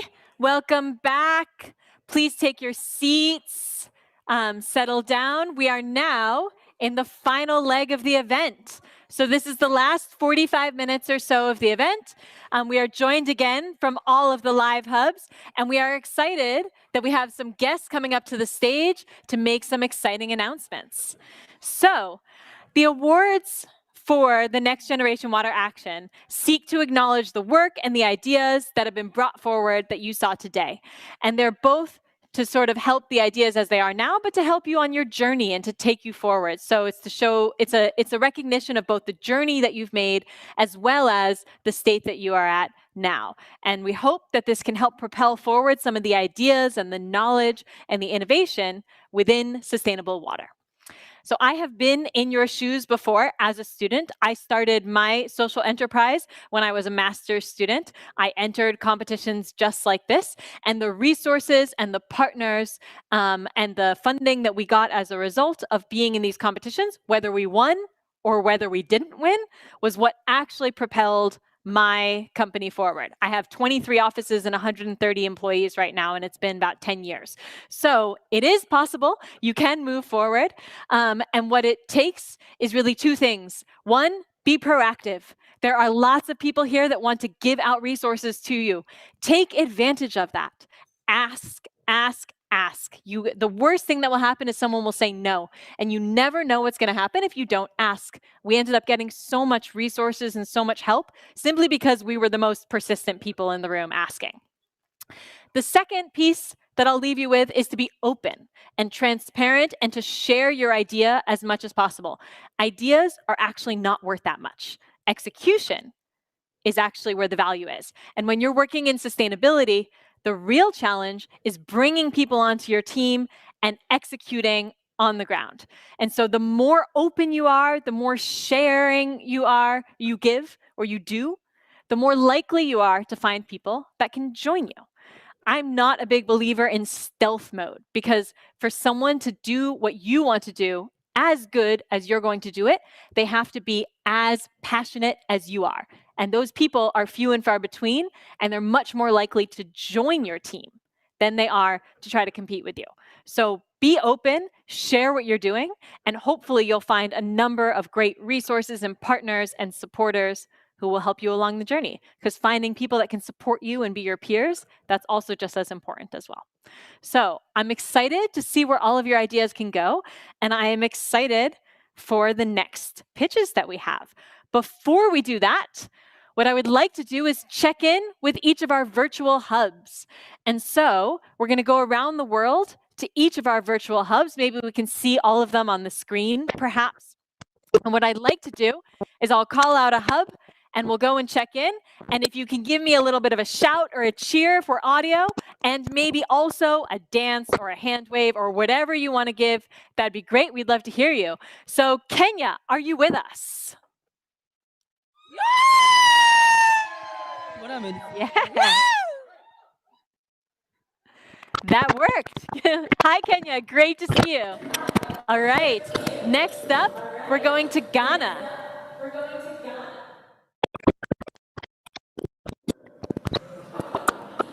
Ghana has a little bit of a freeze, but maybe we'll check in with them maybe later. Korea, how are you doing, Korea?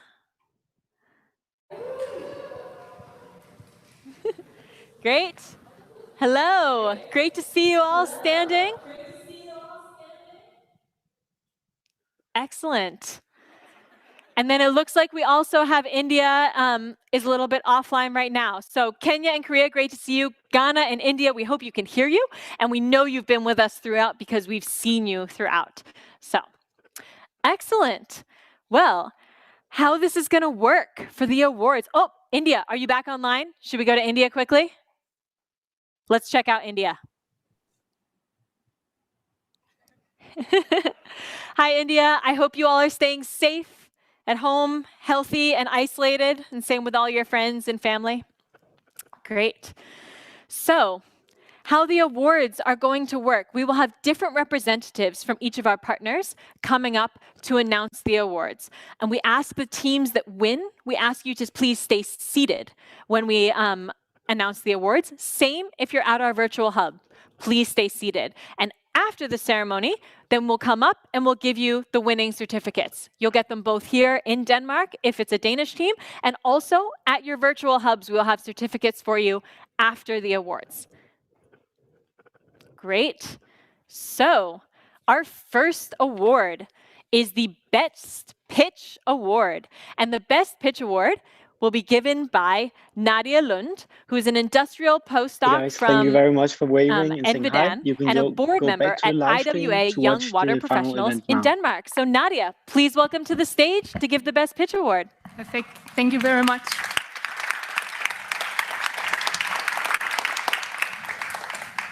Yeah, so I have the honor of handing over both the Best Pitch Award for the young academics and for the young entrepreneurs.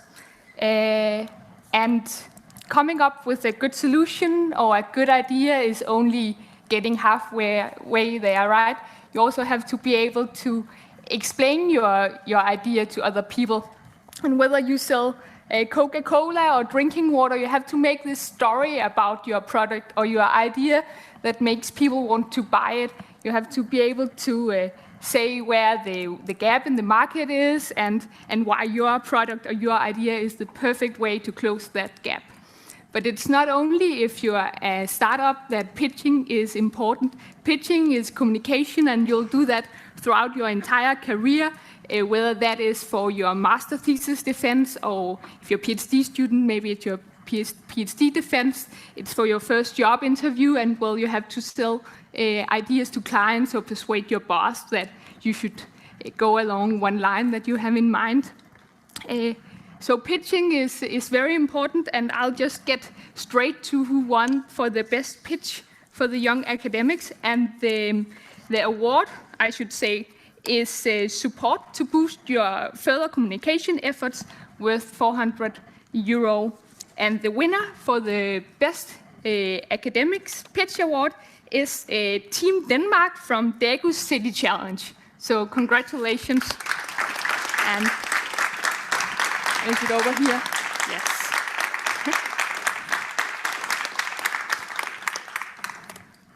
And then for the best pitch from the young entrepreneurs, the winner is 4Life Solutions. So congratulations to you as well.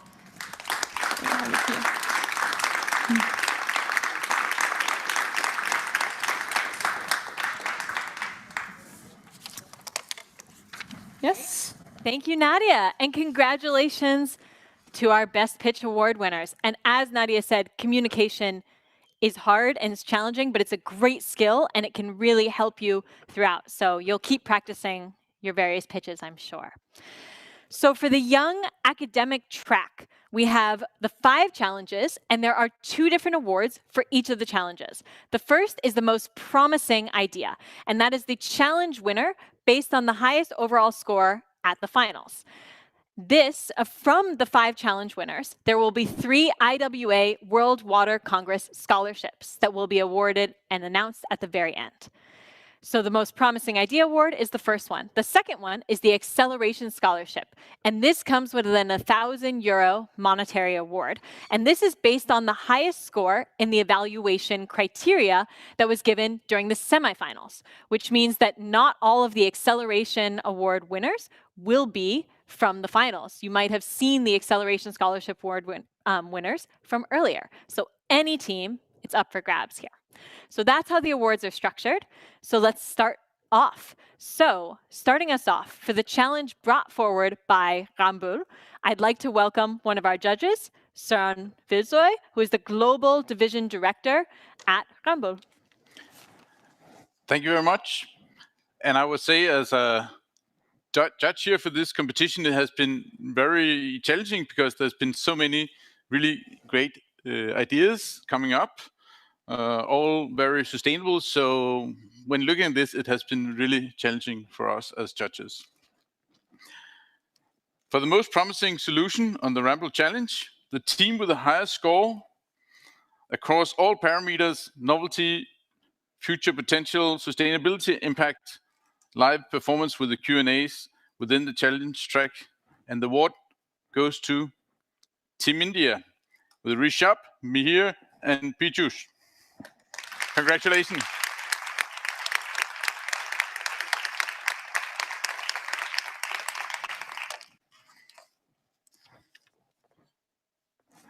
And the second is the Acceleration Award for the Ramble Challenge. And the team will be awarded a €1,000 scholarship to further accelerate the project. And it's sponsored by the Ramble Foundation. And the award goes to, I learned in television you always have to have a break here. Team Kenya with Faisal, June, and Kimin, Brenda, Marine, and Kennedy. Congratulations.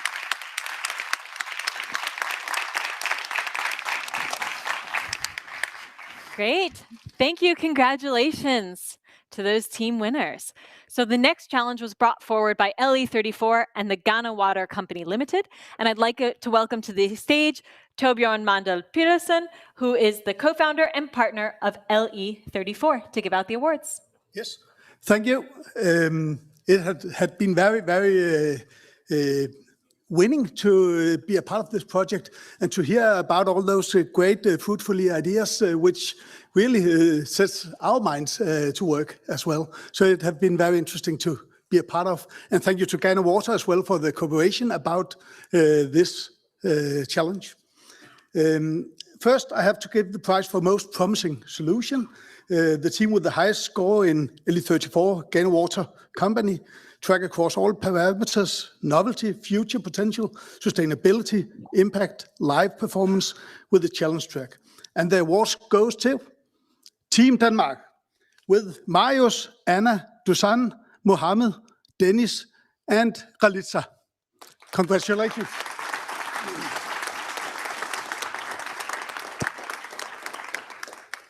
And the second off, the Acceleration Award, awarded the €1,000 scholarship to Future Accelerate the project.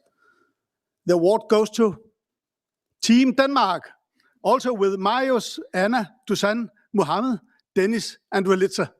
And thanks to all four competitors.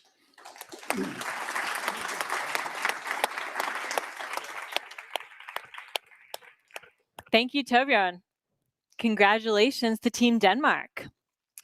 All right, for our third challenge, which was brought forward by the Daegu Environmental Corporation and the Daegu Metropolitan City, we have Ok Sun Jung, who is the Deputy Director of Water and Energy from the Industry Division for Daegu Metropolitan City, and she'll be joining us virtually. So please welcome her.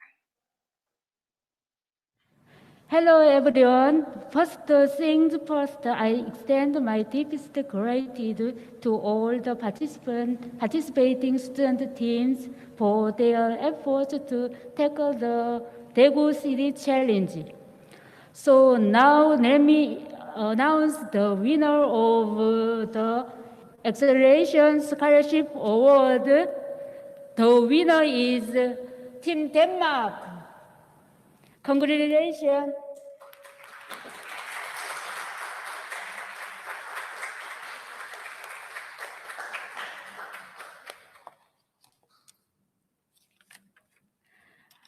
Now let's move on to the most promising solution award. The winner is once again Team Denmark. Congratulations.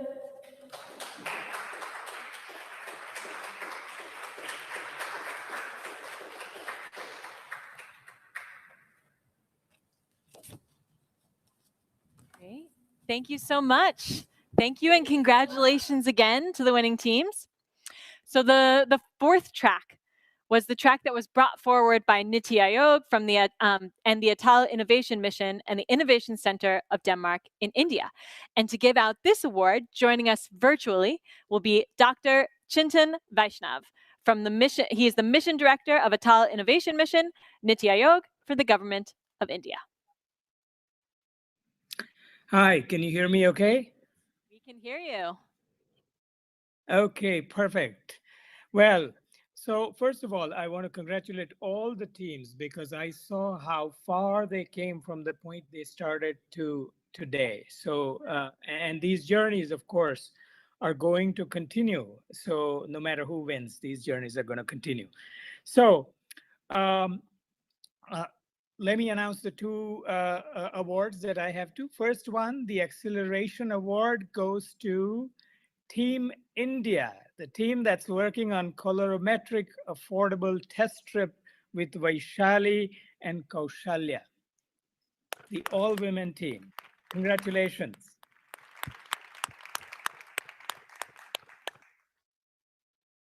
And the second award, the Most Promising Idea Award, goes to Team Denmark. So congratulations on excellent performance.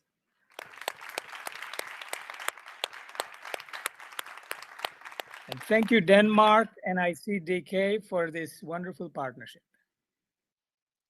Thank you so much. And lastly, for our final track, the challenge brought forward by Grundfos, please welcome Morten Ries, the Group Director for Water Utility. Thank you. And thank you for a great day, really, to all the participants. But I'd also like to thank, on behalf of Grundfos Foundation and Grundfos, to thank the organizers behind it. Truly a great job. Thank you so much. Let's give them a hand, right?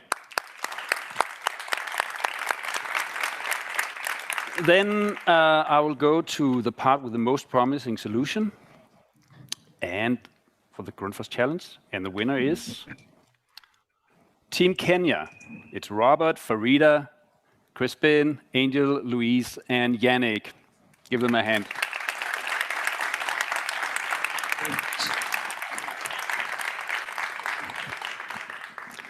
Going next, the Acceleration Award.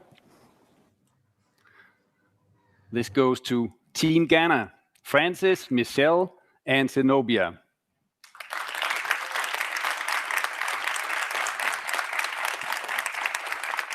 And then just to put a little bit icing on the cake here, there's an additional part for both of them. And that is access to the World Water Week, the virtual World Water Week 2021 for both of the teams. Thank you very much.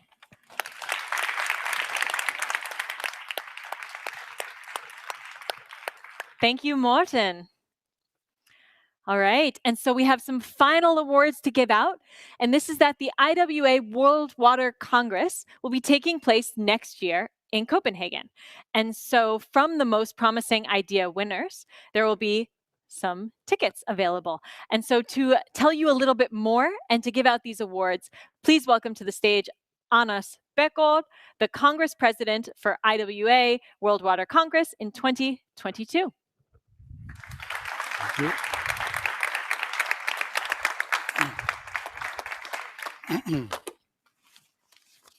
Thank you very much.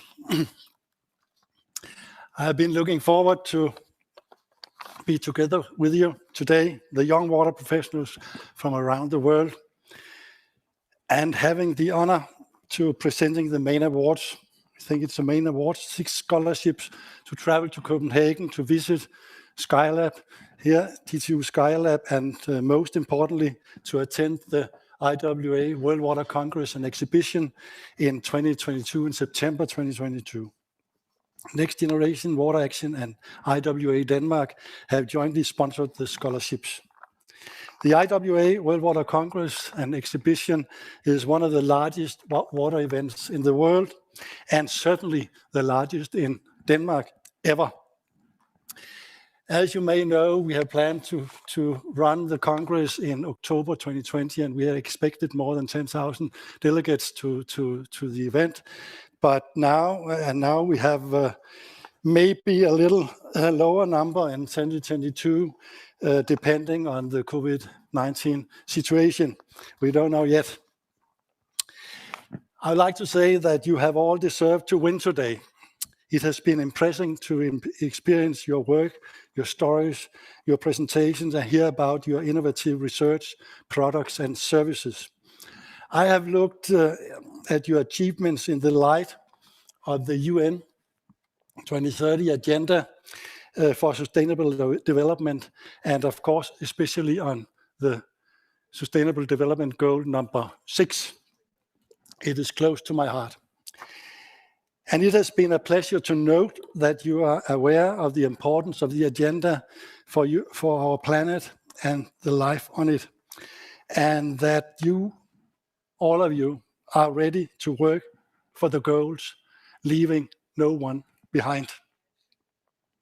Warm and respectful congratulations to the winners. And now we come to the winners. The main awards of our Young Academians track are 3 scholarships, as I mentioned, and the awards go to 2 international teams and 1 Danish team. And the award goes to Team Denmark, working on the Indian Niti Ayong Challenge. Congratulations.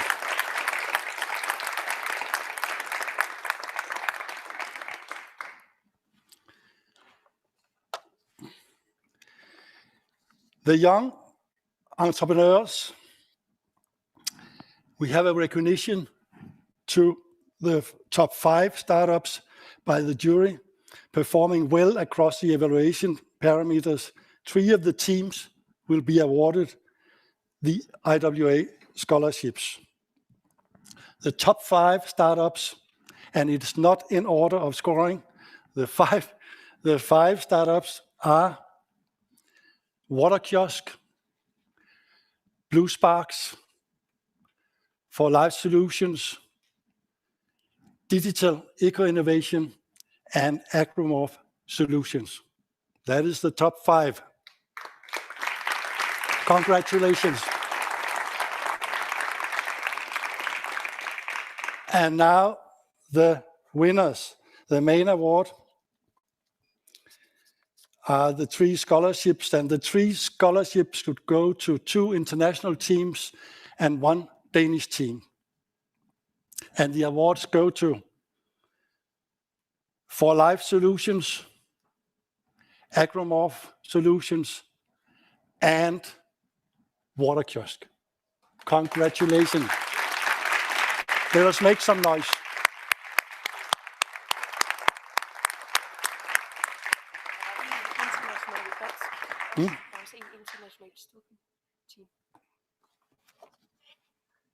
I think we're actually so lucky that we have one more student team of the internationals. Yes, so there is a Danish and there's an international. I'm having Lefke here with the that one. Yeah, there is 2 names on that one. So there is the Danish team here. Yes. And then there's this one. That one. Okay. Exactly. So we have one more team that's actually winning the prize today. We have lots of papers, yeah.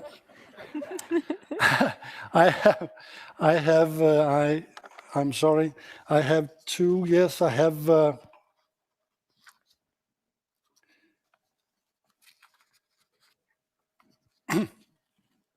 For the academics, we have, as I said, 2 international teams and 1 Danish team. And we have one of the international teams is Team Kenya, working on the Grundfos Challenge.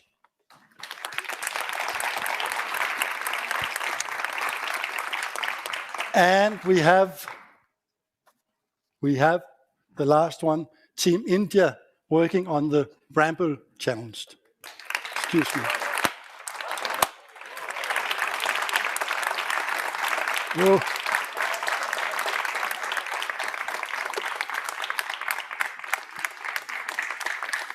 I'd like to say, of course, I hope to see you all of you, and all your friends and colleagues all over the world in Copenhagen, September 22. That will be an amazing event in Copenhagen in the beautiful Bella Center in September. Copenhagen is beautiful in September. Please tell everybody. And I think I'll finish by thank you very much to D2 Skylab for this interesting and wonderful day. You have done, it's not well done, it's very well done. And for all the work you have done up to this day. Thank you very much. Thank you.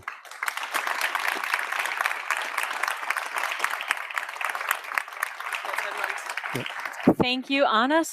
Thank you so much, Anas, for giving out these awards. Great to have 2 surprise awards that got hidden in the paper. It's always great to have more awards.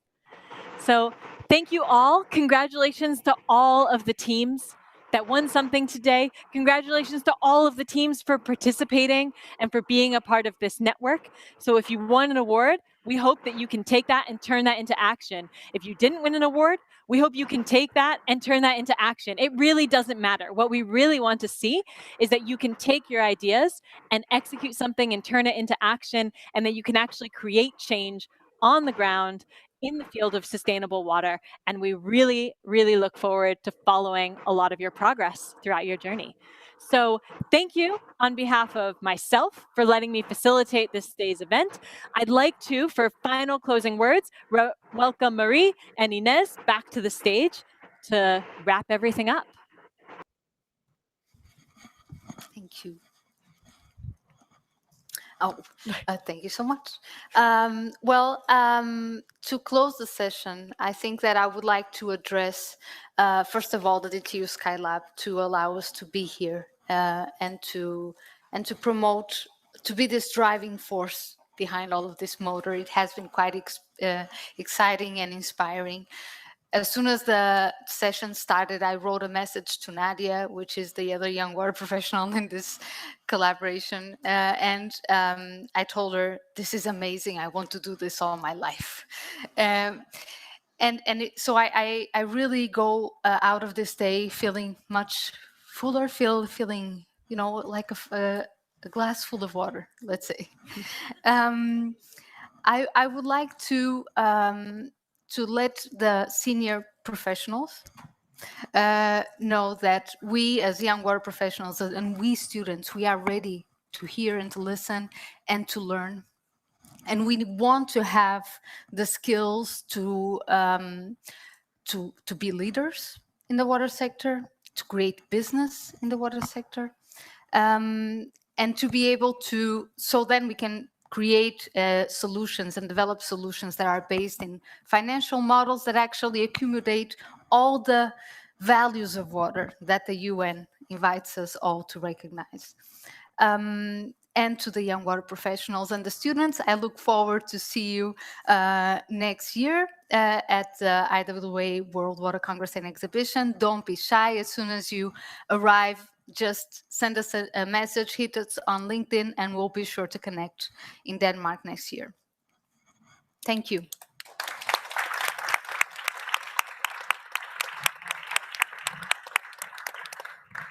Thank you very much. And I think before I will say something, can we please give a huge hand to Jackie for facilitating an almost impossible time-strict session of pitches. Please give a big hand to Jackie.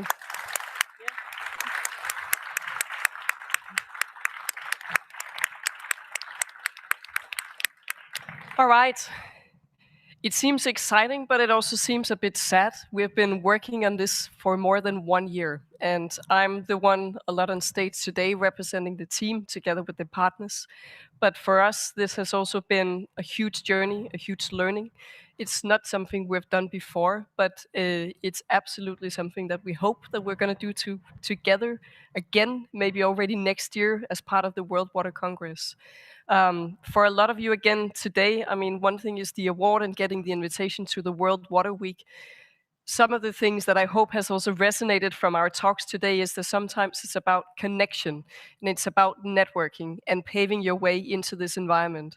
So we have had more than 30 hours that were distributed today through acceleration time across all the teams. So that in itself is also a huge award that I hope that you're going to pick up the student teams and the startups afterwards to build that connection to the water professionals that's out there that actually wants to bring you further and help you in your journey. So I also want to acknowledge the national hubs that has been able to pull this off today. We have had 2 residents at the ambassadors that has today gone virtual. I think in this scale for the first time, we've had an Indian community trying to be together virtually in a very, very difficult time. And then we've also had in Korea a physical hub, and it's just been working amazing. So thank you for the partners internationally that has made that possible, for the media agencies that's been part of it. Thank you to the media agency Vinia Media that has made this possible here in Skylab for the first time connecting in this way. It's been absolutely incredible, and it's been a great atmosphere. In exactly 1 month from now, me and a few colleagues are going to be at the Democratic Festival here in Denmark, in Bornholm, and we're going to discuss how can we build an initiative going forward in 2022. So this is not the end for us, and I hope it's also not the end for you.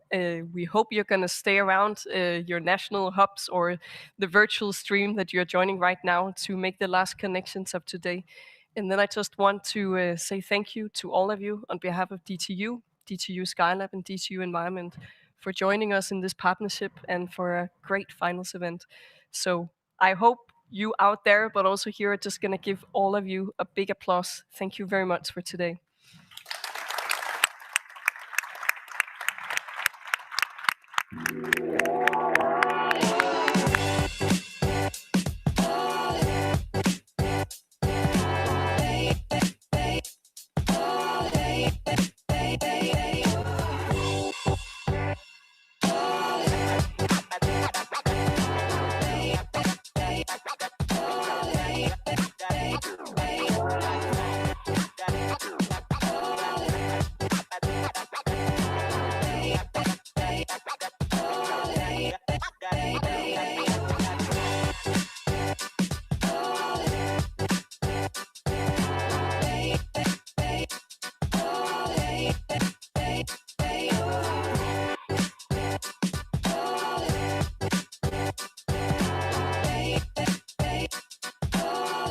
Hey.